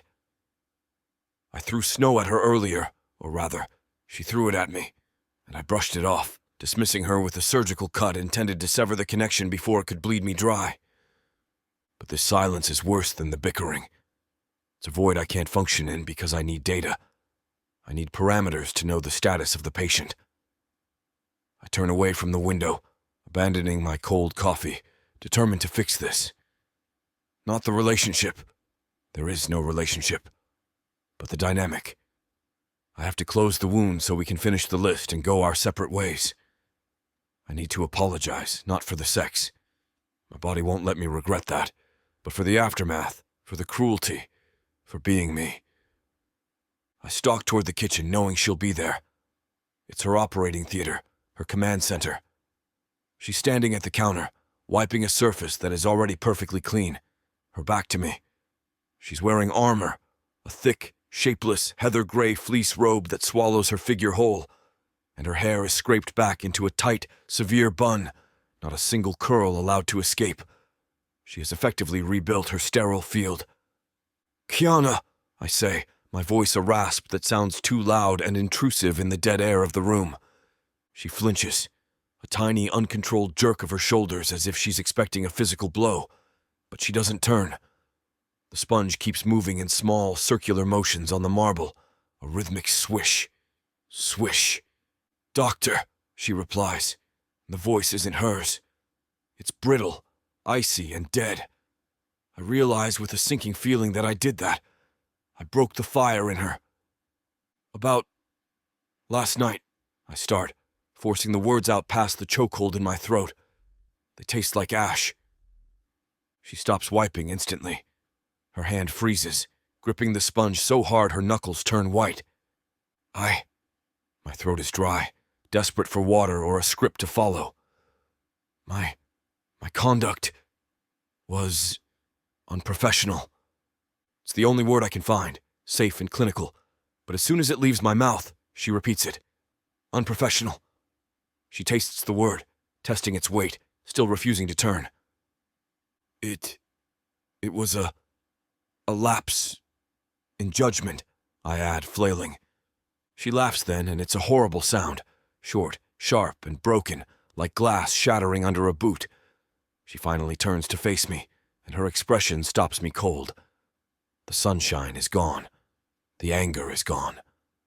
The girl from the sleigh, the girl from the attic who looked at a photo of me with softness, she's gone. In her place is a stranger with hollow, dead eyes. "A lapse in judgment?" she asks, her voice quiet, polite, and terrifying. "Is that what you call it, doctor? A diagnostic error?" It was a mistake, I say, hating her for making me do this and hating myself for needing to. It won't happen again. I'm promising, bargaining, trying to negotiate a treaty with a stone wall. "A mistake," she muses, tilting her head as if making a clinical assessment. "No, Charles. A mistake is forgetting to take your coat off the floor." She nods past me to the mudroom, where my shiny blue nightmare of a jacket is hanging on a hook, my tie folded neatly on the shelf. She cleaned up after me. After that, a mistake is burning cookies. She takes a deliberate step toward me. "Let's be clinically clear," she says, using my own words to dissect me. There was no last night. My stomach drops as I realize what she's doing. She's erasing it. There's only the list, she continues, her voice like ice. The tasks, the validation, that thing, that mess on the floor. That was just a symptom of your lack of control, a fever. It broke. Kiana. My voice is a warning and a plea, though I don't know which one dominates. There is only the list, she says, fully inhabiting her role as the validator. She stops right in front of me, but she feels miles away. What's next? I'm reeling. I lost. She won. She excised the memory before I could even try to heal it. I don't know. Right, she says, pushing past me. She brushes my arm, but it's not a touch. It's a dismissal, like bumping into a piece of furniture. She stalks into the great room and walks straight to the mantel, knowing exactly where the next card was. She was prepared for this. I follow her because I have to. A shadow she's trying to outrun. Don't tell me! I growl, trying to find my anger because it's the only defense I have left against the emptiness in her eyes. We have to scrub the floor with toothbrushes? Regrout the bathroom tile? The tiniest, coldest smirk touches her lips as she looks at me. It's not sunshine. It's schadenfreude, a bitter victory. Worse. Task 11, she reads from the card, her voice almost gleeful. Sing a carol in the town square. I just stare at her, my brain refusing to process the input. Sing. Carol. Town square. You're not serious. I look for the joke, for the loophole, but she just waves the card at me. Oh, I'm deadly serious, Doctor. She's enjoying this. This is her revenge for last night, for the dance, for the morning after. No, I say, the rejection automatic and gut level. Absolutely not. It's on the list, she counters calmly. Task 11. Sing a Christmas carol in the town square. Simple. Direct. I forfeit. The Audubon Society will be so grateful, she replies, her tone dripping with sarcasm. I am not singing Jingle Bells in public, I stammer, my skin crawling. The very idea is a violation of every law of physics I operate under. I am dignity. I am privacy. I am silence. Why? She tilts her head, the mockery palpable. Afraid you'll be imprecise? A flat note? A lapse? In pitch? She's using my words again, gutting me with my own scalpel. This is beneath me, I mutter. Yes, she agrees, her cold, satisfied smile real now, though it doesn't touch her eyes. It is. She checks her watch. The caroling starts at 7, on the gazebo. Don't be late. She walks away, leaving me standing there next to the ridiculous plastic trophy, holding a cup of cold coffee.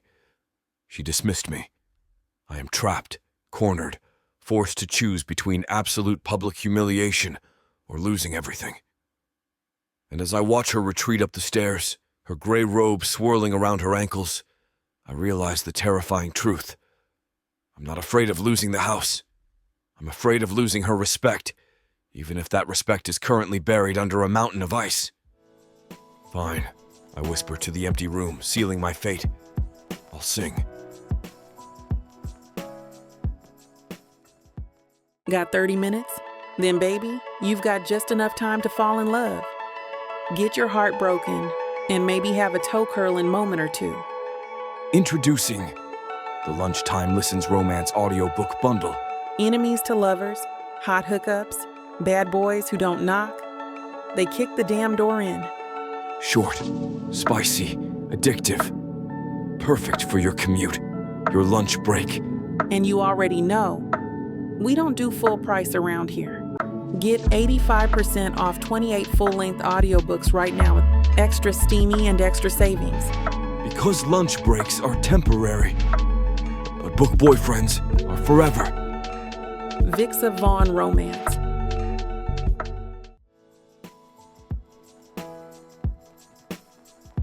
Chapter 20. Kiana.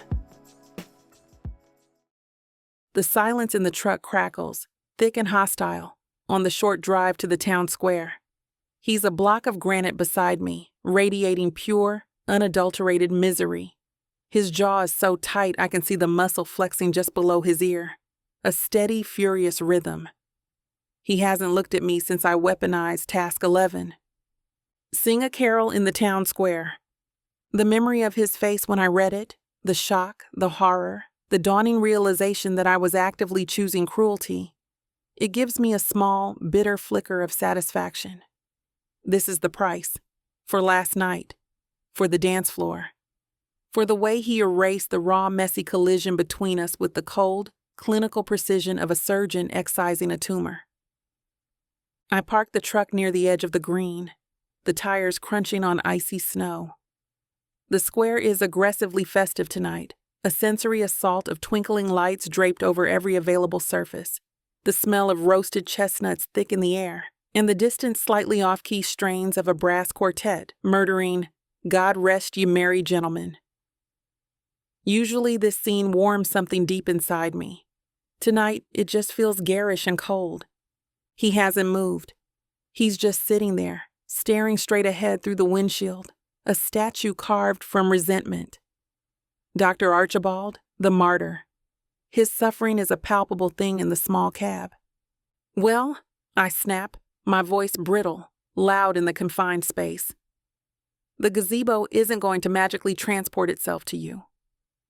Or were you planning to fulfill the task via telepathy? Because I can tell you right now that won't meet the spirit requirement." He turns his head slowly, deliberately.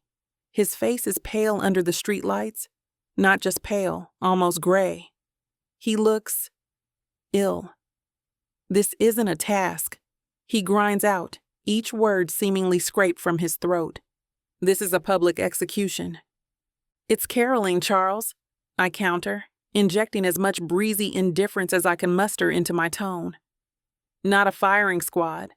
Though," I add, unable to resist twisting the knife just a little further. "Given your performance goals, maybe there's some overlap."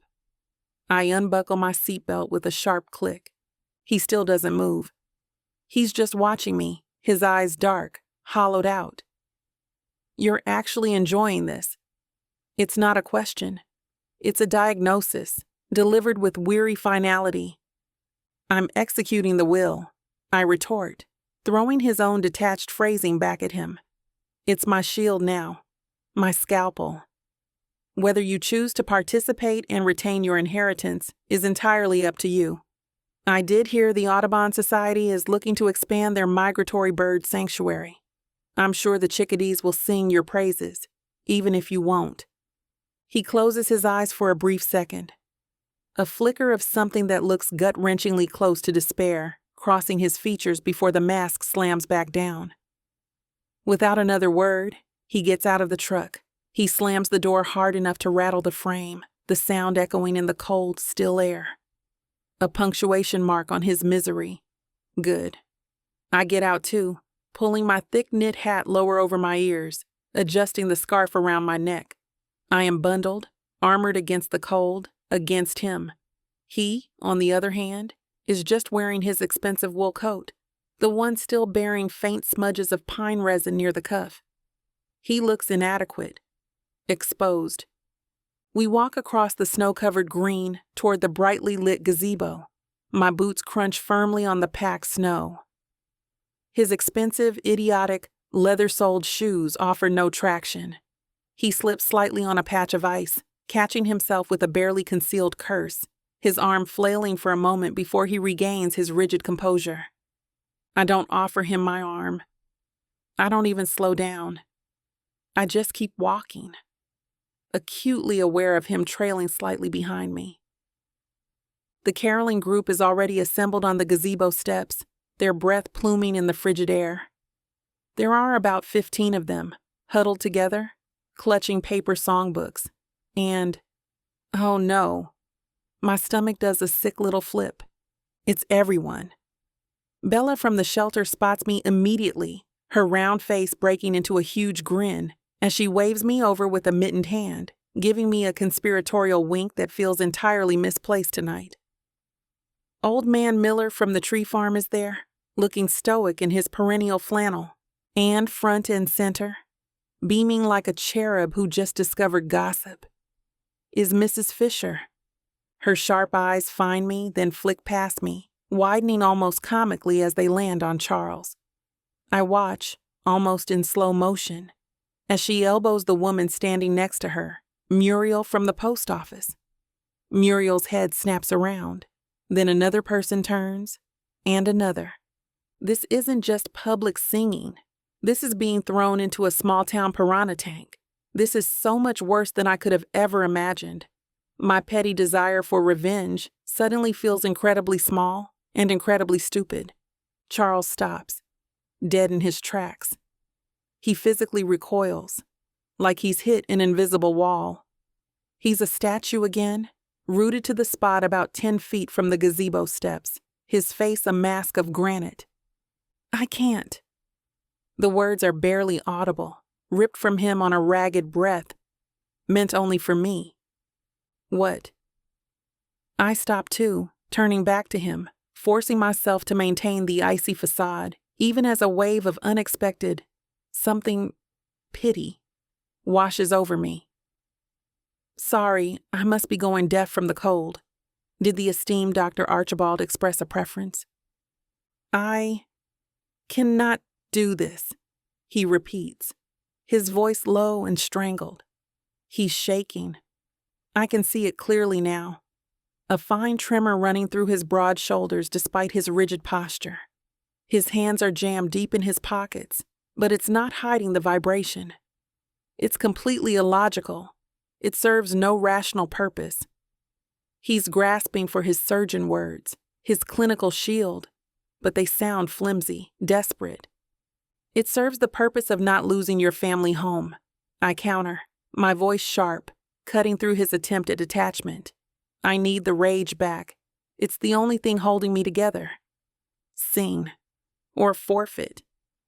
Honestly, Charles, at this point, I really don't care which. I do care.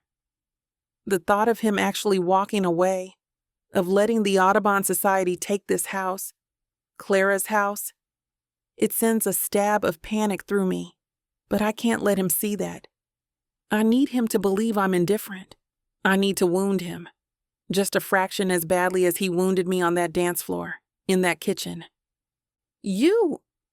He's staring at me now, his eyes wide, incredulous.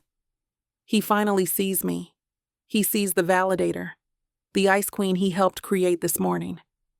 You really are cold. I had an excellent teacher, doctor.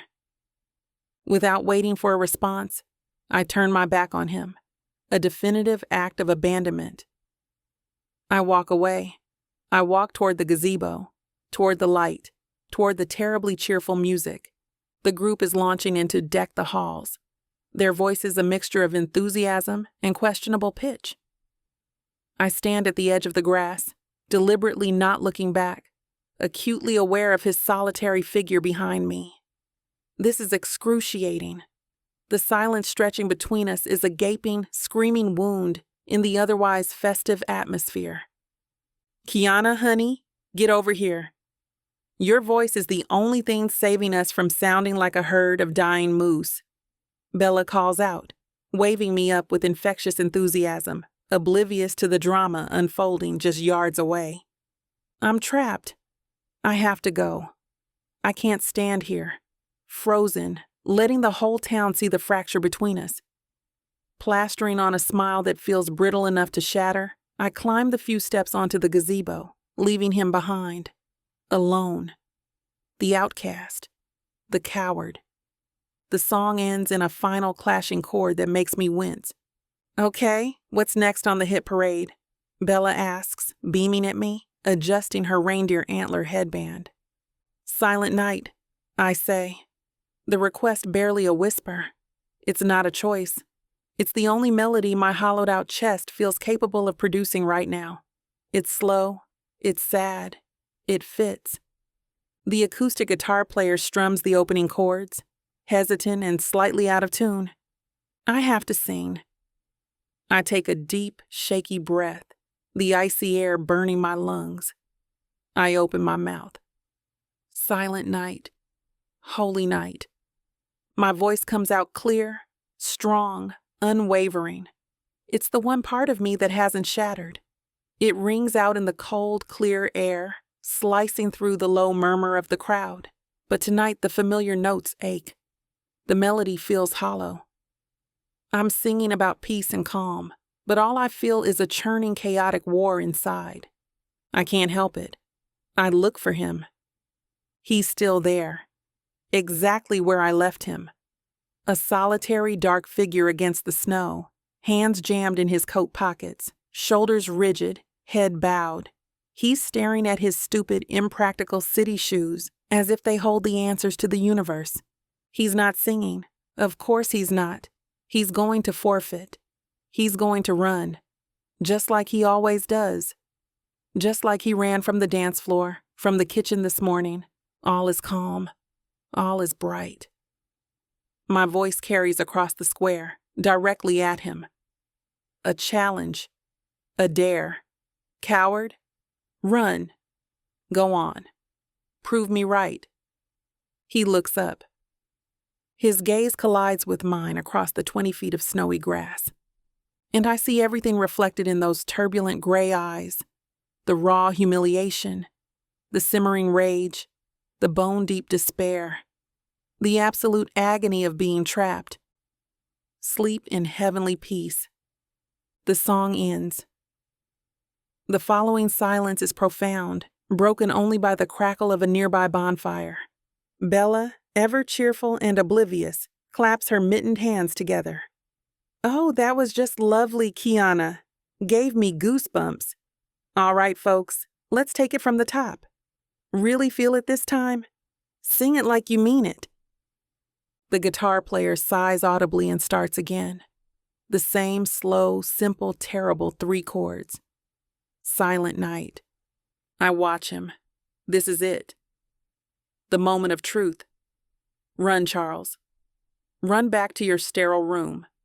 Run back to your OR. Run away from the mess. He closes his eyes. A muscle jumps violently in his clenched jaw. He opens his mouth. A sound emerges. It's indescribable. It's not singing. It's the sound of a large animal caught in a trap. It's a low, strangled growl attempting to form a melody. Holy night. It is profoundly, excruciatingly, hilariously off-key. Mrs. Fisher actually flinches, her hand flying to her chest. Bella's eyes go wide with shock. Old Man Miller visibly winces and turns his head away. He's doing it. He's not running. He's standing there in front of everyone who remembers him leaving in his ridiculously inadequate coat, and he is singing. He looks like he's dying. I can see it. His face is scarlet, a tide of red creeping up his neck. He looks miserable. He looks ill. He looks utterly, completely broken. All is calm. All is bright. His voice cracks on the high note, a high-pitched, adolescent, mortifying squeak that echoes across the silent square. He doesn't stop. He swallows hard, his jaw set like granite, and keeps going. He's not a coward. The realization hits me with the force of a physical blow. A coward would have run. A coward would have forfeited the house, the list, everything, rather than endure this. He's staying. He's choosing this public crucifixion. He's choosing the list. He's choosing his mother's ridiculous, manipulative healing path. He's trying. The word echoes in my head, my own voice thrown back at me from Mrs. Fisher's cluttered living room. He's trying. Can't you see that? I see it now. My God, I see it. My armor, the ice I've so carefully cultivated all day, the cold, righteous anger that felt so solid. It doesn't just crack. It shatters. It disintegrates, leaving me exposed and raw in the freezing night air. I look away sharply. I can't watch this anymore. It's too much. It's too raw. It's too real. I stare down at my own snow-covered boots, my own voice dying in my throat, lost somewhere between shame and something terrifyingly close to admiration. And I just stand there, listening to his terrible, awful, off-key, brave voice fill the silent night. Chapter 21. Charles. The last note, my note, flat and mangled, finally dies in the freezing air. Silence descends on the town square, thick and absolute, broken only by the anemic hiss of the roasted nut cart. Bella's mouth hangs open on the gazebo. Mrs. Fisher looks like she just witnessed a public dissection gone wrong. Even Old Man Miller winces visibly. My face is on fire. My neck, my ears. Everything burns with a humiliating heat. Blood hammers against my eardrums, a frantic, trapped pulse. I am Dr. Charles Archibald, a man defined by precision, and I have just committed musical malpractice in front of the entire town. I'm the biggest fool on this planet. But I didn't run. The thought is a small, cold comfort. I stayed. I opened my mouth and made that sound. I did it. My gaze finds Kayana automatically, a magnetic pull I can't fight. I need to know her reaction, her verdict. She's still on the gazebo, bathed in the garish glow of the Christmas lights, but she's turned away from the crowd. She's staring down at her boots, arms wrapped tightly around her middle as if shielding herself. Hiding. Good. She heard it. She's ashamed for me. Or of me. It doesn't matter. A slow, sparse, deeply awkward patter of applause starts, ripples through the crowd, and dies just as quickly. Pity. It's 1,000 times worse than silence. I have to get out of here. Now. I turn, jamming my hands deep into my coat pockets, and stalk away from the gazebo, head down, focusing on the crunch of my inadequate shoes on the packed snow. Escape. Retreat. Charles. Her voice halts me mid-stride, right at the edge of the square. I don't turn. I can't. Facing her now feels like facing a firing squad. I brace myself, waiting for the inevitable critique, the sarcastic validation, the twist of the knife. Charles! Reluctantly, I turn, whirling around, anger coiling hot and tight in my gut. Humiliation needs an outlet, and she's the only target available. What? I growl, the sound rough in the cold air. Was that sufficiently spirited for your high standards? Was my public degradation validated to your satisfaction? Are you happy now? She's standing a few feet away, a silhouette against the aggressively cheerful lights. Her face is pale in the gloom, her armor back in place, parka zipped high, hat pulled low. But her expression... She's biting her lip, hard, and her eyes, even in the dim light, are suspiciously bright. She's trying not to smile. She's laughing at me, after everything. After last night's raw, ugly collision in the kitchen. After I just metaphorically bled out on that gazebo, she finds it amusing. The rage that had been simmering instantly evaporates, leaving behind a cold, hollow void. She sees it, the shift in me, the sudden emptiness. The ghost of her smile vanishes. She gives a small, jerky nod. Validated, she whispers. The word is barely audible, stripped of its usual power, just hanging there. Awkward. Without another word, she turns and walks toward the truck. The silence in the cab on the drive back is a different entity entirely. It's not the brittle, angry silence from this morning, the one where unspoken accusations ricocheted off the dashboard. That silence had edges, a structure I understood. This is a thick fog. It hums with an awkward, unresolved tension. She's gripping the steering wheel, knuckles white, staring straight ahead. I'm staring out the passenger window at the blur of dark trees and snowbanks. My mind, unfortunately, refuses to be silent. It's replaying everything on an agonizing loop. Her, pinned beneath me on the kitchen counter, velvet bunched high, the shocking cold of marble against her bare skin. My hands tangled in her hair, not gentle, demanding. The taste of her skin on my tongue, the faint saltiness where I bit her neck. A hot jolt shoots through me at the memory, a physical echo. My God, I marked her. Her voice this morning, brittle as ice. There is only the list, the deliberate erasure. Her face just now biting back laughter, mocking my pain. The contradictions are tearing me apart. I can't reconcile the woman who kissed me back with the fury of a cornered animal, the woman who meticulously cleaned up the evidence of our collision, and the woman who seemed to find my public agony amusing. I hate this silence. It gives the memories too much room to breathe. I need the anger back. Anger is clean. Anger has boundaries. Are you gloating? The words rip out of me, low and rough, slicing through the quiet. She flinches, her head snapping toward me. What? You heard me. Are you gloating? I accuse, needing the fight. You won. You got exactly what you wanted back there. My complete and utter public humiliation. You enjoyed it. You laughed. She looks away quickly, back at the road. I didn't laugh. I saw you, I insist, leaning forward slightly. You were smiling. I wasn't. She stops, letting out a weary sigh that isn't angry, just tired. I wasn't laughing at you, Charles. Then what the hell was so funny? I don't know. Her voice is small, confused. It was just so awful. My singing. Yes. She risks another quick glance my way. It was objectively terrible, possibly the worst rendition of Silent Night in recorded history. And that's amusing? No. She shakes her head, her grip tightening on the wheel again. It was brave. The word hovers in the air between us. Brave. No one has ever used that word for me.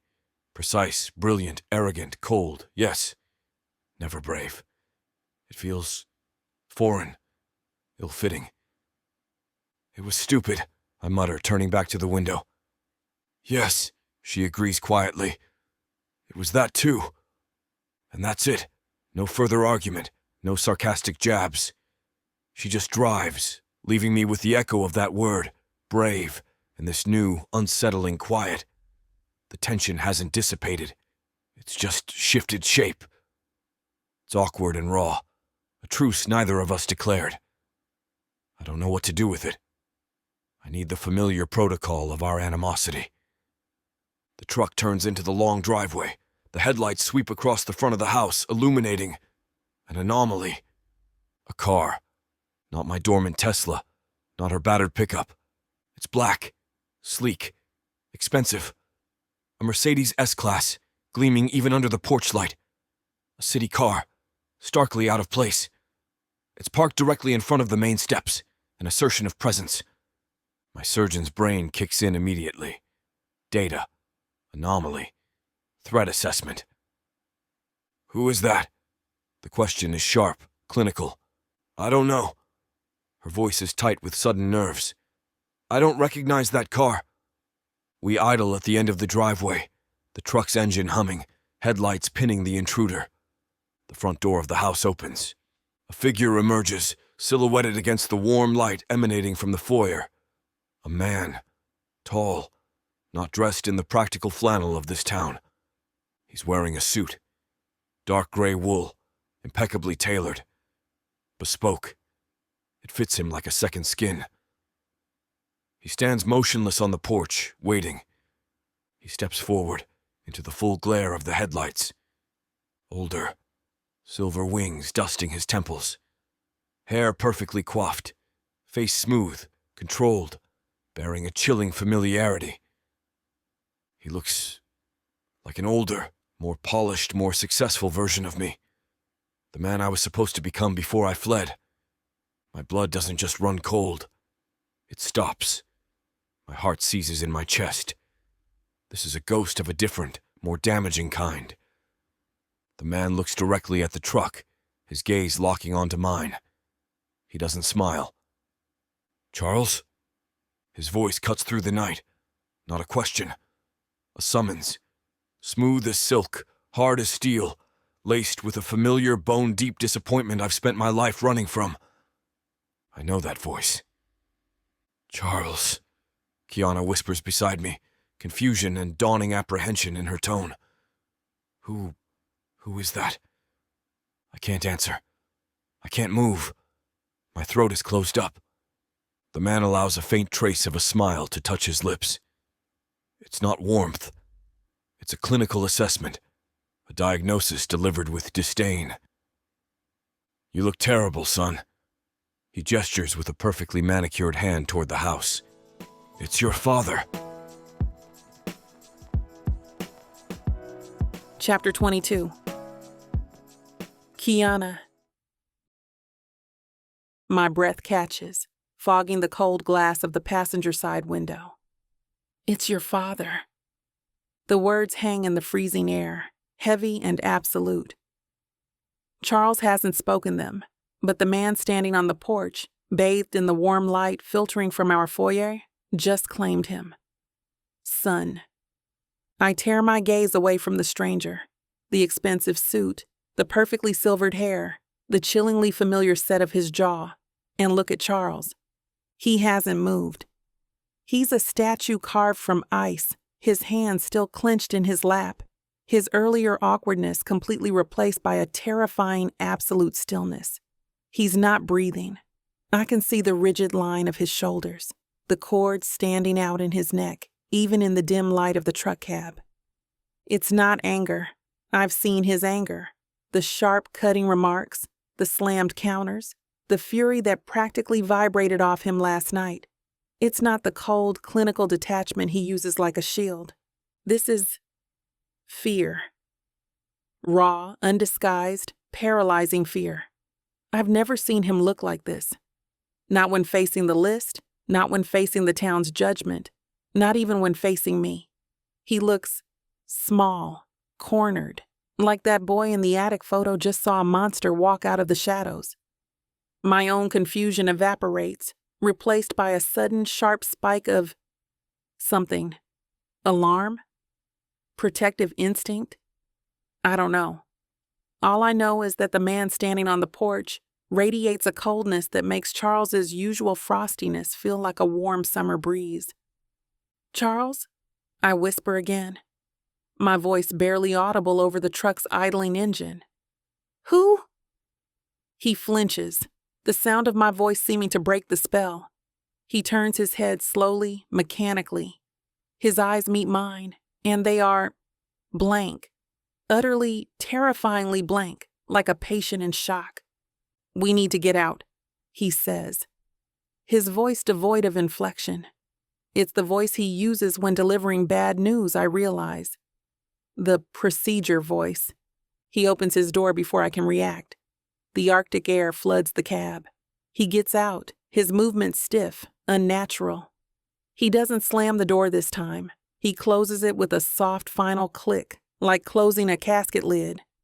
I scramble out my own side, my boots crunching on the icy gravel. The wind bites at my cheeks.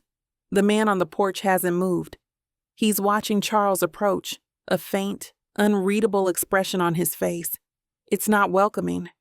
It's assessing, like a predator watching its prey stumble into the open.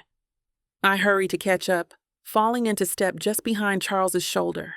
My presence feels necessary. A buffer? A witness? I don't know. But I can't let him face this alone. Not after the singing.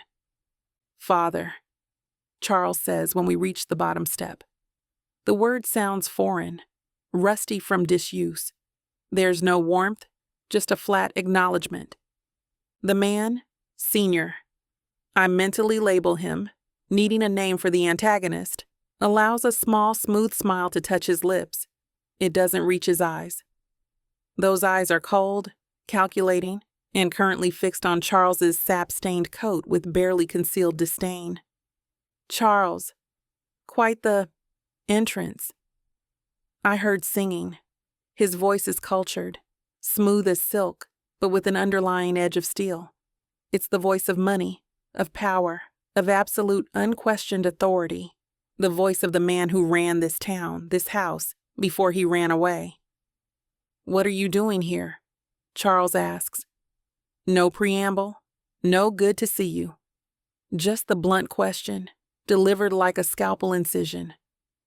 Senior's smile tightens almost imperceptibly. Concern, naturally. "I heard about the will, this rather absurd checklist your mother devised. I flew in this afternoon." He gestures vaguely toward the gleaming Mercedes. "Thought I'd see the situation for myself." Situation. He makes it sound like a biohazard cleanup. "There's no situation," Charles replies, his voice dangerously low.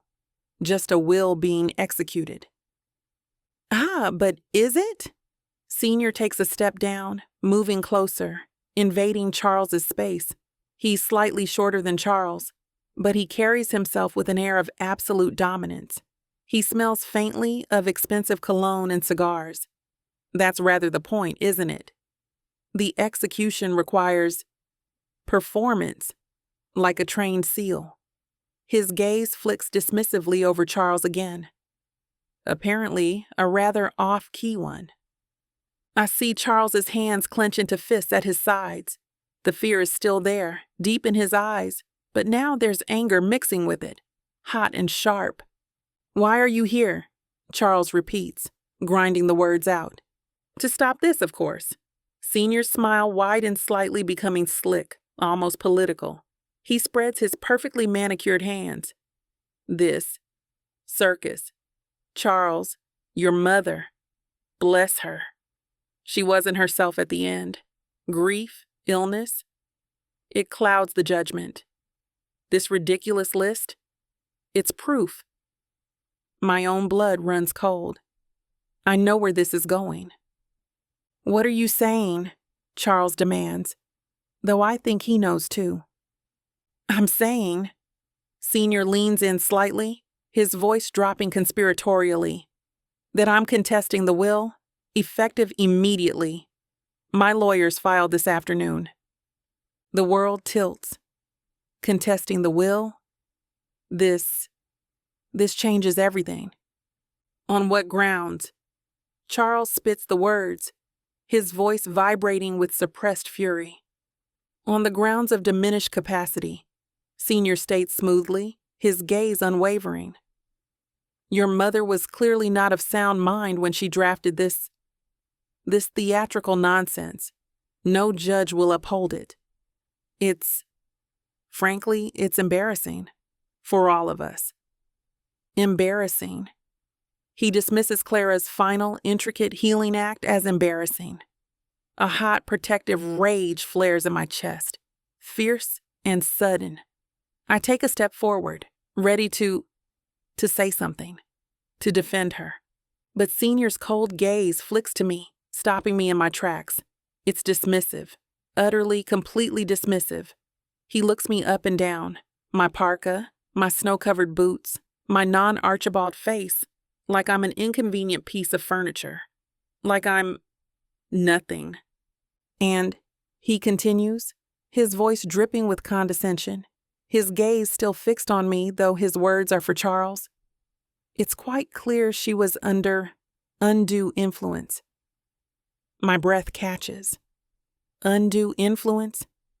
He finally looks back at Charles, a look of faux sympathy on his smooth face. "Grief makes people vulnerable, son. Susceptible. Especially to those in positions of proximity." His gaze deliberately flicks back to me, lingering for just a beat too long.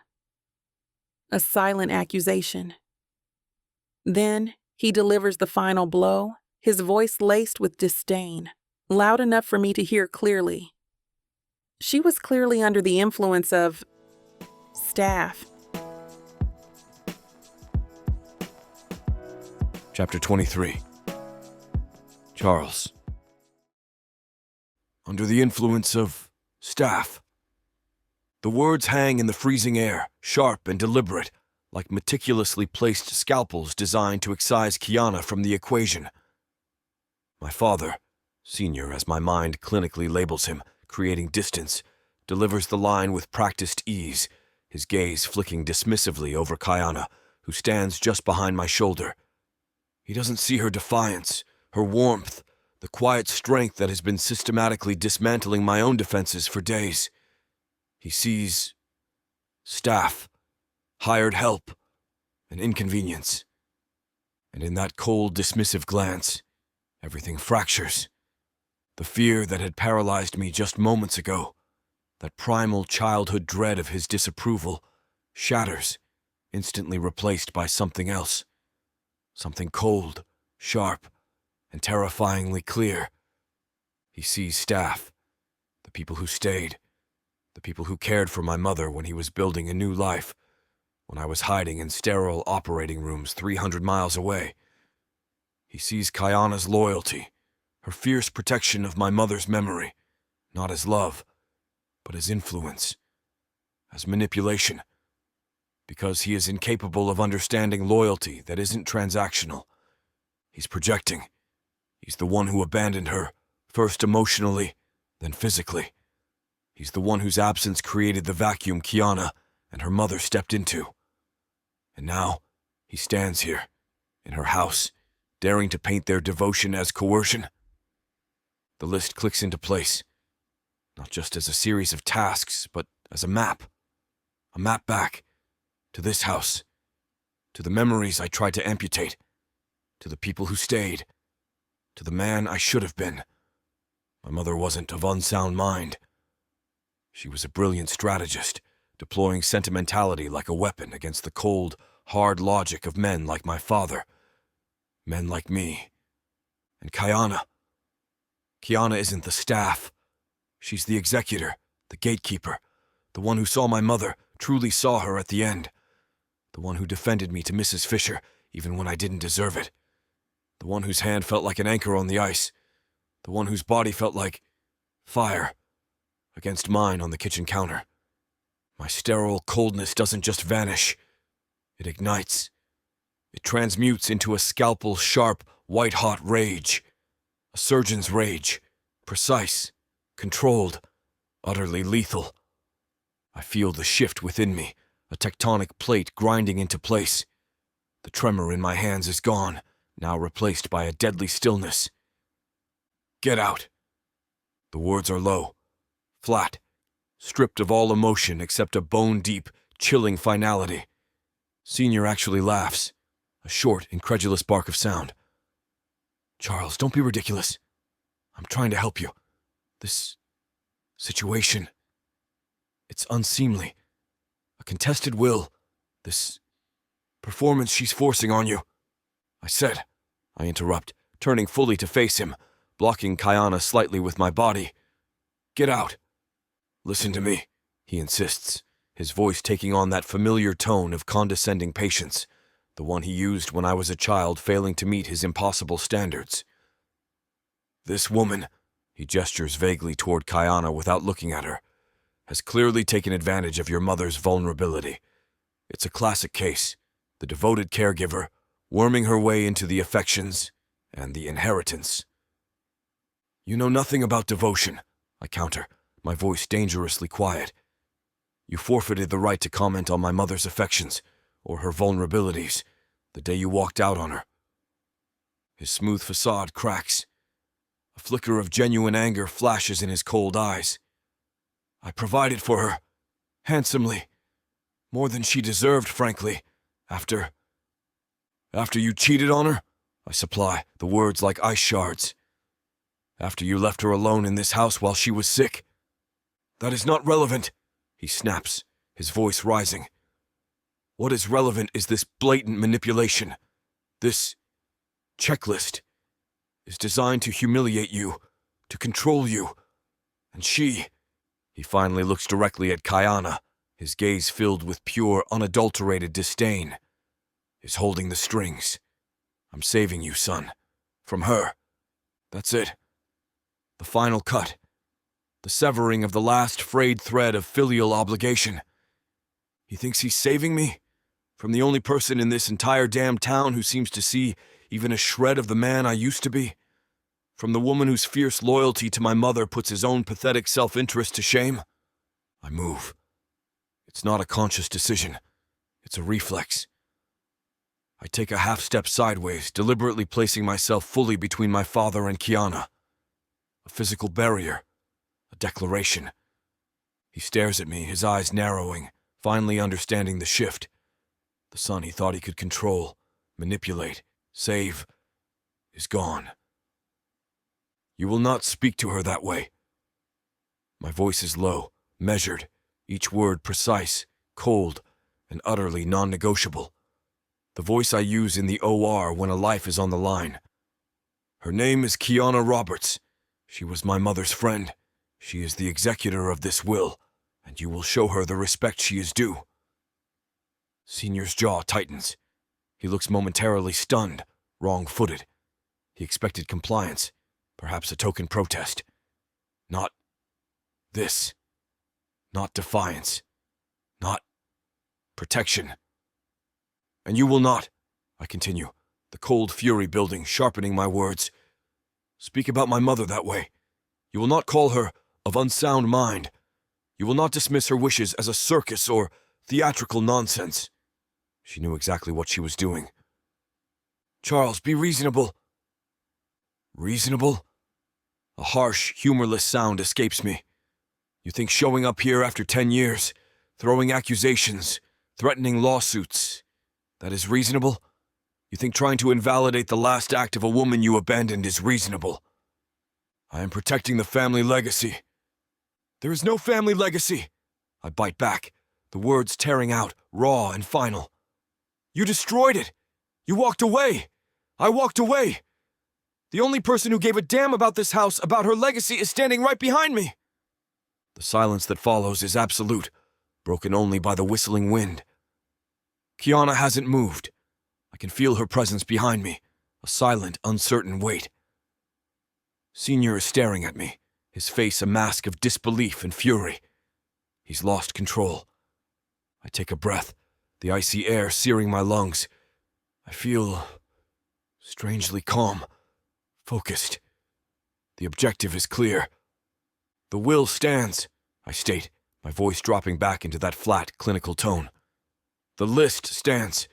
Kiana validates. Those are the terms, non-negotiable. I meet his gaze, cold eye to cold eye. The man I feared. The man whose approval I craved and despised in equal measure. He's just a bully, a coward, hiding behind lawyers and money. Now, I say, taking a deliberate step toward him, forcing him to take a step back, off the porch step, onto the snowy path. Get out of my house. Chapter 24. Kiana. The crunch of expensive tires spitting gravel fades into the frozen night, leaving behind a silence so profound it rings in my ears. The black Mercedes disappears down the long driveway, a retreating shadow carrying threats of lawyers and lawsuits. He's gone. Senior. The man who abandoned Clara. The man who looked at me like I was dirt on his bespoke shoe. My body finally remembers how to function. I'm shaking. Not just a little tremor, but a full body vibration, an adrenaline crash so violent my teeth are chattering. The cold, which I barely registered during the confrontation, seeps into my bones, sharp and unforgiving. I look at Charles. He's still standing where he planted himself, between me and his father, a human shield. He hasn't moved. He's staring down the empty driveway, his shoulders slumped, the rigid line of fury gone, replaced by an exhaustion so deep it seems carved into his features. He's pale under the harsh porch light, his skin almost translucent.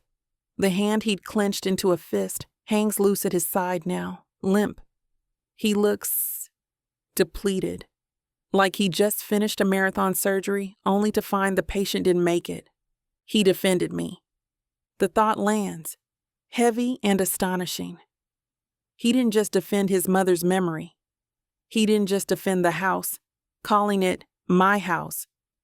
With a possessiveness that sent a strange jolt through me, he stood in front of me. He told his powerful, intimidating father, "You will not speak to her that way." He named me. Kiana Roberts. He claimed my role, my right to be here. The validator, the gatekeeper, his mother's friend. The anger I'd been clinging to, the icy shield I'd rebuilt after the caroling disaster. It melts away again, leaving me feeling exposed and strangely shaky. "Charles?" My voice is thin, unsteady. The name feels different on my tongue now, not an accusation, not a task, just his name. He turns slowly, his movements heavy. His eyes find mine, and the blank shock I saw in the truck is gone, replaced now by a weariness that goes bone deep. He looks older, like the last 10 minutes aged him 10 years. "Are you okay?" The question is inadequate, stupid, but it's all I have. He gives a short, rough shake of his head, not answering. He looks past me, toward the house, toward the warm light spilling from the windows. "My house? You..." I swallow, the words catching in my throat. "You meant it." He finally meets my gaze fully. There's no mask, no ice, just raw, stripped-down exhaustion. And something else. A flicker of surprise, as if he's as shocked by his own actions as I am. He nods, just once. A heavy, final gesture. "Yes?" He scrubs a hand over his face, the rasp of his stubble, loud in the sudden quiet. He's predictable. "Predictable?" I echo, confused. He's contesting the will. He called Clara crazy. He called me, I can't even say it, staff, undue influence. The words feel like slime. "Exactly." Charles sighs, the sound ragged. "Predictable. Control, money, reputation. That's his entire operating system. Anything outside of that, love, loyalty, poetry." He glances toward the kitchen window, where my mother is probably still sitting, holding her book. It's just noise, data corruption. He has to excise it. He's talking about his father, but the words, they echo. Excise it. Like he excised me this morning. He shivers, a sudden violent tremor that has little to do with the cold. He seems to finally register the freezing temperature, the open door, me standing here, probably looking as wrecked as he feels. "We should go inside," he says, his voice flat again, the surgeon reasserting control. He moves toward the door, holding it open, a gesture of politeness or just procedure. I step inside, the warmth of the house wrapping around me like a too-tight hug. The smell of pine and old memories feels suffocating now. The fight is over, but the war has just begun. Contesting the will? What exactly does that mean? Can he do that? Can he take this house away? Charles closes the door behind us, the heavy thud echoing in the suddenly too large foyer. He leans back against the wood, his eyes closed, the pallor still stark against his dark hair. "He's right about one thing," Charles whispers, the words barely audible. My head snaps up. "What? About Clara being..." "No." His eyes open and they're filled with a profound, aching sadness I've never seen before. It's the look from the attic, magnified. "Not about that. He was never right about her." He pushes away from the door, restless, agitated. He walks into the great room toward the cold fireplace, toward the lopsided tree, toward the stupid plastic trophy still sitting on the mantel. He reaches out, his long fingers brushing against the cheap gold plastic. He doesn't pick it up. He just touches it. A fleeting contact. He said she wasn't of sound mind. Charles continues, his back to me. His voice is low, rough, thick with an emotion I can't quite name. Grief? Regret? He's wrong. She wasn't of sound mind. Not in his way. Not logical. Not binary. He turns and the look on his face steals the breath from my lungs. It's raw, vulnerable, broken. She was magical, he whispers. The word hangs in the air, fragile and astonishing. She built this whole thing, this list, this journey. She knew he'd come. She knew he'd fight. She knew me. He shakes his head, a gesture of disbelief, of wonder. She was playing chess while we were all playing checkers. He looks around the room, at the tree, at the dusty furniture, at the memories clinging to the walls like ivy. And I missed it. He breathes, the admission of physical blow, a surrender. All those years, hiding in the OR, being important. I missed her. I missed the magic. My own throat tightens. The last vestiges of my anger, my resentment, they dissolve completely, leaving only this shared aching space of grief and regret. He's not the enemy anymore. He's just Clara's son, lost. Finally finding his way home, only to realize the door might be locked. The hall clock begins to chime, a slow, heavy, inevitable tolling. 1, 2, 3. My blood runs cold. I glance at the clock face. 11 p.m. Charles, I whisper, my voice urgent. The list, the deadline. His eyes snap back into focus. The grief is still there, but now it's sharpened by panic. What time? How much? 1 hour, I say, my heart starting to hammer against my ribs again. Midnight, Christmas Eve. 1 hour, he repeats, the word hollow. He scrubs his hand over his face again. After all that, after him, we still have one task left, I confirm.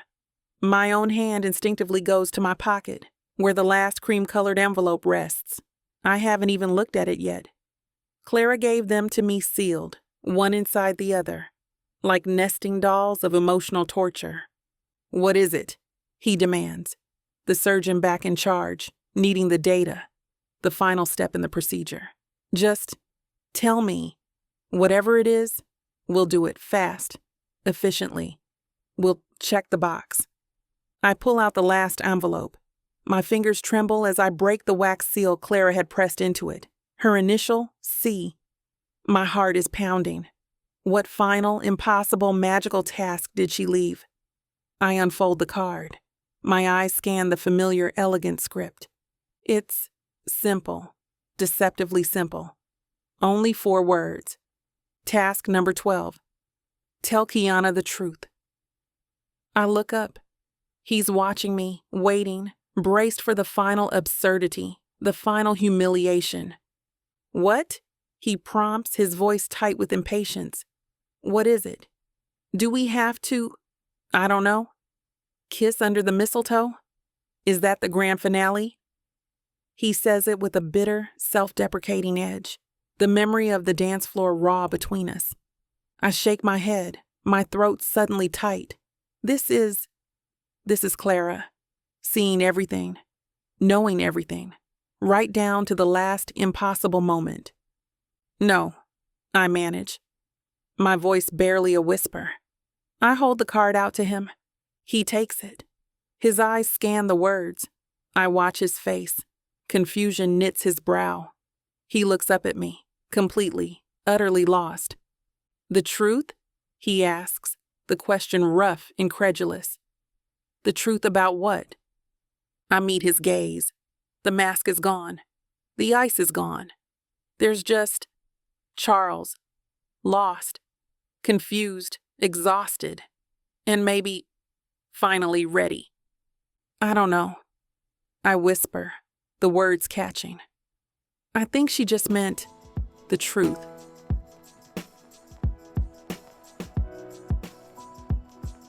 Chapter 25.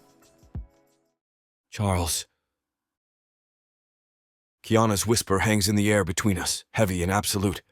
She stands there, holding the simple, devastating card, her dark eyes fixed on mine. Not accusing, not judging, just waiting. The truth.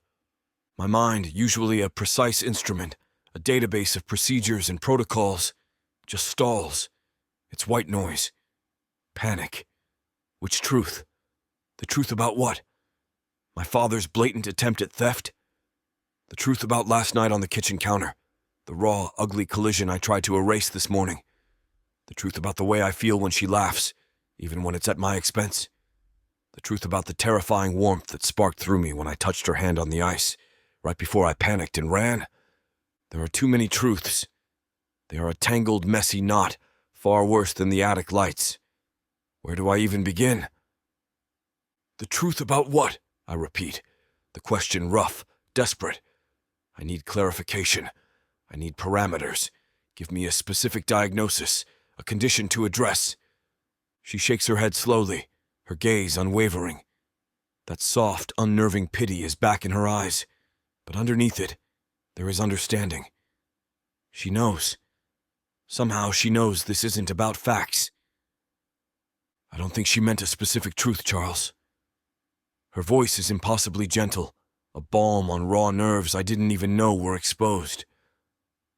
I think she just wanted you to stop hiding. Hiding. The word lands like a physical blow. It bypasses the surgeon, the logic, the carefully constructed walls, and hits something deep, something primal. Hiding. Behind my scrubs. Behind my reputation. Behind my arrogance. Behind 10 years of relentless, punishing work. Hiding from this house, from these memories, from the crushing weight of my own failure. The clock in the hall chimes again. The half-hour mark. 30 minutes. 30 minutes left on the list. 30 minutes until my father potentially rips this house, this last piece of her, away. 30 minutes until. I look at Kiana. Really look at her. The validator. The gatekeeper. The woman who saw my mother through the end. The woman who sees me even when I try to hide. The woman I hurt. Last night. This morning. 10 years ago. Tell Kiana the truth. It is not just a task. It is the final procedure. The only one that matters. My mother, the brilliant strategist, knew. She knew this was the only way. Trap me. Corner me. Leave me with no escape hatch. No sterile field to retreat to. Just Kiana. And the truth. My breath catches. My carefully constructed control doesn't just crack. It shatters. The dam doesn't break. It explodes. 10 years of suppressed grief, guilt, and soul-crushing failure just erupt. My voice breaks on the first word. Unacceptable. I swallow, hard, trying to regain composure, but it is gone. Utterly gone. The surgery. Kiana doesn't react. She just waits, her expression softening, her gaze holding mine like an anchor. The 12-hour case. The words tumble out now, rough, disjointed, escaping the cage I built for them. It was a mess. Aortic dissection, ruptured. The patient was bleeding out faster than we could replace it. 12 hours. 12 hours I was in there, elbow deep, trying to fix it. My hands are shaking again. Not the fine tremor. This is a full-body concussion. I shove them into my pockets, hiding the evidence of my own breakdown. We lost him. The admission feels like ripping out my own sutures. On the table. After 12 hours of fighting, he just coded, and we couldn't bring him back. I failed. I can feel the phantom weight of the OR lights, the smell of antiseptic, the sickening final beep of the flatline monitor. And I came out. My voice drops to a whisper, raw with the memory. Stripped off my gloves. Told Ramirez to call the family. And then my phone rang. The hospital here. Your mother called. Lara called my service. I look at Kiana, needing her to understand. needing forgiveness. She called hours before, but my service held the call. Protocol. Surgeon in a critical emergent case, no interruptions. They held it. My breath hitches. A sound dangerously close to a sob escapes. I fight it back. Control. So I finished. I failed. I lost the patient. And then I got the message that my mother was gone, that she'd been gone for hours, while I was in there failing to save a stranger. The dam finally breaks completely. Tears, hot, stinging, unacceptable tears blur my vision. They stream down my face, unchecked. I haven't cried since I don't remember. I shake my head, the words thick, choked. Everyone thinks, my father thinks, you think I didn't come home because I didn't care, because I chose my career, because I abandoned her. I look up, meeting Kiana's gaze through the blur. Her own eyes are swimming. She is not judging. She is feeling it. With me. I didn't run because I didn't love her, I whisper, the confession tearing from the deepest, most guarded part of me. The raw, absolute truth. God, Kiana. I ran because I failed her. I failed everyone. I couldn't save the patient, and I wasn't here to save her. I wasn't here. And that failure was unbearable. The sobs rack me now. Harsh, ugly sounds tearing from my chest. I can't stand. I stumble forward, my legs giving out. I don't fall. I catch myself against her. My forehead finds her shoulder, the soft fleece of her robe. I just lean. My whole weight. All the years of guilt. All the failure. I just rested on her. And every day since, I choke out, the words muffled against her shoulder. Every single day I've just been hiding. The confession hangs in the air, stripped bare, absolute. She doesn't say anything. She doesn't push me away. Her arms come around me, slowly. Hesitantly at first, then firm. Solid. She is holding me. Holding up the man who just confessed his deepest shame, his most profound failure. My own arms find their way around her waist, clinging to her like a drowning man to wreckage. I bury my face against her chest, against the soft, warm fleece. I can hear her heart beating, a steady, calm rhythm beneath my ear. It is the only solid thing in my collapsing world. I just hold on, and I let go. The tears, the grief, the decade of running, it all just pours out. After a long moment, the storm begins to subside. The harsh sobs lessen, replaced by ragged, shaky breaths. I'm still clinging to her, my face pressed against her robe. Humiliated. Exposed. But lighter. She doesn't speak. She just holds me. Then, slowly, gently, her hand comes up. Her fingers thread into my hair, at the back of my neck. A soft, hesitant touch. Not demanding. Not angry. Just there. She tilts my head up, forces me to look at her. My face is a wreck. Tears. Snot. Messy. I try to pull away, ashamed, but her hand tightens gently in my hair, holding me steady. Her eyes are full of tears. For me. Not pity. Empathy. She understands. She reaches up with her other hand. Her thumb, small and warm, brushes away a tear from my cheek. The touch is feather light. It is forgiveness. "Oh, Charles," she whispers, her own voice thick with emotion. She leans in, and she kisses my tears. First one cheek, then the other. Soft, gentle presses of her lips against my wet skin.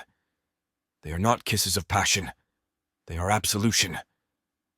"You're not a coward," she murmurs, her forehead resting against mine. Her breath is warm on my face. "You hear me? You're not a coward." I shake my head, unable to speak, the lump in my throat too thick. "You're just human," she finishes softly. "Broken. Grieving. Just human." She pulls back slightly, her hands framing my face. Her gaze is steady, clear, seeing me in a way no one else ever has. Not even my mother. The air shifts. The grief is still there, raw and present, but something else, something fragile and new sparks between us. It is not the fire from the kitchen. It is not the jolt from the ice. It is connection. It is healing. "Come on," she whispers, her thumb brushing my lower lip, a touch that sends a different kind of tremor through me. "Let's get you out of here." She takes my hand. Her fingers twine with mine. Warm, solid, an anchor. And this time she leads me. Upstairs. Toward my room. Toward something else. It is slow. It is gentle. It is not about need or anger or validation. It is about seeing each other. Finally. I follow, my feet moving on autopilot. Her hand in mine is the only thing that feels real. The anger that ripped through me in the kitchen, the raw, primal need to possess and punish, has evaporated. It has left me hollow, aching, and ashamed. And she is still holding my hand. We reach the door to my bedroom. She hesitates just for a second, and I feel a flash of panic. That she will let go. That she will run. I turn, my hand still in hers, and I gently pull her inside over the threshold. I close the door, and the sound of the latch clicking into place is a soft, definitive period on everything that came before. The only light is from the moon, spilling through the large windows, painting the room in shades of silver and deep blue. It smells like my room, like old books, clean linen, and the faint, citrusy scent of my soap. It is quiet. She is watching me, her eyes wide in the gloom. Her dress is still bunched at her waist from the counter, her hair a wild storm of curls from my hands. But her expression isn't one of fear. It is expectant. Open. This is the moment. The moment where I either become the monster I was a minute ago, or the man I have always, desperately, wanted to be. "Kiana," I whisper, and my voice is raw, broken. I let go of her hand, but only to lift both of mine to her face. I cup her jaw, my thumbs brushing over the soft skin of her cheeks. Her skin is so warm. "I'm sorry," I breathe. "What I did in the kitchen, that wasn't—" "I know," she whispers, her hands coming up to rest on my wrists. Her touch is a balm. "I know. It was just as much me." She is right. It was a war. This feels like a truce. I lean in, and this time there is no anger, no punishment. I press my mouth to hers, and it is the kiss I should have given her on the ice. It is the kiss I have been dreaming of for 10 years. It is soft. It is a question. It is a plea. Her lips part for me with a sigh, and her taste floods my senses. She tastes like wine, like salt, like her. My tongue slides against hers, a slow, sensual dance. It is not a claiming. It is a conversation. Sorry to stop you right there, but this chapter is about to cross this platform's very strict, absolutely not line. We'd love to give you every detail, every gasp, every messy, passionate second. But this platform won't let us. What they can't block is the full, ad-free, unabridged audiobook over at BWWM Use VIXA40 at checkout for 40% off any digital product, even the already discounted bundles full of delicious chemistry. If you want the kiss, the touch, the moment, You'll find it waiting for you at VixSavonRomance.com. "You're mine," I whisper, and it is not a claim of possession. It is a statement of fact, a promise. "I'm here," she whispers back, her hand finding mine, lacing our fingers together on her stomach. And for the first time, I believe it. We are not two broken pieces. We are whole, together. Chapter 26. Kiana. I wake up slowly, drifting in warmth. My first thought isn't a thought at all. just a feeling, a deep, bone-settling sense of rightness. I am cocooned, safe. There is a steady weight across my waist, heavy and secure. The scent surrounding me isn't just the clean, sharp soap I associate with him, but something deeper, muskier. Just Charles. My eyes flutter open. The room, his sterile guest room, is bathed in the soft pre-dawn light filtering through the sheer curtains. Snow light. It makes everything look quiet, peaceful. I am in his bed, not just in it. I am curled on my side, facing the window, and he is behind me, spooning me. His arm is the heavy weight around my waist, his hand resting possessively, palm flat, just below my ribs. His chest is pressed against my back, a solid wall of heat. I can feel the slow, steady rhythm of his breathing against my shoulder blade. This is the opposite of the kitchen floor, the opposite of the cold, angry, desperate collision against the counter. Last night, after his confession, after the tears, after I led him upstairs, it wasn't like that. It wasn't a fire. It was water. Slow, gentle, a current pulling us under, washing away the anger, the pain, leaving only this quiet, tangled warmth. He didn't just take. He asked, with his eyes, with the hesitant touch of his hand on my cheek. He let me lead. He let me set the pace. And when we finally came together, it wasn't a battle. It was a surrender, a quiet, mutual yielding. He'd held me afterwards, just held me until the exhaustion finally claimed us both. It feels right, dangerously, terrifyingly right. And the realization hits me, not like a lightning strike, but like the slow, inexorable creep of dawn. I am in love with him, not the ghost I'd hated, not the arrogant surgeon, not even the broken boy from the photo. Him, the man whose warmth is seeping into my back right now, the man whose quiet breathing is a steady rhythm against my skin, the man who ruffled Leo's hair, the man who remembered the poetry, the man who sang off-key in the town square because he refused to run away again, the man who just shattered in my arms and confessed the failure that has haunted him for a decade. That man. The thought doesn't bring joy.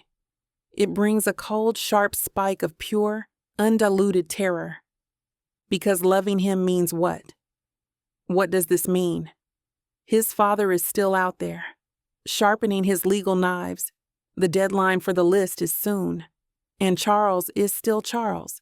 He compartmentalizes. He runs.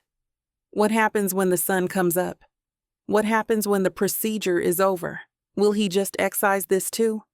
Put us in a box labeled temporary lapse in judgment. My breath catches. I have to get out of here. Before he wakes up. Before this fragile peace shatters. Before I do something stupid, like hope. I try to move, to gently dislodge his arm. It tightens. Not painfully, just possessively. A low sound rumbles in his chest, a sleepy, almost growl. He nuzzles his face against the back of my neck, his breath warm against my skin, sending a shiver down my spine that has very little to do with the cold. Okay? Not getting out that way. Maybe if I just lie still. Maybe he'll wake up first. Maybe he'll be the one to retreat, to put the walls back up. That would be easier, wouldn't it? Liar. I don't want him to retreat. I want this impossible, terrifying warmth. I close my eyes again, just for a second, trying to memorize the feeling, the solid weight of him, the quiet rhythm of his breathing, the faint scent of soap and sleep and him. You're awake. His voice. It is low, rough with sleep, right by my ear. It sends another jolt, sharp and electric, straight through me. My eyes fly open. My entire body tenses. Caught. I don't turn around. I can't. How did you know? My own voice is a shaky whisper. You stopped pretending to breathe evenly. Of course. The surgeon, always observing, always diagnosing. His hand, the one at my waist, moves. Slowly. His thumb brushes against the soft fleece of my robe, just under my breast. It is not overtly sexual. It is possessive, familiar, like he has the right. After last night, maybe he does. The thought sends another wave of heat through me, followed immediately by panic. Charles, I start, needing to put space between us, needing to rebuild the walls before he does. Don't, he murmurs, his lips brushing the shell of my ear as he speaks. Just stay. For a minute. It is not a command, it is a plea. Raw, vulnerable. It undoes me. I stay. We lie there, tangled together in the quiet gray light, just breathing. The silence isn't awkward. It's not angry. It is full, filled with everything that happened last night. The confession, the tears, the slow, healing intimacy. After a long moment, he shifts slightly, propping himself up on one elbow. I feel the loss of his heat immediately, a sudden chill against my back. He is looking down at me. I can feel his gaze, intense and focused. Slowly, hesitantly, I turn onto my back to face him. My breath catches. He is watching me. But the expression in his eyes, it is not the clinical assessment I expected. It is not the raw need from the kitchen. It is not even the exhausted grief from his confession. It is peace. A quiet, settled calm I have never seen in him before. The lines of tension around his eyes, the permanent crease between his brows, they are softer. He looks younger. He looks like the man who smiled at Leo. He looks whole. He reaches out, his fingers tracing the line of my jaw, a touch so feather-light it raises goosebumps on my skin. His thumb brushes against my lower lip, the same spot his gaze lingered on in the kitchen. You, he starts, his voice still rough. He clears his throat. You validated the list. The words waft through the air. The list, of course. Even now, even after this, his mind goes back to the list, the procedure, the task. A small, sharp pang of disappointment hits me. Was that all last night was? Fulfilling task 12? Checking the final box? But the way he says it, it is not triumphant. It is not clinical. It's quiet, almost wondering, like he is just realizing the implication himself. Tell Kiana the truth. He did it, and I heard him. I saw him. And the look on his face right now, it is not the look of a man who just completed a transaction. It is the look of one who just survived something and found something unexpected on the other side. I start, unsure what to say, unsure what this means. My gaze flickers past him, to the bedside table, to the small digital clock. The numbers glow, stark and unforgiving in the dim light. 11:58 p.m. My blood turns to ice. Charles, I gasp, shoving his hand away, scrambling upright in the bed. My heart is hammering against my ribs, a frantic drumbeat of pure panic. The clock! Look at the clock! He frowns, confused by my sudden urgency, and twists to look. I watch his eyes widen as the numbers register. 11:58 p.m. 2 minutes, I breathe, throwing back the covers. The cold air hits my bare legs. My robe is somewhere on the floor. I don't care. 2 minutes until midnight. The list.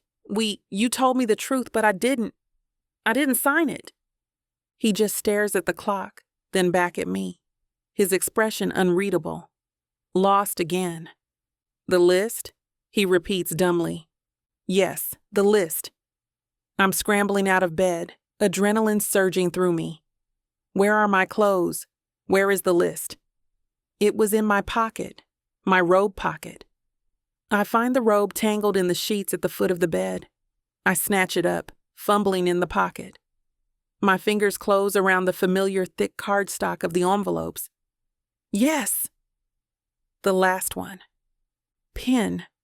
I mutter, scanning the room frantically. His sterile, minimalist room.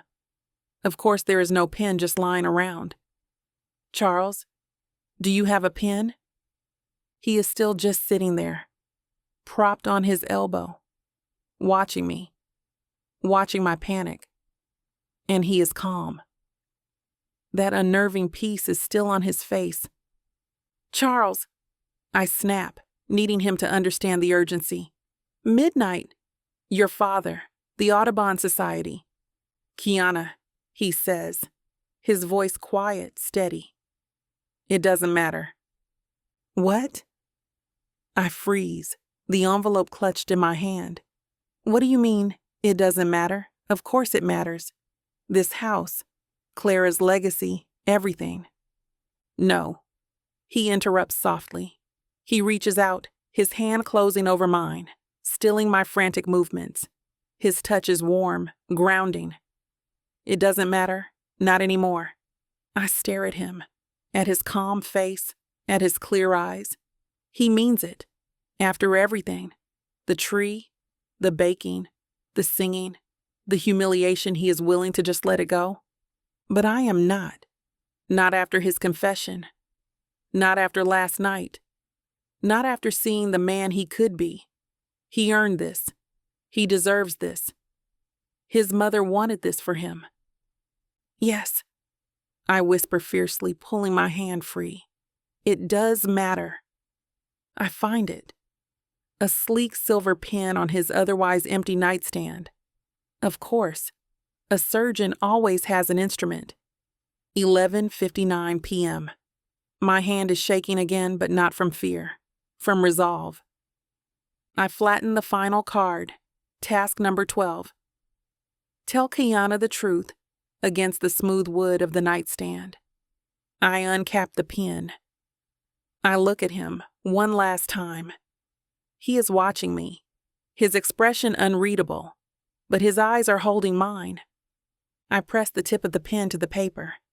In the space marked validator's signature, I sign my name, Kiana Roberts.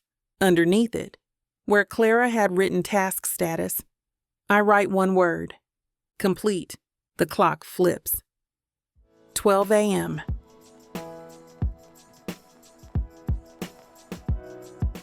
Chapter 27. Charles. We walk down the main staircase side by side, but not touching. The air between us is a fragile, charged thing, humming with the aftermath of confession, intimacy, and the frantic, last-second signing of the list. Kiana clutches the final, signed card in her hand like a shield. I feel raw, exposed, like I've just performed surgery on myself without anesthesia. But underneath the rawness, there's a strange, unnerving quiet, a stillness I haven't felt in a decade. The grandfather clock in the foyer chimes once. 12:30 a.m. Christmas morning. The quiet shatters the moment we reach the bottom step. They're waiting. Henderson, the lawyer, stands near the fireplace, looking deeply uncomfortable, his gaze flicking nervously between the door and the man standing beside him. My father. Senior hasn't moved since we saw him from the truck. He's positioned himself by the unlit fireplace, one hand resting possessively on the mantelpiece, my mantelpiece, where the ridiculous plastic trophy still stands. He looks entirely too comfortable, too at home. His earlier facade of concern is gone, in its place a cold, predatory stillness. He's waited. He knows the deadline. He turns as we enter the great room. His eyes, cold and assessing, sweep over me, taking in my still damp hair, the simple button-down I threw on, the lack of my usual armor. Then his gaze shifts to Kiana, lingering for a fraction too long on the soft gray robe she's wrapped tightly around herself, her bare feet tucked into worn shearling boots. His lip curls almost imperceptibly. Disdain, possession, judgment. Well, Senior begins, his voice smooth, dripping with faux patience. Cutting it a bit fine, wouldn't you say, Charles? The witching hour has passed. Henderson clears his throat, stepping forward reluctantly, the reluctant executioner. "Charles, Kayana, I'm afraid, according to my watch and the official time." He glances down, a purely performative gesture. "It is now 12:02 a.m., December 25th. The deadline stipulated in the codicil has passed." The words hang in the air, heavy and final. Henderson looks genuinely regretful. My father smirks, a small, tight, utterly triumphant twisting of his lips. A pity. 2 minutes too late. He pushes away from the mantel, taking center stage. "As I informed Mr. Henderson while we waited for your reappearance, Charles has failed to meet the terms. The codicil is therefore void." He spreads his hands, a gesture of magnanimous, predatory finality. "As next of kin, the estate reverts entirely to me." He says it so easily, erasing my mother's wishes, erasing the last 10 days, erasing Kayana, erasing me. Before I can even process the cold fury tightening in my chest, Kiana steps forward. She's not shaking now. Her chin is high. Her eyes, though shadowed with exhaustion and the lingering vulnerability from upstairs, are clear and direct. She holds up the cream-colored card. The final task. Her signature is bold, clear underneath the elegant script. "He finished." Her voice is quiet, but it rings with absolute conviction in the suddenly silent room. "Charles completed the final task. I signed it off." She takes another step, holding the card out towards Henderson. "At 11:58 p.m. I watch Henderson's eyes widen slightly. He reaches for the card, a flicker of hope crossing his features. "Don't be absurd." Senior scoffs, waving a dismissive hand, intercepting Henderson's movement. "She's lying." "I am not lying," Kiana counters immediately, her voice gaining strength, steel replacing the earlier tremor. "I signed it. Before midnight. The task was completed." "Oh, I'm sure it was completed," Senior sneers, his gaze dropping insolently down Kiana's robe, lingering just long enough to be an insult. My hands clench into fists. The question is when, and why? This sudden last-minute completion. It's remarkably convenient, wouldn't you say, Henderson? He turns his attack on the lawyer, especially given Ms. Roberts' vested interest. "Now, see here," Henderson begins, looking flustered. "She's been manipulating this entire situation from the start." Senior cuts him off, his voice rising, the polished veneer cracking to reveal the ugly entitlement beneath. He points a finger directly at Kayana. "This whole list was probably her idea, cozying up to a sick, lonely woman, filling her head with nonsense, positioning herself to take control. She's in on it, trying to steal what is rightfully mine. The accusation is vile. It's baseless. It reduces Kayana's devotion, her love for my mother, to a cheap, calculated grab for money. It reduces me to a pawn in her supposed scheme." I watch Kayana flinch, the color draining from her face as his words hit their mark. She takes a small step back, clutching the card to her chest, her eyes wide with shock and hurt. He's attacking her character, her integrity, everything she is. And in that moment, something inside me clarifies, snaps into focus with absolute, undeniable certainty. The house, the inheritance, the goddamned list that has ruled my every waking moment for days. It all just evaporates. It's dust, meaningless. My father sees the house as the prize. He sees Kayana as an obstacle, collateral damage in his quest for control. He's wrong. She is the prize. Her strength, her warmth, her infuriating, unwavering spirit. The way she saw through my nonsense from the second I walked in. The way she defended me to Fisher. The way she held me when I shattered. The way she looks right now, wounded but defiant, clutching the proof of my completion. My gaze shifts. Henderson looking trapped and miserable, avoiding eye contact. My father, smug, vicious, already claiming victory. Kiana, pale and trembling slightly, but meeting my eyes, a silent question in hers. What now? I know what now. Slowly, deliberately, I walk towards Kayana. Her eyes widen slightly as I approach. I stop directly in front of her. I hold out my hand, not demanding, asking. She hesitates for only a second. Then, her fingers trembling slightly, she places the signed card, the key, the proof, the inheritance, into my palm. The thick cardstock feels heavy. Final. This is it. The culmination of everything. The finish line. I look down at her signature. Kiana Roberts, complete. Then I look up. Past Kayana. Past Henderson. Directly at my father. He's watching me, a predatory gleam in his eyes. He believes I'm going to hand it to Henderson. Believes I'm going to fight. That I'm going to play his game. I take the card in both hands, and I rip it in half. The sound is shockingly loud in the silent room. A harsh, tearing finality. Reap! Kiana gasps beside me, a sharp intake of breath. Henderson's jaw drops. My father's smug expression morphs into one of stunned disbelief. Then, dawning, avaricious glee. He thinks I've just conceded. He thinks he's won. I let the two pieces flutter from my fingers to the floor.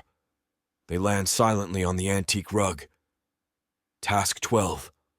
Nullified. I meet my father's triumphant gaze. He's right, I say. My voice is quiet, calm, utterly devoid of the storm that just raged within me. The decision settles, clean and absolute. I failed. I feel Kiana stiffen beside me, turning to stare at me in disbelief. I don't look at her. Not yet. I failed the deadline, I continue, my eyes still locked on my father's. The codicil is void. The house is his. I shrug, a gesture of profound indifference. I don't care. I finally turn. I look at Kayana. Her face is a mask of confusion, hurt, betrayal. She thinks I've given up, thrown her defense away, thrown us away. I'm not here just for the house, I finish softly, my gaze holding hers, trying to convey everything I don't have the words for. I'm here for you. The implication hangs in the heavy silence, a cliffhanger more terrifying than any deadline.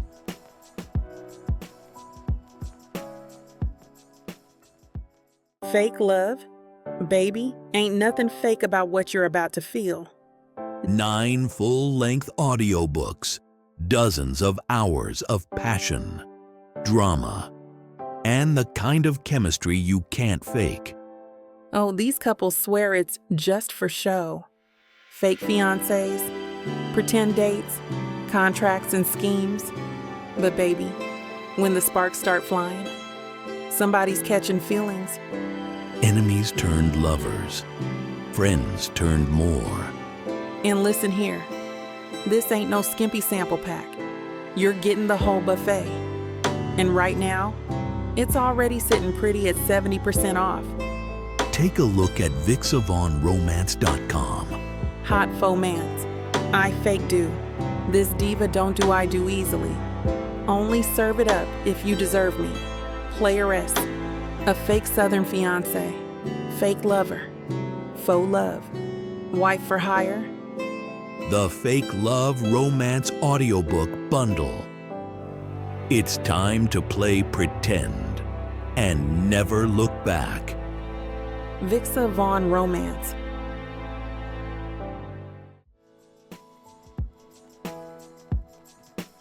Chapter 28. Kiana.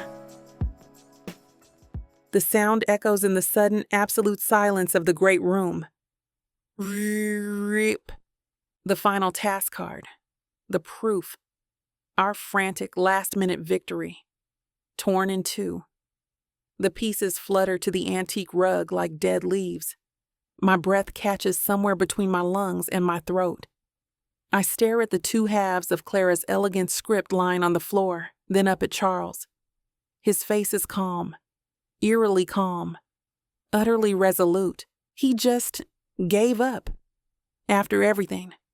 After the tree, the baking, the singing, the raw, soul-bearing confession upstairs. He just threw it all away. He looked his father in the eye and conceded defeat. A cold wave washes over me, extinguishing the fragile warmth that had bloomed in his room. Betrayal? No, it's deeper than that. It's despair. He didn't just forfeit the house, he forfeited us. The tentative connection we'd forged, the fragile truce, the possibility that blossomed in the quiet intimacy after his confession. Ripped in half, just like the card. He's right, Charles says, his voice quiet but carrying in the stunned silence. I failed. I failed the deadline. The codicil is void. The house is his. I don't care. He doesn't care. Of course he doesn't. It was always just a game, a procedure, and he just quit. Then he turns, he looks at me, and the look in his eyes, it's not defeat, it's not indifference, it's something else, something raw, intense, and utterly focused. I'm not here for the house, he finishes, his gaze holding mine, a silent message passing between us that I don't understand, but that makes my already unsteady heart stumble. I'm here for you. The implication hangs there, heavy and terrifying. What does that even mean? What? Senior snaps, his voice sharp, breaking the spell. The triumphant glee that had lit his face moments ago is replaced by confusion, then suspicion. He looks from Charles to me, his eyes narrowing. What are you saying? Don't be absurd, Charles. This is your birthright. He gestures possessively around the room. Charles doesn't even glance at his father. His eyes are still locked on mine. He takes a step toward me, away from the fireplace, away from the trophy, away from the legacy his father is trying to claim.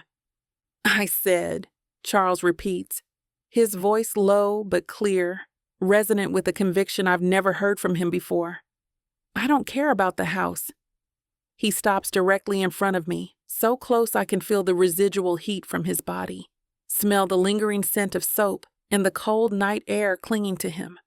I'm here for her. He doesn't touch me, but his gaze, it's a physical touch, a brand, possessive, absolute. The breath leaves my body in a rush. He's here for me. Senior makes a choked, sputtering sound. For her? Have you lost your mind? She's the staff. She manipulated your mother. She manipulated you. This is exactly what I warned you about.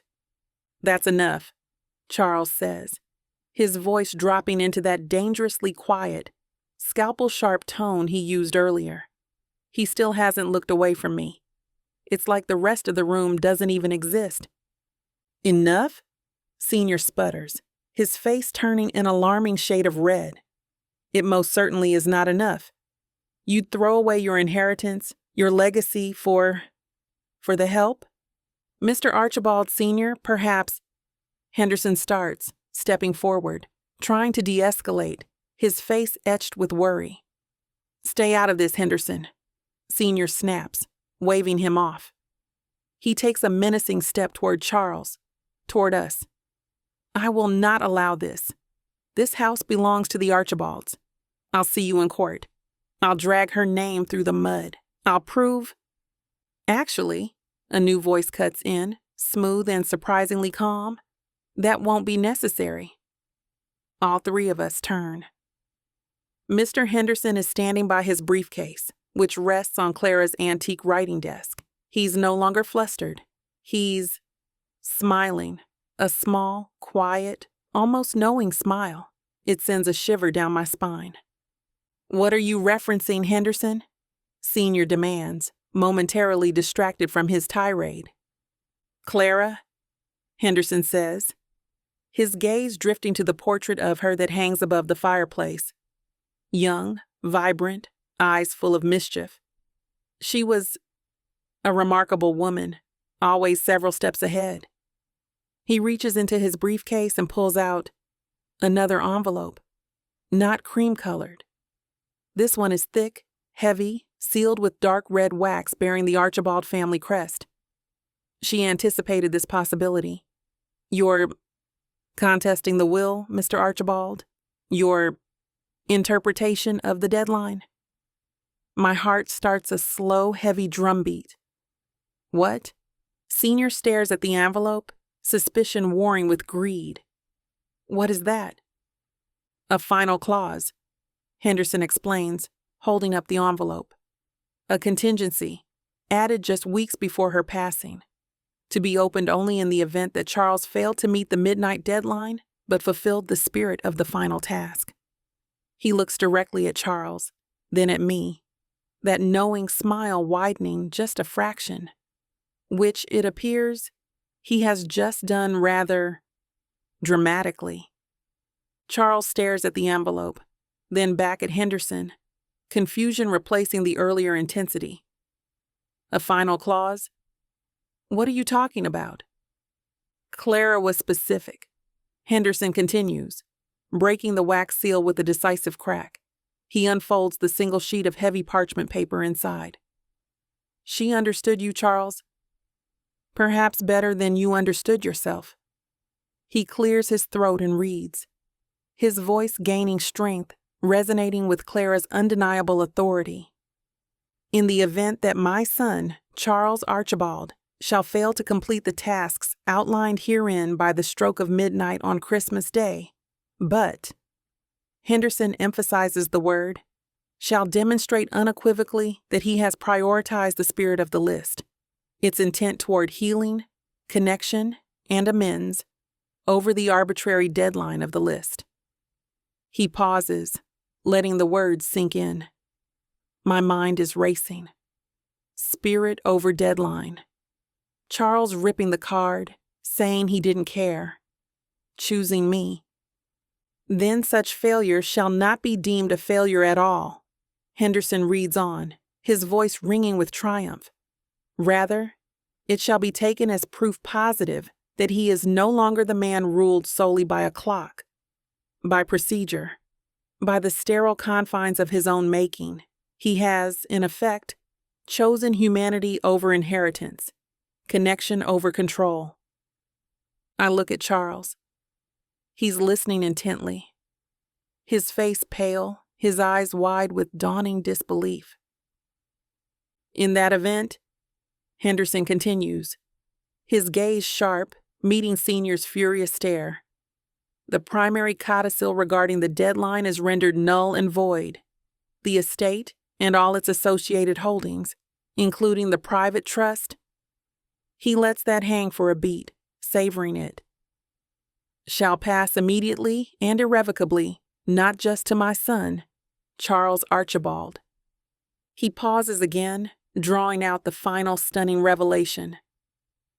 But to be held jointly with Ms. Kiana Roberts. The room explodes.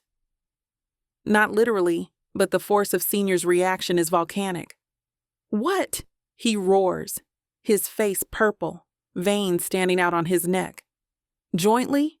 With her? That's impossible. That's theft. I'll sue. I'll bankrupt you, Henderson. The clause is ironclad, notarized, and witnessed by Judge Miller himself. Henderson cuts him off calmly, holding up the parchment like a shield. Clara was, as I said, thorough. The house, the trust, everything belongs to Charles and Kiana. Together. Together? The word echoes in the ringing silence that follows Senior's outburst. Jointly. Clara, she didn't just want him to find his way back. She wanted to bind us. Senior looks like he's about to have an actual stroke. He's sputtering, speechless with rage, his hands clenched into fists. He takes a step towards Henderson, then seems to realize the futility of it. His empire of control has just crumbled around him. And Charles just starts to laugh. It's not the rusty, broken sound from the ice. It's not a scoff. It's real. It starts low, a rumble in his chest, then builds. It's incredulous. It's relieved. It's maybe slightly hysterical. It's the sound of someone who had a crushing weight lifted, who just realized the impossible game was rigged in his favor all along. He's laughing, shaking his head, running a hand through his hair, looking utterly undone and yet lighter than I've ever seen him. Senior glares at him, utterly disgusted by this display of emotion. "You find this funny?" Charles's laughter subsides, but the lightness remains in his eyes. He looks free. He looks at his father, truly looks at him, and there's no fear left, only a kind of weary pity. "Yes," he says simply. "Actually, I do." Then he turns to me. The laughter is gone, replaced by that same intense, focused look from before.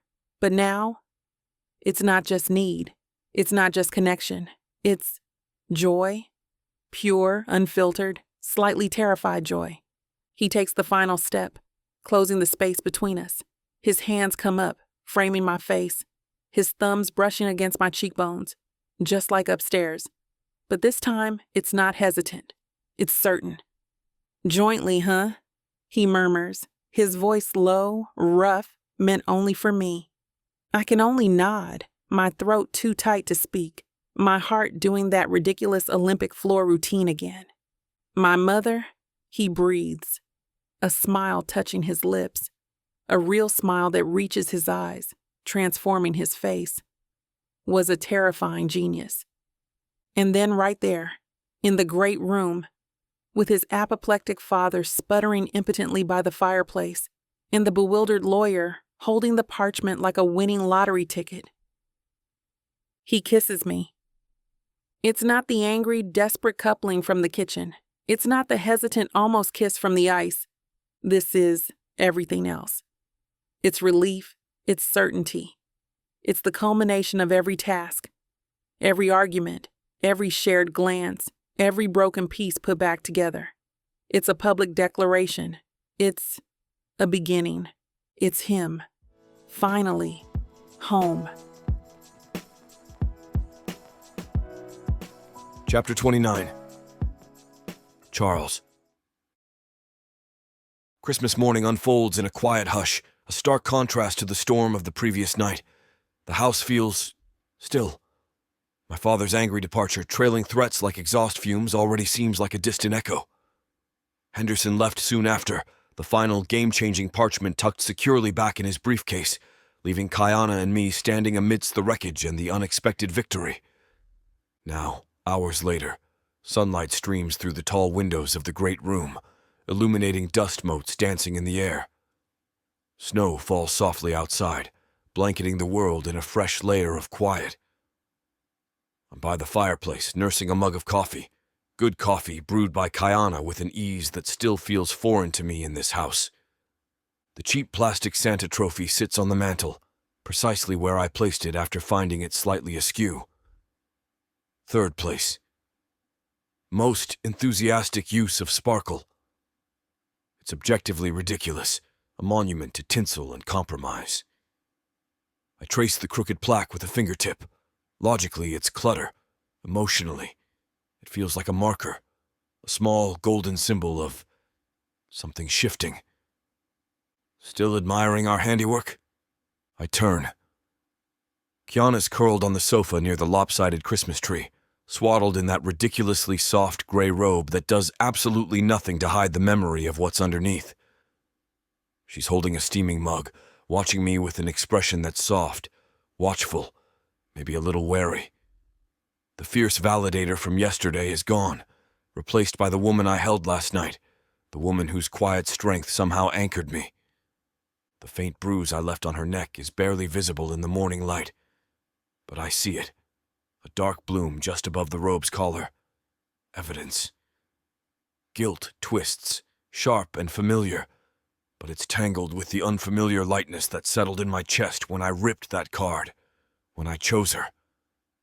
Just ensuring its structural integrity holds up to scrutiny, I reply, my voice rougher than I intend. I turn back to the mantel, needing a moment to recalibrate. Find any weaknesses, Doctor? The teasing is gentle, hesitant, a testing of the new ground between us. Surprisingly sound construction for a third-place finish. I pick up the trophy, turning the cheap plastic over in my hand. Resilient, like it's architect of sparkle. I risk meeting her eyes. She ducks her head, hiding a small smile behind her mug, but not before I see the faint pink rise in her cheeks. Progress. I place the Santa back, dead center. Jointly, I murmur, the words still feeling strange, ill-fitting. My entire career has been a solitary pursuit of excellence. Jointly is a foreign concept. She nods, taking a slow sip. Your mother didn't believe in half measures. No. A rough chuckle escapes me, especially not when she was orchestrating people's lives from beyond the grave. I walk towards the sofa, pausing at the end, the memory of last night, the kiss, the declaration, hanging palpably between us. She was a terrifying genius.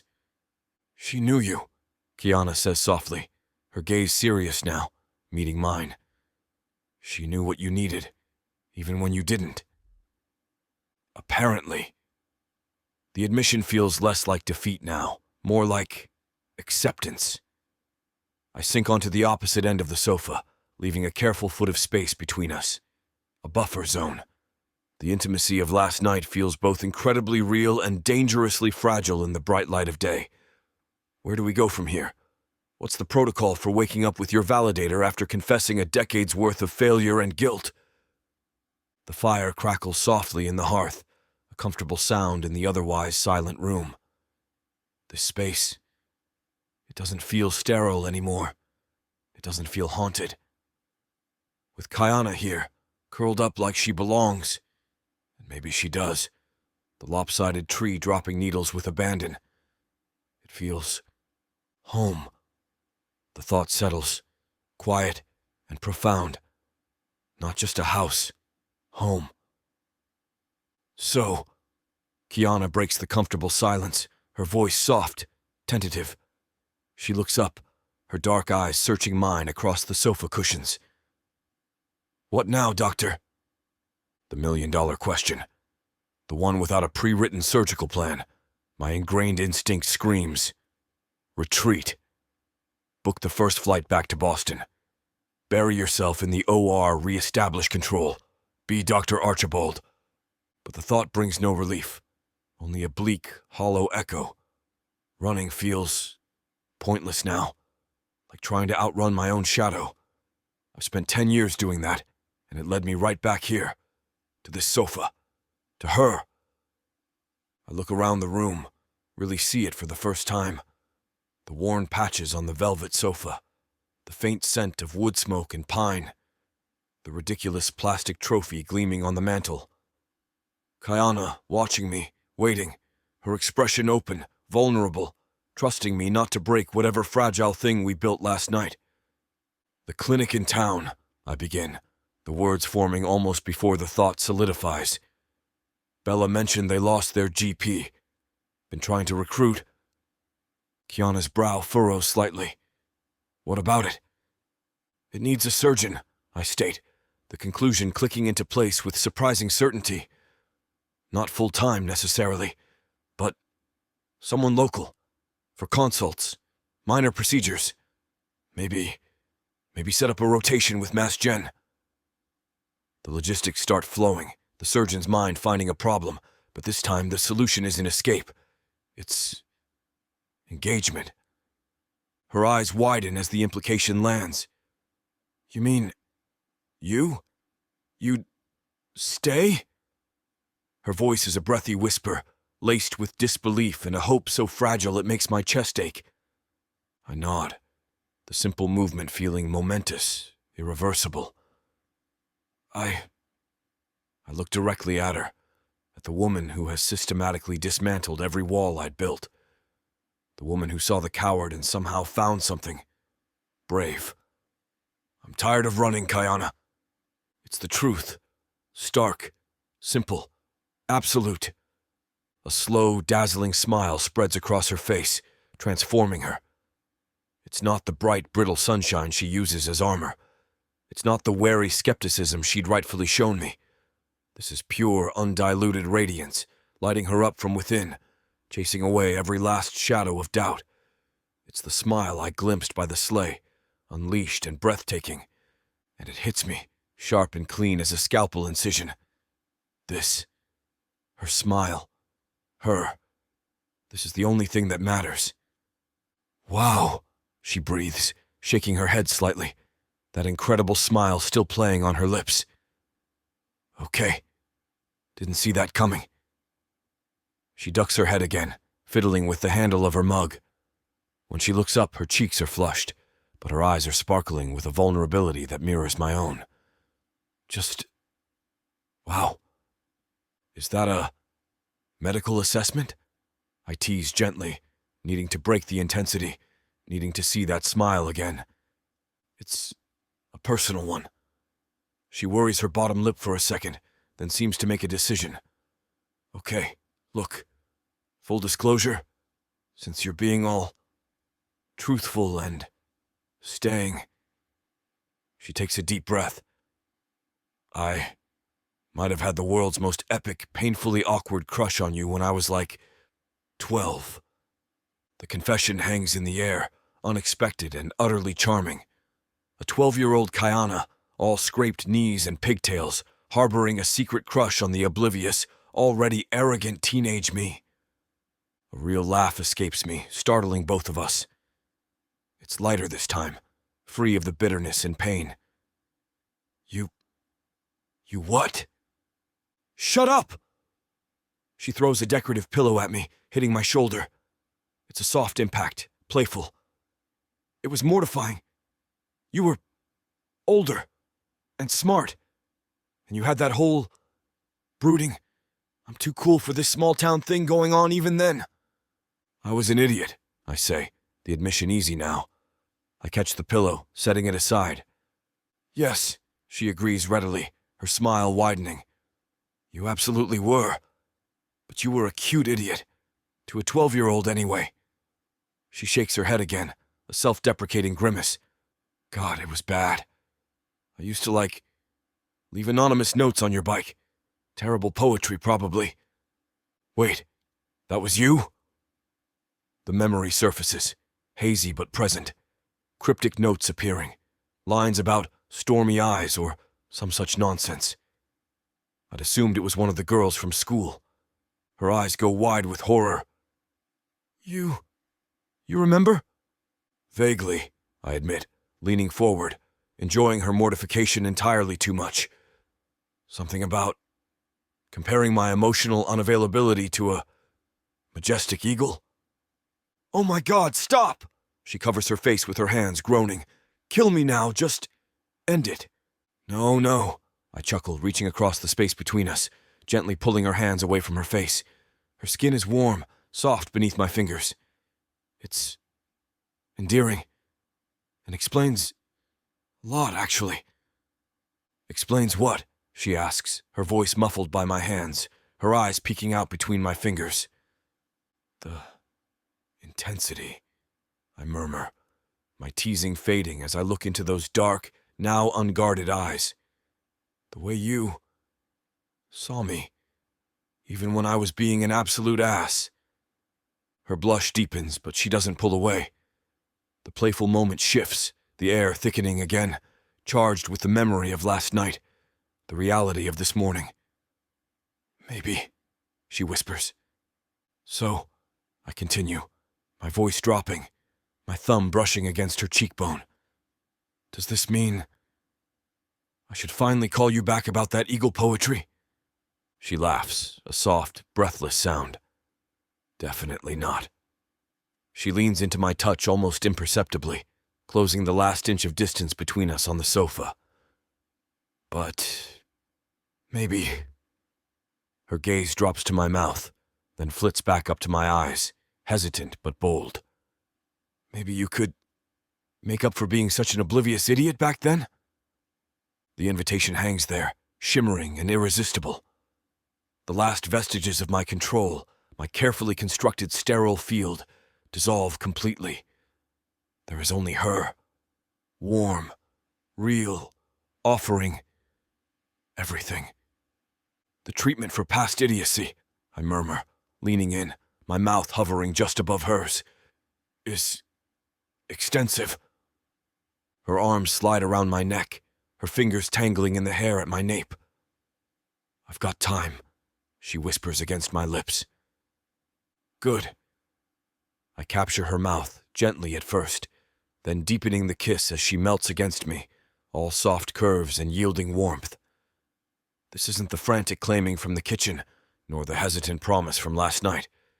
This is a rival, a celebration. She sighs into the kiss, a sound of pure contentment, pulling me closer. I slide my hand down her back, rediscovering the dip of her waist, the curve of her hip beneath the soft fleece. Need, sharp and immediate, coils low in my gut. But it's different this time. It's not driven by guilt or anger. It's intertwined with this profound sense of peace, of rightness. I break the kiss, resting my forehead against hers, both of us breathing raggedly. Her eyes are dark, heavy-lidded, full of a smoky heat that mirrors my own. But first, I growl softly, indulging the possessive instinct that surges through me. I shift, pulling her easily onto my lap, settling her against me. She gasps, a startled please sound, wrapping her legs around my waist, her body fitting mine like she was made for it. The thin robe is no barrier. I can feel the heat of her skin, the frantic beat of her heart against my chest. This is inevitable, earned, ours. We celebrate, I finish, capturing her mouth again, letting the kiss deepen, letting the quiet joy of Christmas morning, of finally being home, of her, consume me completely. No guilt, no ghosts, just Kayana, just us. The kiss changes. The soft, celebratory press of our lips becomes something else. It becomes hungry. It's the kiss of a man who has been starved and is finally being fed. A groan rumbles in my chest, and I feel her own, answering moan vibrate against my mouth. I need more, I rasp, my voice thick. This, on my lap. It's not enough. I need all of you. Well, that escalated fast, and unfortunately, it escalated right past what this platform allows. To keep giving you free audiobooks, we've got to cut things off here before they flag us into next week. But the full, heart-racing, naughty version? That's ready for you at BWWM.com, along with an entire collection of unabridged romance audiobooks and ebooks. Use VIXA40 to get 40% off your digital purchase, even on those already discounted bundles. If you want every heated whisper, every tangled moment, every "oh my God, they're really doing this," you know where to find it. So don't wait. Go to VixaVonRomance.com and feel the heat at a discount. We're both heavily panting, slick with sweat, our hearts hammering. I don't pull out. I just rest my head in the curve of her neck, breathing her in. You're mine, I whisper, the words a sacred vow. She kisses my shoulder, her lips trembling. Yours. Just us. Chapter 30. Kiana. 1 year later. The house smells like Christmas. Not the desperate, ghost-warding scent of gingerbread I'd frantically baked last year, trying to hold onto Clara's memory with molasses and cinnamon. This is different. It's the rich, warm fragrance of pine from the ridiculously oversized tree currently dominating the great room. Charles is picked naturally. Apparently, his taste still leans towards structurally impressive. Mingled with the scent of wood smoke from the constantly burning fire, and yes, gingerbread. But this time it smells like joy. I pause in the arched doorway, one hand resting protectively on the gentle swell of my belly beneath my thickest, coziest sweater. 6 months. 6 months of carrying this tiny piece of us. It still feels surreal sometimes. The great room is alive. Fairy lights twinkle everywhere, haphazardly draped by me, meticulously straightened by Charles. The lopsided tree from last year is gone, replaced by one so perfect it looks like it belongs in a catalog, groaning under the weight of ornaments. Clara's precious hand-painted treasures, alongside new silly ones we've started collecting. The cheap plastic Santa trophy still holds pride of place on the mantelpiece, flanked now by framed photos. Me and Charles laughing. My mom beaming. Even a slightly awkward but genuine one of Charles with his arm around Leo from the shelter. It's home, not just a house. Not just Clara's legacy, ours. The legal battle with Senior had fizzled out spectacularly. Henderson, armed with Clara's final brilliant clause and Charles's quiet, unshakable refusal to engage, had effectively shut him down. Senior retreated back to his world of hostile takeovers and emotional voids, leaving behind only the faintest whiff of sulfur and impotent rage. Good riddance. Now, there's just this quiet, settled peace, this warmth, and the distinct, unmistakable sound of someone humming. Off-key, naturally, but humming. I follow the sound, a slow smile spreading across my face, toward the kitchen. His kitchen now, as much as mine. Maybe more so, some days. I peek around the doorframe, and there he is. Dr. Charles Archibald, Chief Surgical Consultant for the newly thriving Easton Creek Community Clinic. My partner. My everything. He's standing at the Marble Island, the same spot where I first confronted him what feels like a lifetime ago. He's wearing an apron, a ridiculous bright red apron with "Kiss the Cook, if you dare," embroidered on the front. A gag gift from Bella, which he wears with the same serious intensity he probably wears his surgical scrubs. He's not observing logistical flaws. He's not complaining about inefficiency. He's baking Clara's impossible sugar cookies, and he's good at it. His movements aren't stiff or clumsy anymore. They're economical, yes, he'll always be precise, but they're relaxed, fluid. He cracks an egg against the side of the bowl with a clean one-handed motion, depositing the yolk and white perfectly, discarding the shell without a trace of the panic from last year. He creams the butter and sugar, not like he's fighting it, but like he understands it now. Persuasion, not conquest. He's even humming.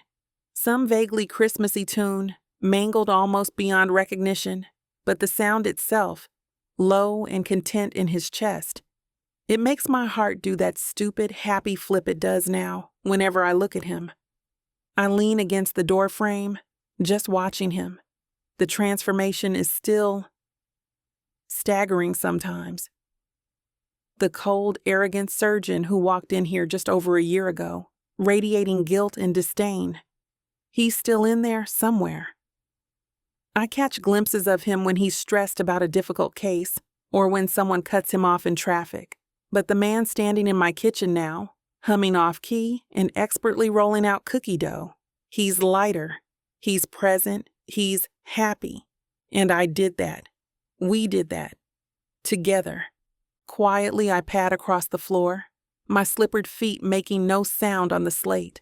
I come up behind him, wrapping my arms around his waist, pressing my cheek against the solid warmth of his back, right between his shoulder blades. He doesn't startle. He just stops humming.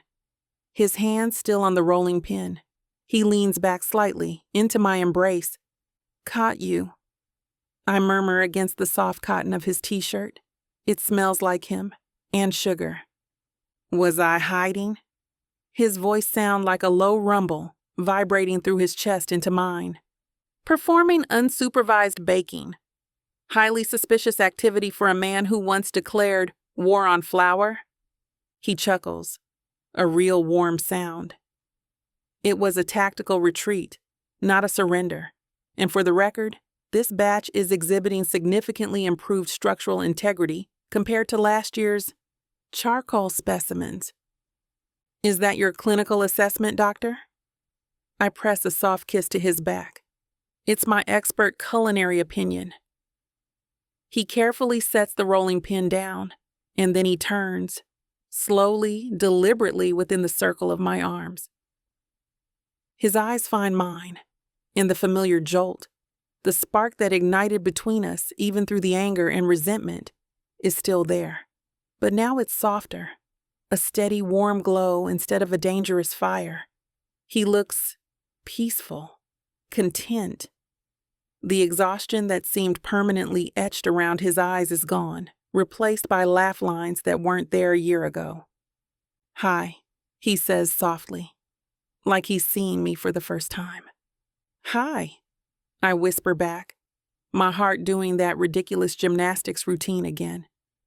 He glances down at my belly, his hand coming up to rest gently on the curve where our baby sleeps.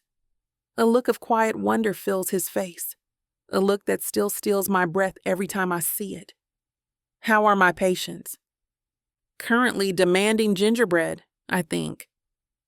There's been some internal kicking regarding the lack of immediate cookie access. Duly noted. His thumb brushes against my sweater, right over the spot where I can feel a tiny flutter. I'll expedite the process. His gaze lifts back to mine, serious now. "You okay? You seem quiet?" "Just happy," I admit, feeling a blush rise in my cheeks. It still feels strange sometimes, this easy intimacy, this unguarded vulnerability between us. We fought so hard to keep our walls up, and now there are no walls left. Just watching you, remembering. "Remembering my epic flower battle defeat?" he asks, a teasing glint in his eyes. "Among other things," I concede. "Remembering the learning curve." I reach up, tracing the faint, almost invisible scar near his eyebrow, a souvenir from his run-in with the attic rafter. "You've come a long way from wanting to buy a pre-lit tree and finding tinsel structurally superfluous." He kisses me then, deeply, thoroughly, a kiss that speaks of shared history, of battles fought and won, of a future unfolding. It's not the passionate claiming from the kitchen, or the hesitant promise after the confession, or even the joyful victory from Christmas morning. This is home. It's familiarity and passion intertwined, a slow burn that settled into a steady, enduring flame. I know, we were just getting to the good part, but it looks like this scene is officially too spicy for this platform's comfort. We have to follow their guidelines to keep these free audiobooks coming. But the full, unfiltered version is waiting for you at BWWM.com. You'll find every unabridged chapter, every steamy detail, and an entire library of romances ready for you to dive into. And if you use VIXA40, you'll get 40% off any digital product, even bundles that are already on sale. Don't let the moment slip away. Head to VixaVaughnRomance.com and keep the heat going. Later, tangled in the sheets, his body warm and heavy beside mine, his hand resting protectively on our child, he whispers the words against my skin, branding me anew. "I love you." It's a vow, a truth finally fully claimed. Sometime later, drowsy and content, I'm curled against his side, watching the snowflakes drift past the window. He's quiet, his arm a secure weight around me, his fingers idly tracing patterns on my arm. "You know," he says suddenly, his voice thoughtful, breaking the peaceful silence. "I was thinking." Oh, I tease, tilting my head back to look at him. Is this a logistical flaw observation coming on? He smiles, pressing a soft kiss to my temple. "No, just strategy. For next year." "Next year?" "The sleigh contest," he clarifies, his eyes gleaming with the familiar, albeit softened intensity. "Third place was acceptable, but I think we can optimize." I laugh, snuggling closer. Optimize? Charles, it's tinsel and plastic reindeer. Precisely. He looks out the window, a thoughtful expression on his face as he watches the falling snow. Which is why I think we should get a real one. I prop myself up on my elbow, staring at him. A real what? A reindeer, he repeats, dead serious. For the sleigh contest next year. A real one. Think of the authenticity, the spirit. We definitely win. I just stare at him for a beat. At this brilliant, intense, formerly grumpy surgeon who is now seriously contemplating livestock acquisition for a small-town decorating contest. Then I burst out laughing. It's not the brittle, angry sound from before. It's not the hesitant chuckle of truce. It's full. It's free. It's pure, unadulterated joy. It's the sound of home. And he just smiles, pulling me back down against his chest, joining his quiet laughter with mine as the snow continues to fall outside, blanketing our world in peace.